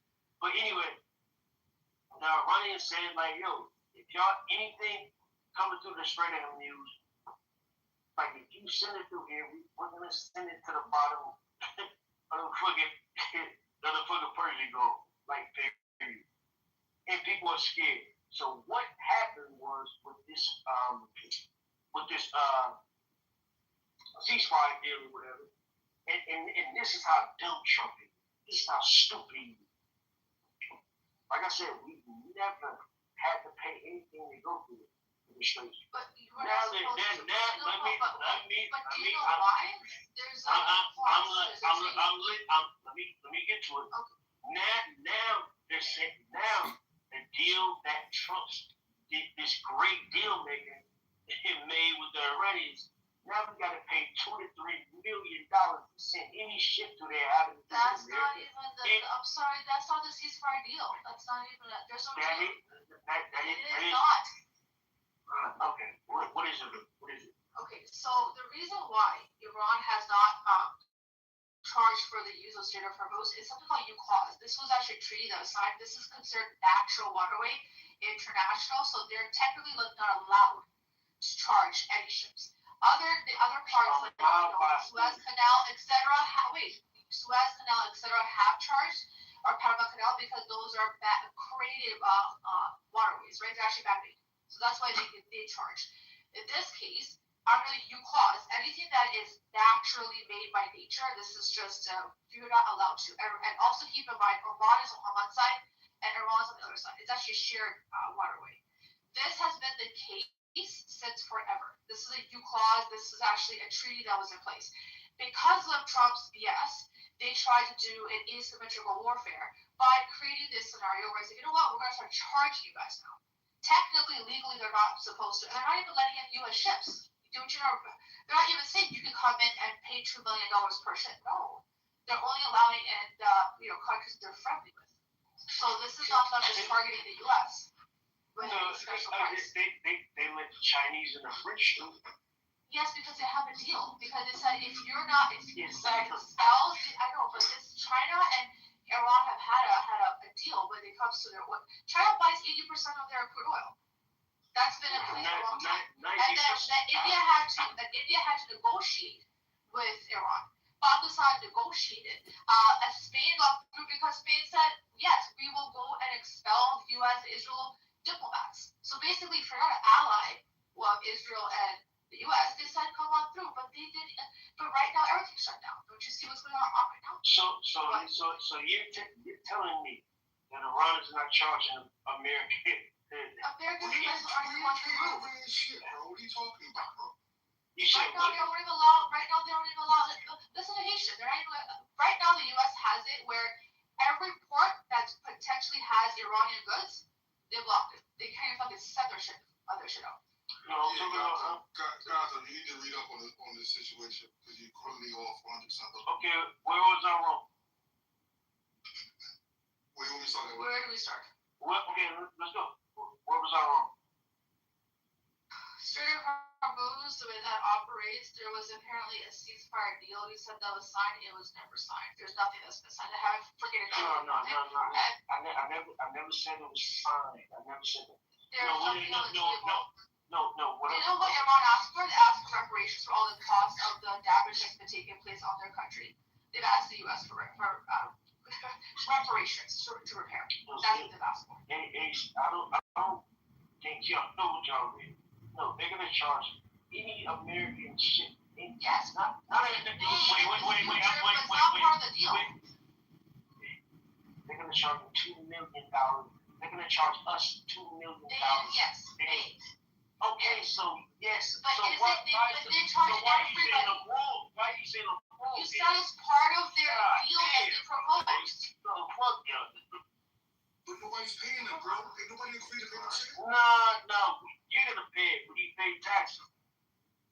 I'm gonna pay it when I pay taxes. Hold on, bro. Did you not hear when Aisha said that anything with their stuff we were blocked? Where?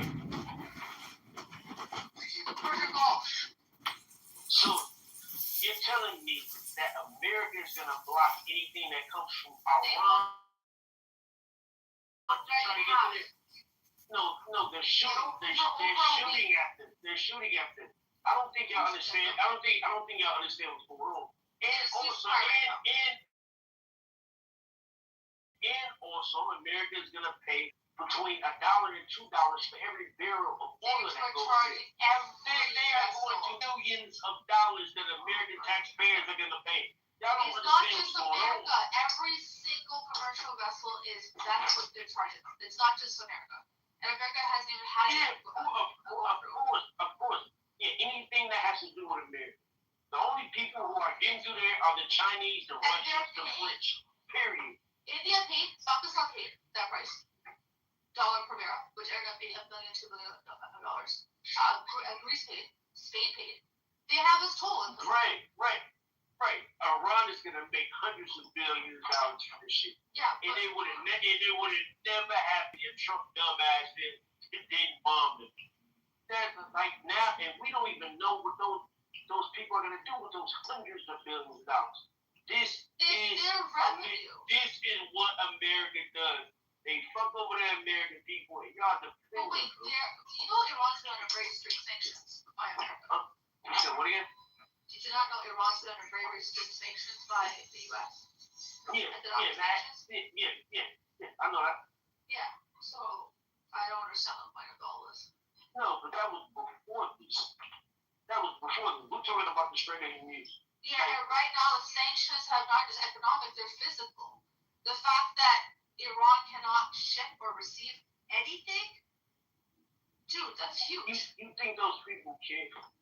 They don't care. They want the free. Oh my God. They don't care to pay revenue. Same thing with China. When Trump dumbass tariff they had, the Chinese told him like, you don't give a fuck. We're good. China tariff back as a reciprocal. They don't care. They don't care. China didn't care. They didn't do a reciprocal tariff.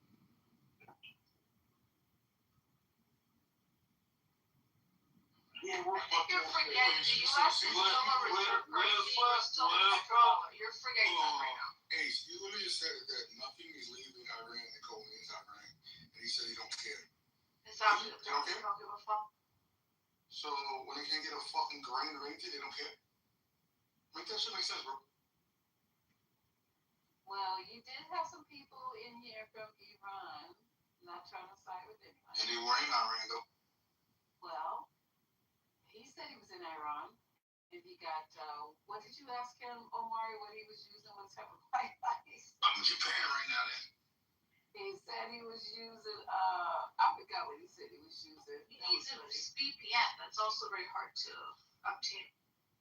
Yeah, okay, yeah, so you guys remember the conversation. So he said that he didn't care. Was it him that said he didn't care if they nuked their country? Who said that? Somebody from Iran. Wow. And I was floored. I will never forget. I said, wow. Wow, wow, wow.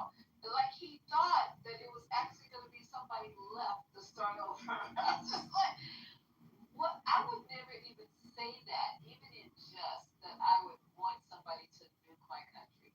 Not the worst of times, we've had some horrific times here in this country, and probably gonna have some more. But to say to nuke your entire country, But aren't they actually Iranian then? Really? Like, so they can only go by what he said. I don't know, man. I can't see him. I can't touch him. I can't feel him. I can't smell him. I don't know who he is. He said he's from Iran. And then they start questioning him and saying, how do you got Wi-Fi, this, that, the third. And it was crazy. But then we had a female, maybe she wasn't in Iran. She was talking about, she didn't care if they bombed Iran in the power plants. And she even said the water. Because remember, when they start talking like that, I always go, so you don't care if you guys don't have water? That's called genocide. Yeah, but she wasn't in Iran, and I don't think the guy that we're talking about, if I remember correctly, I don't think he was in Iran either. I mean, I'm pretty sure the only people that say that are the people that are safely in North America somewhere, far away. They're not in Iran. No one says I want to die from starvation and thirst, and I want my family to die from bombing and poison. Like, no one says that. So what about the people, do you see this protesting over there who do say crazy shit like that? They don't say... In Iran? Yeah. They're not protesting right now. They're protesting the government to be overcome. You guys. So not nuking. Let's take that off the table. So they want their government to be overthrown, right? And they want the U.S. to be part of it. How do they think they're gonna accomplish that? Only way I'm thinking of is by bombing and ground troops, right? Some people gonna die. Just like we did in Venezuela. We bombed in Venezuela? No, that was surgical. For the government. Yeah, but that's what they thought was going to happen, right? With Iran, some of these Iranians. That's what they thought would happen. They thought they. Get that phone call. Can you hear me? Go ahead. Yep. Yeah. Go ahead, we can hear you. Whoever's speaking. I'm sorry I cut you off. Hello, Ace.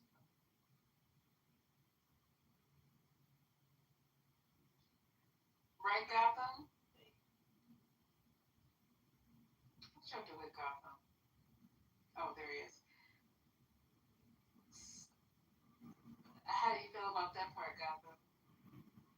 Gotham said they don't care.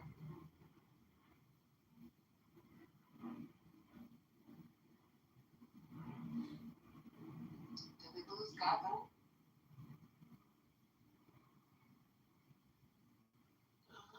He's still there, but I guess maybe he's walked away from his phone or bad connection. Gotham is the CC is the goddess shit. Well, I just said a little part right there. I'm not taking up nobody's side or anything like that, but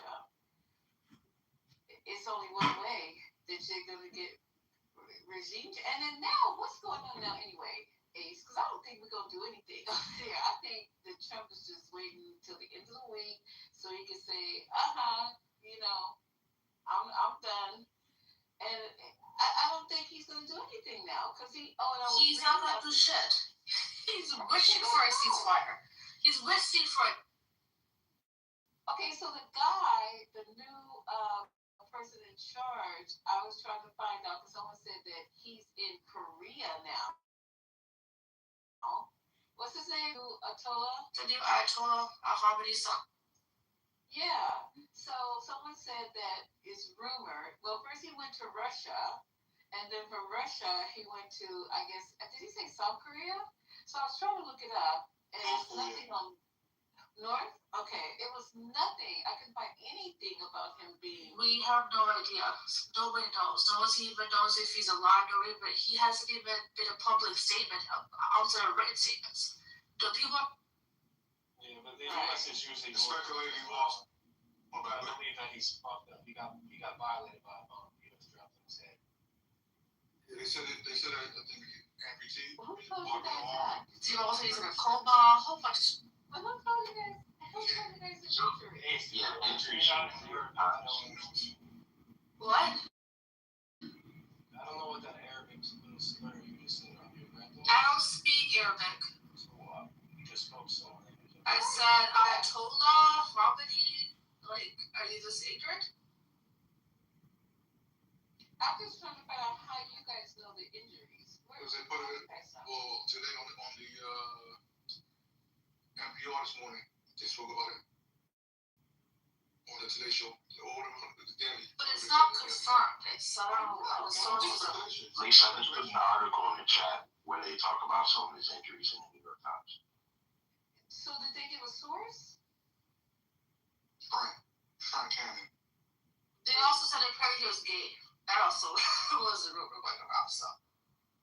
I'm just trying to figure out. Okay, so I'm just wondering. I'll go to a New York article and see where their sources is, but because they gave specific injuries. One I read when I was trying to look up the Korea thing, that he had an injury to his foot. The other article I read said that his whole leg was missing. Then another article I read said he was missing lips and had something wrong with his eyes, and then another one I read said he just had cuts on his face. Yeah. I can read a couple of sentences from this article. Okay, thank you. It says, though Mr. Khomeini was gravely wounded, he's mentally sharp and engaged, according to 4 senior Iranian officials familiar with his health. One leg was operated on 3 times, and he's awaiting a prosthetic. He had surgery on one hand and is slowly regaining function. His face and lips have been burned severely, making it difficult for him to speak, the official said, adding that eventually he will need plastic surgery. That's in the New York Times article I put in. Yeah, and if you listen to the Daily from this morning, they spoke about it as well. They guess on. Okay. Waiting for a prosthetic. And he had surgery on his leg, so that means he has an amputation of the leg to be able to fit a prosthetic on it. He's lucky. He's alive. I mean, and no lips and no eyes. So they think he's still in Iran and had all this work done in Iran, or do you guys think he really went to Russia? I mean, Russia's medical system is all like great. I thought Iran's medical system was better than Russia's. No? I don't think anybody does. Yeah, but they're in a war now, Lisa. Mm-mm.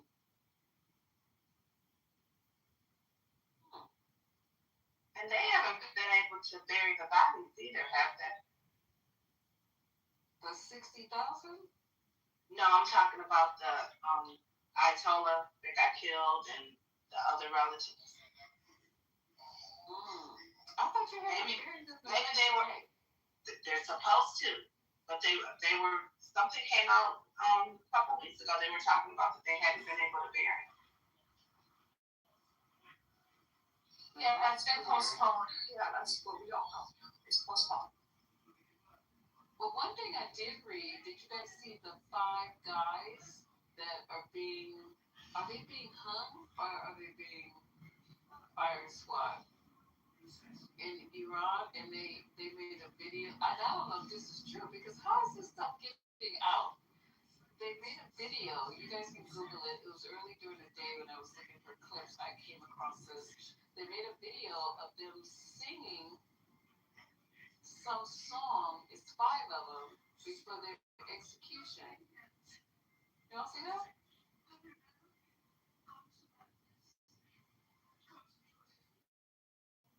Now that makes me feel like, like we need to do something. If they just execute people like, 1, 2, 3, that's crazy over there. Oh, they do. They do. I mean, we do that here. Like, what do you think? But we go through a whole, you can be on front row until you die, though. Jonathan, your comparisons are crazy. Your comparisons are crazy, bro. So if we're talking about in the 21st century, we don't execute people in the United States. Like, what's the difference? You could be on death row for your entire life, waiting, to be executed, and then you have the ability to get staged or whatever the case may be. But if I find the article, Gotham, I'll send it to you. But it's 5 bros that are getting ready to be executed, and it's like within weeks, and no appeals, none of the stuff that you can do here. If you get accused, whatever the case may be, or whatever you did, and you put on death row, you get a chance to go through some appeals, right, Gotham? And you can be there forever. You're absolutely right, Lisa. Like, yeah, I mean, we do that here. But those stays of executions, that really works. What they do is put the dudes on death row for 10, 15, 20 years, and they still execute. Stays of execution, that rarely happens. That's only at 27 states, just so you know. If you are sentenced until you die, it's rare that stays of execution happen. So, like, I understand what you're saying, Lisa. Like, yeah, they put them right to death. Like, that's something they do in the Middle East. But like when people act like we are better than them. Oh no, never. I wouldn't say we're not better than them. We're the same. You know what I'm saying? Like, yeah. Like, well, not the same, but we're not better. I mean, Yeah. Yeah. Because America is not, look, all of us been here, and our folks have been here for a long time. And if we know the history correctly, this place started off horribly. They came here and did some horrible things, and things kept being horrible for a very long time. And still, we have people getting murdered for the color of their skin, or I don't know. It's just to me, I feel like we're not as bad as Iran, though. I don't care how I try to fix it up or whatever. I think that they have it pretty bad, but I don't think it's our responsibility. And you guys can push back to be over there trying to right the wrongs of what's going on over there. They have 90 million people there. And it seems like to me that they should be able to do what we did in this country. Overthrow their oppressors, you know? Gotham, I wanted to say that nobody is suggesting that Americans are better than Iranian or any other human being is better than another human being. What we're talking about in terms of which legal system is Bill of Rights. Bill of Rights. Yeah, thank you. Yes. So if you look just at the Constitution and think about the legal rights that are afforded to an American when the person is accused of doing a crime, there's a due process which is involved. For example, the person has the right to be informed of the nature and the cause of the accusation, his right to due process of the law, equal protection of the laws, presumption of innocence until proven guilty, the right to impartial jury duty trial. I can go on and on. No excessive bail required. You can't have an excessive fine imposed. Right to appeal, and the rest of it. So these are the mechanisms that have been put in place by the Constitution to protect and preserve the right of an individual to refuse a crime. So you can with summary execution of people with absolutely zero or very little due process in a matter of days. Young people, old people, girls, children being put to death. So comparing bring languages. So what we're saying, the system, a legal system, is linked to the Constitution, in principle, is by far, better. Wellington's on the run. I caught him at Kitover. He's retreating. He's retreating. What are you doing here? Well, I came to make my report. If Wellington's retreating, what are you doing here? Why didn't you follow him? Why didn't you pursue him? Where are the reinforcements you promised me? Don't you dare criticize me! Don't you dare! Don't you see if Wellington's free to choose his ground? Everything I've won in this campaign, you lost. Marshal Booker, the sector is broken. I have ordered a retreat. Retreat? I am scared to be a proud soldier. This seal is my word. I am too old to break it. If Wellington runs to the coast, none of us will get home to Berlin. The logical road is Namur. I do not trust the English. Nonetheless, because I have served you beforehand, I have ordered the retreat to Havre. You may still cooperate with Wellington, but God help us if he does not stand. Wellington's on the run. If you're a small The reason I believe John Snow is because he's here. All of his advisors would have told him not to come. I would have told him not to come. And he's here anyway. I don't have to do it. That's a minor driving class. If he's wrong, it's worthless. You didn't even know it was here. Something to do. Give him something. By giving him music. Take a sip. Told him a productive relationship with the customer. You can occupy one refocus in the customer.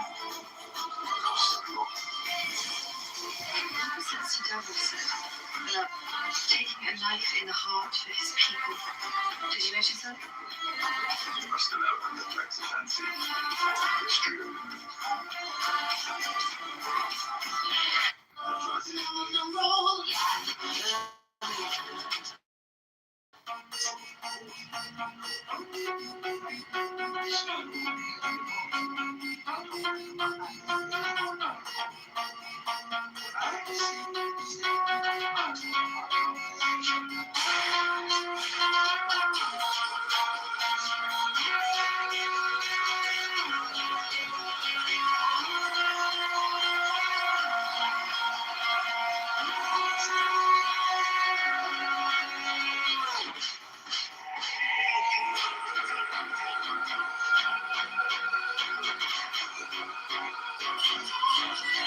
There was a literal tornado dream. Greetings to you, beautiful morning star. And to you, Mazakino the Lilin. Greetings, Daniel, you look well, Dream.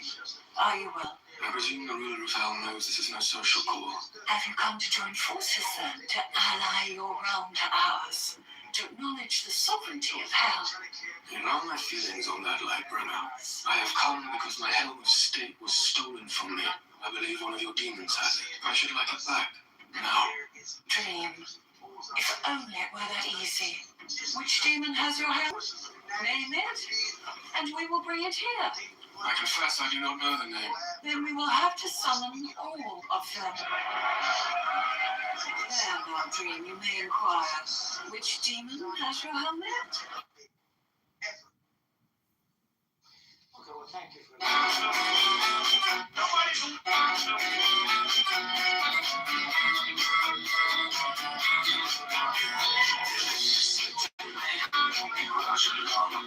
He was big and strong in his eyes and it go. Nobody believes in you. You lost again and again and again. John. They're two separate things. And most of our comments here is specifically about the behavior of Islamic Republic of Iran in general and IRGC specifically. That's kind of one thing. The second that we talked about is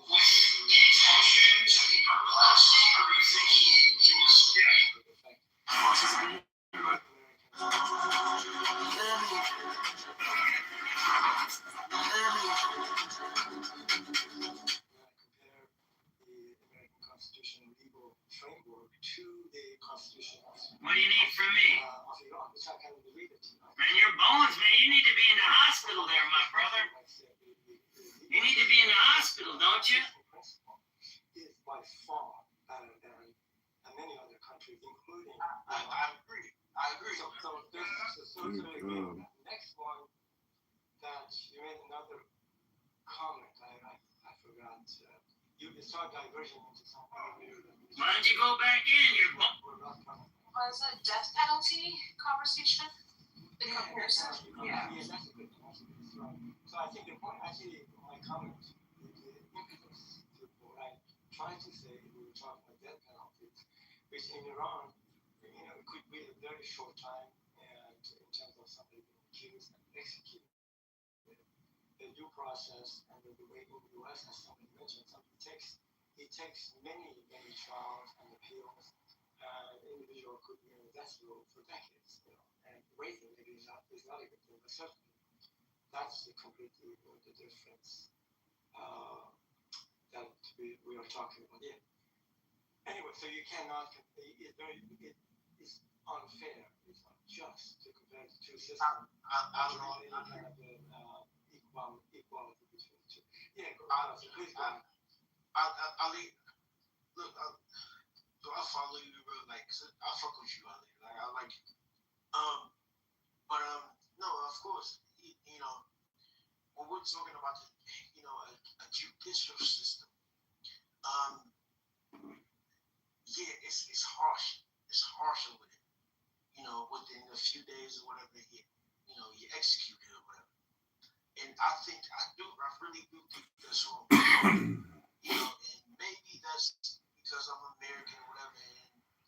And even though I know, we have trials and shit like that, I've been through like the judicial system here and whatever. I've never faced anything like that. Not what it's about.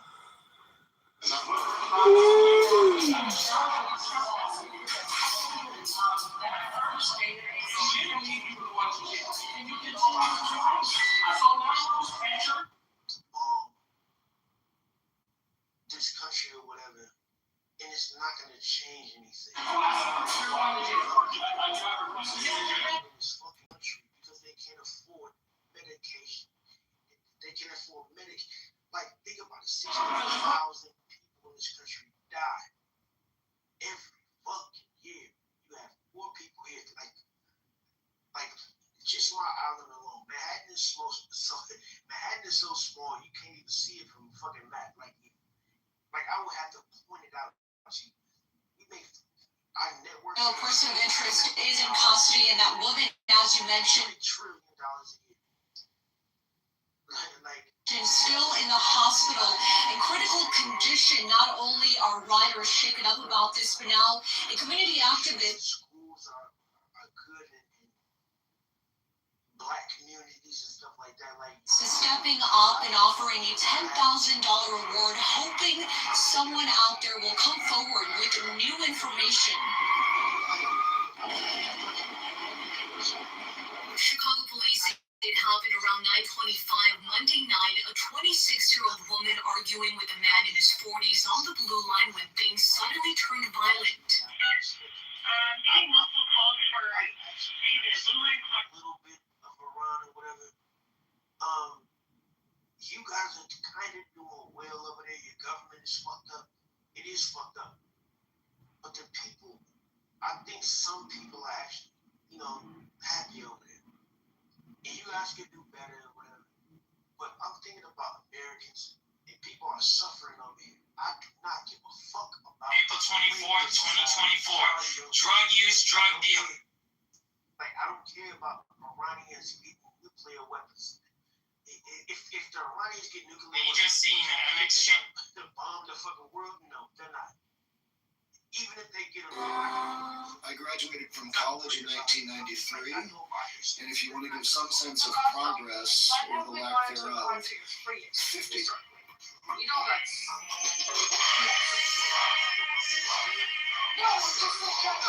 We'll see.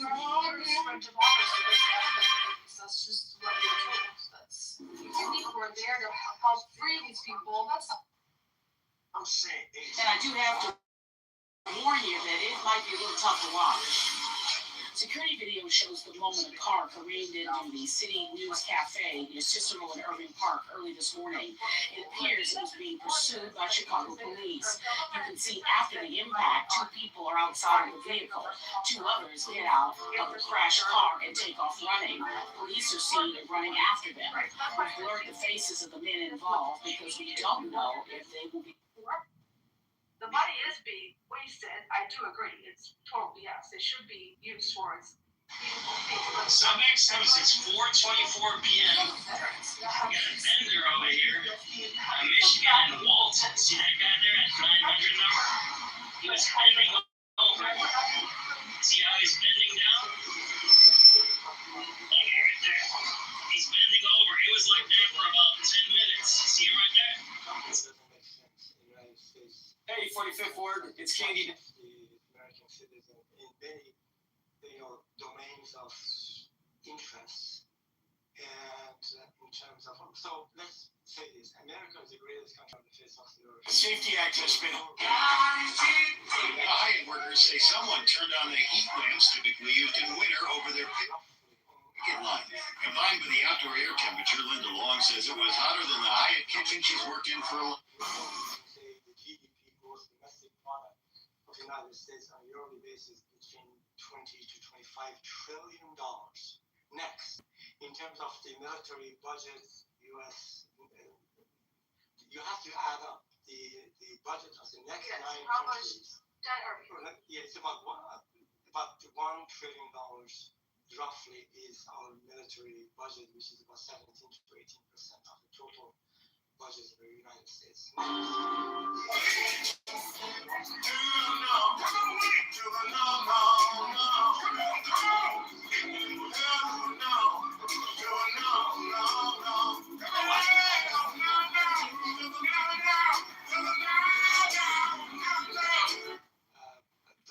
The principal documents in terms of the governing bodies, which is the Constitution of the United States, the first law to run the business. Why was a guy with a long criminal record who was awaiting trial for those are, at least in principle, they're fantastic documents how to run a carjacking? The question is, with all of his strengths that I mentioned, why is it in how come that the plight of the U.S. citizens in comparison with the European countries in terms of the well-being, let's call it, in terms of longevity, infant mortality rate, the education, number of people in jail, the healthcare system, infant mortality rates, we do not stand in comparison with the European country. We rank sometimes from 10 to 20 in the categories that I just mentioned. So the question is, how come this greatness does not translate in a way that it should be to the well-being and the plight of the citizen? So from that perspective, Gautam, I understand what you're saying. And the question, I even asked the question myself. I have some reasons that we can put aside for why this is actually the case. So that's kind of one thing which I agree with. So the second question is, He risked it all and still died. He risked it all and still died.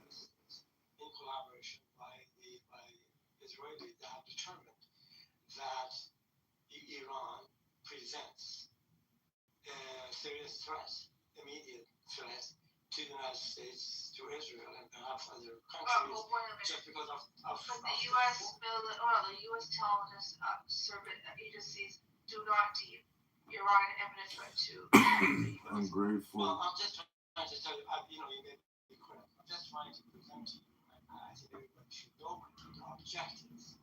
The objectives are to make sure that Iranian will never develop nuclear weapons, and will not have a chance to enrich uranium, to a certain level that is going to be applicable, ready to make atomic bomb. Number two, the long-range ballistic missiles. Number three being the drone aspect of it. Number four being Iran is being, it has destabilized the entire area by providing money, weapons, and training to the war proxies in the Middle East. And last one, which came out of nowhere, is this Strait of Hormuz.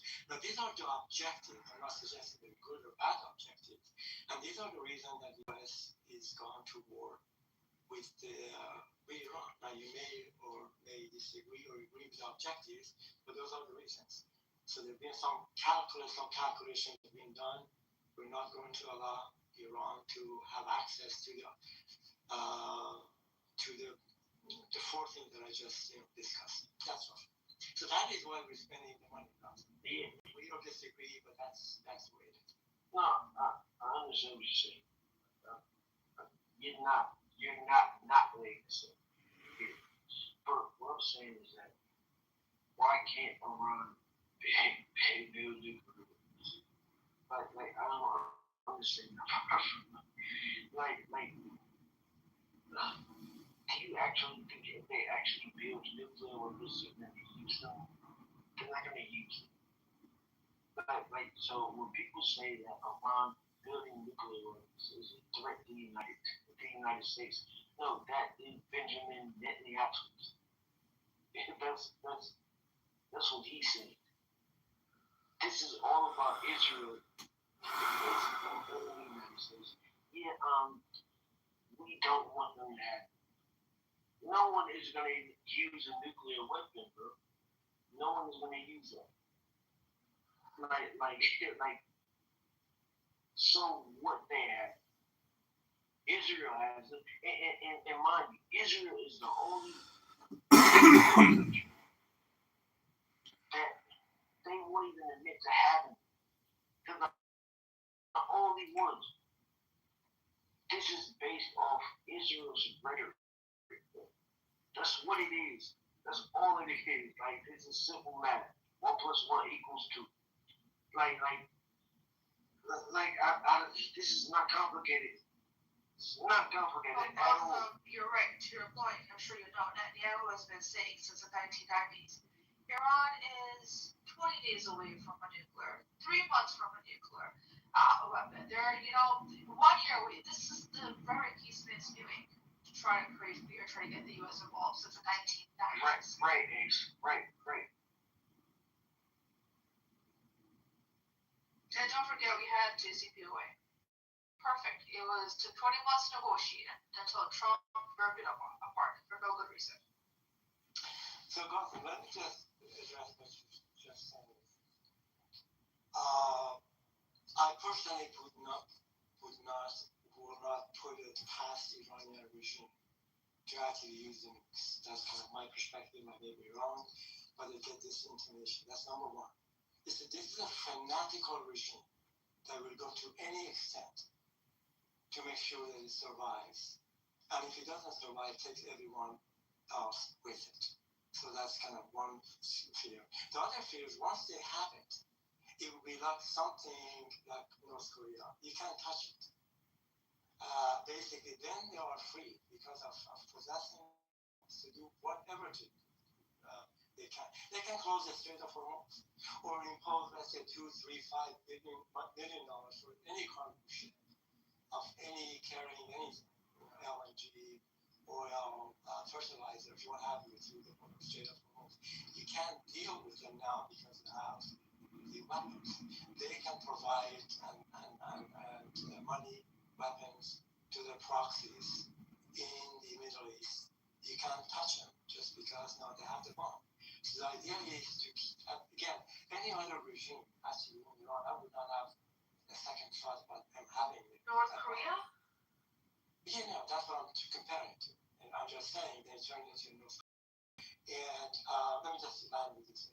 So I would not have, if we had something representative, what we call a secular, constitutional, representative democracy, something, a resemblance of that, then, fine, Iran is a sovereign country. Although they have signed the NTP, a non-NPT. Yeah, thank you for that. There's just too many acronyms go around nowadays. So I would be concerned, actually, for this regime, the Islamic Republic of Iran, an IRGC to possess atomic bomb. This is not going to be good for anyone. And you probably keep the entire world hostage in that way because you can't do anything after that.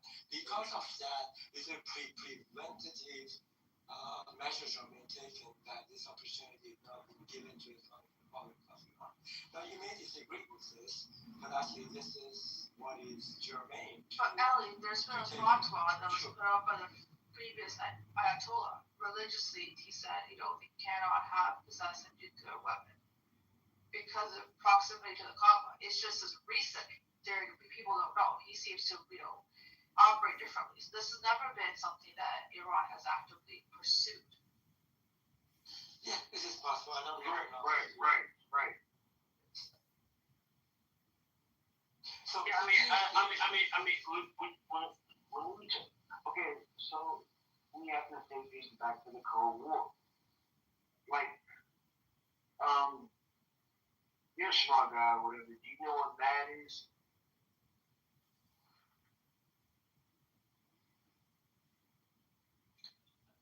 I'm sorry, Gotham. Were you asking a question? Yeah, I was actually like, do you know what MAD is? Mutual assured destruction. Oh, MAD, MAA, yes. Yeah, so we went through this for like 60-something years with the Cold War. Like, mind you, like when we talk about nuclear weapons or whatever, the Russians had just as many nuclear weapons as us. So why haven't they used it?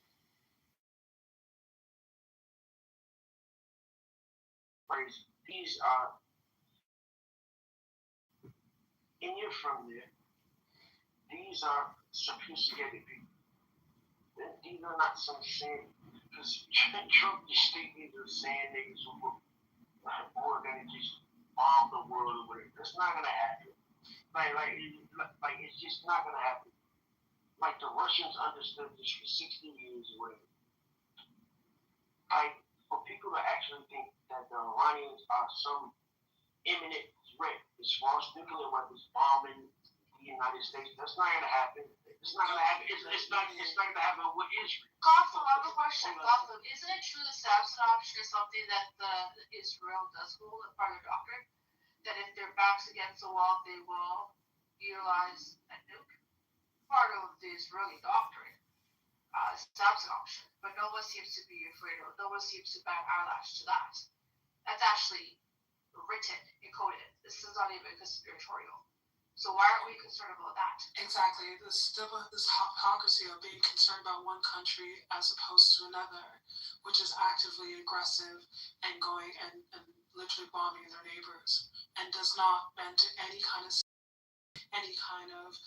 criticism, anything at all. But so I find it kind of funny that Ali, respectfully, that you would say that about Iran, but you mentioned nothing about Israel, which is actively doing exactly what you're saying. So, Gotham, let me, when you say... But notice you still won't actually address what both Ace and I just said, Ali. You keep going back to that without addressing the hypocrisy of what you're saying. I think if I answer you might detail, you'll ask me the question. So, Gotham, when you talk about the Iranian people are smart and they are calculated, they are non-violent, you said it, they're not going to Islamic law. Remember, we're not talking about the general population of Iran. We're talking about Islamic Republic of Iran, again, in general, and IRGC, the military arm, fanatic military arm of Iran, which has terrorized the entire country, the entire population. We're talking about those groups that they are crazy, okay? We're not talking about Iranian people. We need to separate the two things. So we're talking about the Islamic regime of Iran. So that is what my concern is, and what I can safely assume that is the concerns of America and perhaps other countries, that this regime possesses. Hello, everyone. Joe Severino running to be the next Republican governor of Illinois. Many of you already know Illinois is the corruption capital of our nation. Providing us fuel for generation of electricity using nuclear power plants. Now, it's been a long time coming. The richest reserves of hydrocarbon on the face of the earth. Number one. Which, again, having nuclear power plants is... It's like I'm looped. Can you quickly answer that and come back to Ronnie's question? Sure. I will. So, do you mean the reason? So that is their intention to say but it was offered to them to build for them 3 nuclear power plants, free of charge, and provide all of the fuel that is needed for them to run the power plants. Iranian did not accept it. So that's...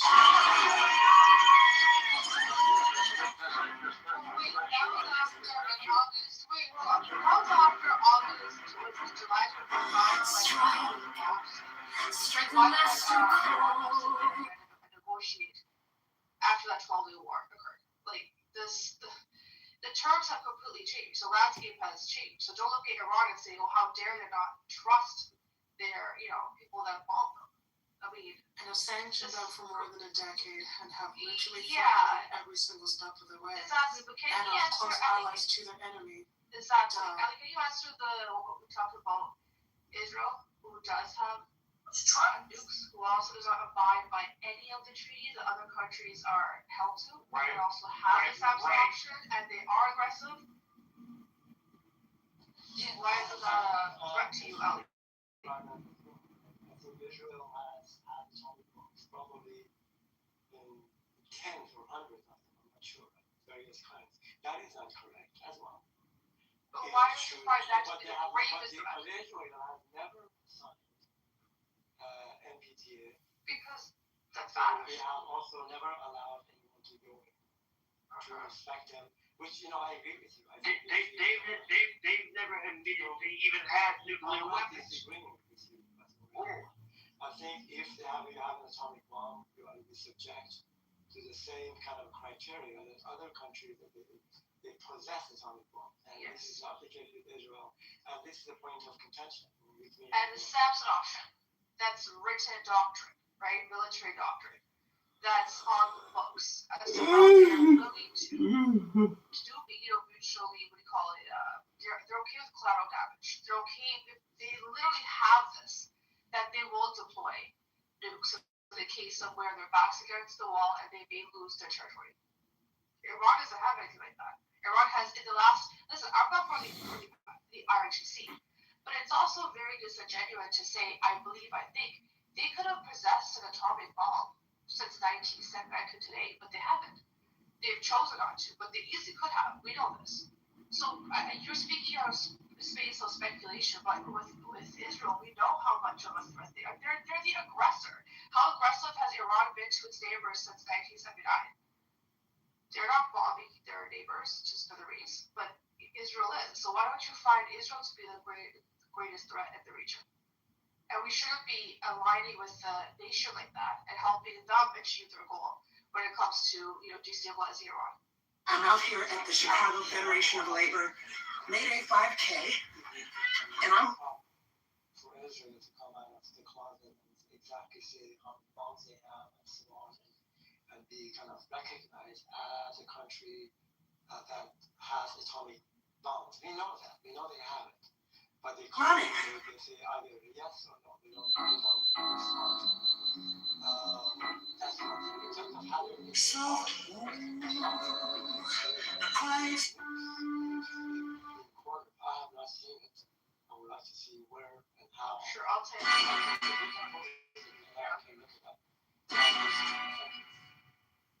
It's don't you find that Israel's bravest threat? Because you still refuse to answer that problem. You answer everything else, but you just seem to be skirting around that particular part. So look, Iran.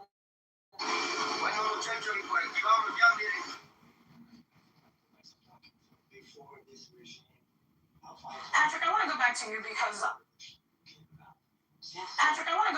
because obviously you led the charge on this. I know you're always on the ground in the communities talking to people. When did you realize this was? Sometimes it's good to have an enemy so the focus is.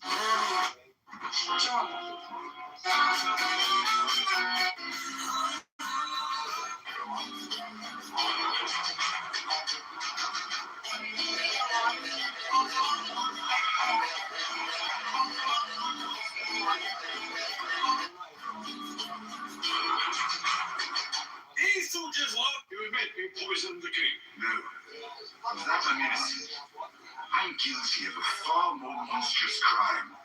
I'm guilty of being a dwarf. You're not on trial for being a dwarf. Oh, yes I am. I've been on trial for that my entire life. Have you nothing to say in your defense? Nothing but this. I did not do it. I did not kill Joffrey, but I wish that I had. Watching your vicious bastard die gave me more relief than 1,000 lying holes. I wish I was the monster you think I am. I wish I had enough poison for the whole pack of you. I would gladly give my life to watch you all swallow. I'm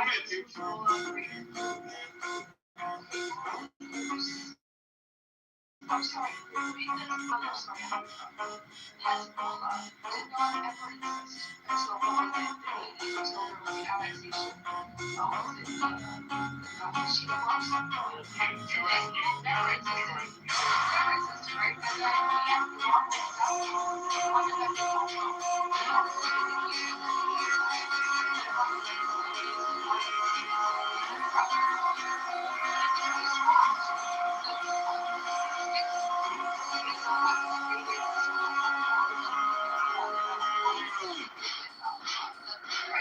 then we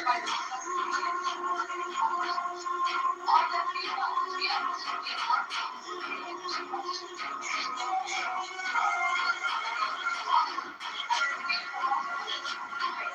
Our ship is ready to sail. What's the meaning of this? Grandpa, it's my first ship. Would you expect to be marine when you're wasting your time on this nonsense? I don't want to be a marine. I'm a pirate. No! Grandpa, don't! It's my ship!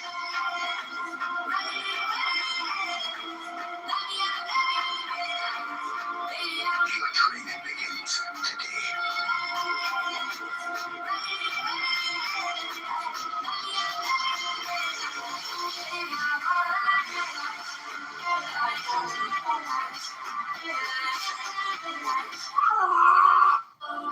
When I first created my YouTube channel, I later, maybe 60s, there were a minority of Shia groups, Shia sect in Iran, in Lebanon, which rights, and they wanted to have a say in participation in the government in some form and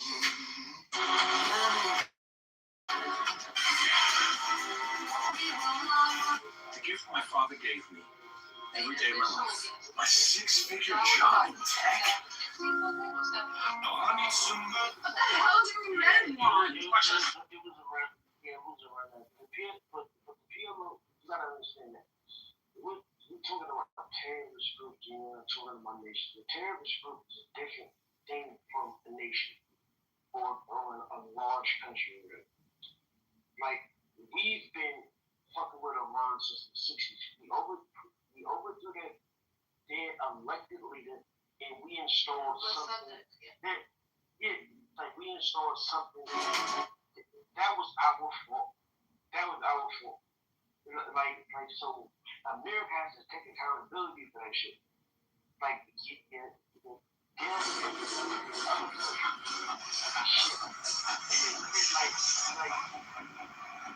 We shouldn't have happened. We should have never done it. Hey besties, come along with me as we go hang out in the VIP section at Beyond Wonderland Chicago. First we head to King's Domain. This is VIP Central at Beyond, and this is where you can get your VIP lanyard, candy, hair accessories, trinkets, all of the goodies. What I love so much about VIP here is that you get so much included. Awesome bathrooms,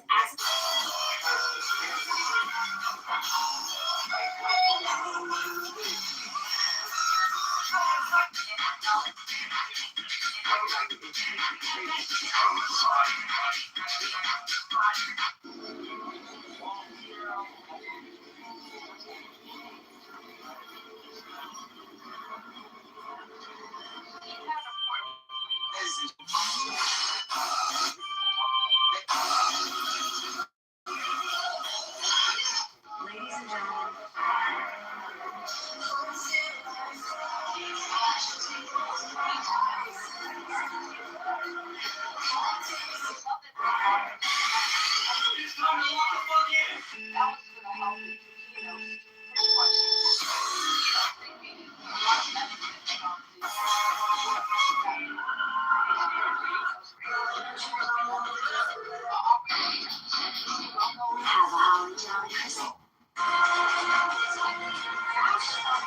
This is going to benefit every single Iranian.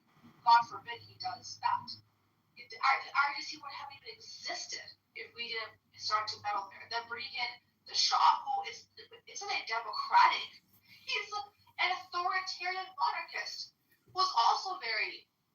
You cannot deny this. You know that the Shah at that time was very brutal to some of the people that he opposed. He actually didn't allow Muslim women to wear on any their jobs. They committed suicide. He said freedom, that's normal, but not freedom of religion. But whatever. Point being, people are fed up with this individual.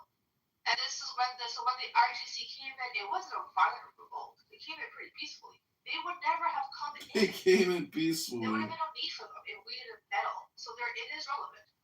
All of these things, we wouldn't be where we are today. No, we wouldn't be where we are. Going to sleep, everybody. Didn't have. So he didn't want to put out there. Okay, I have some comments here, but I think I've spoken enough, and I know for sure.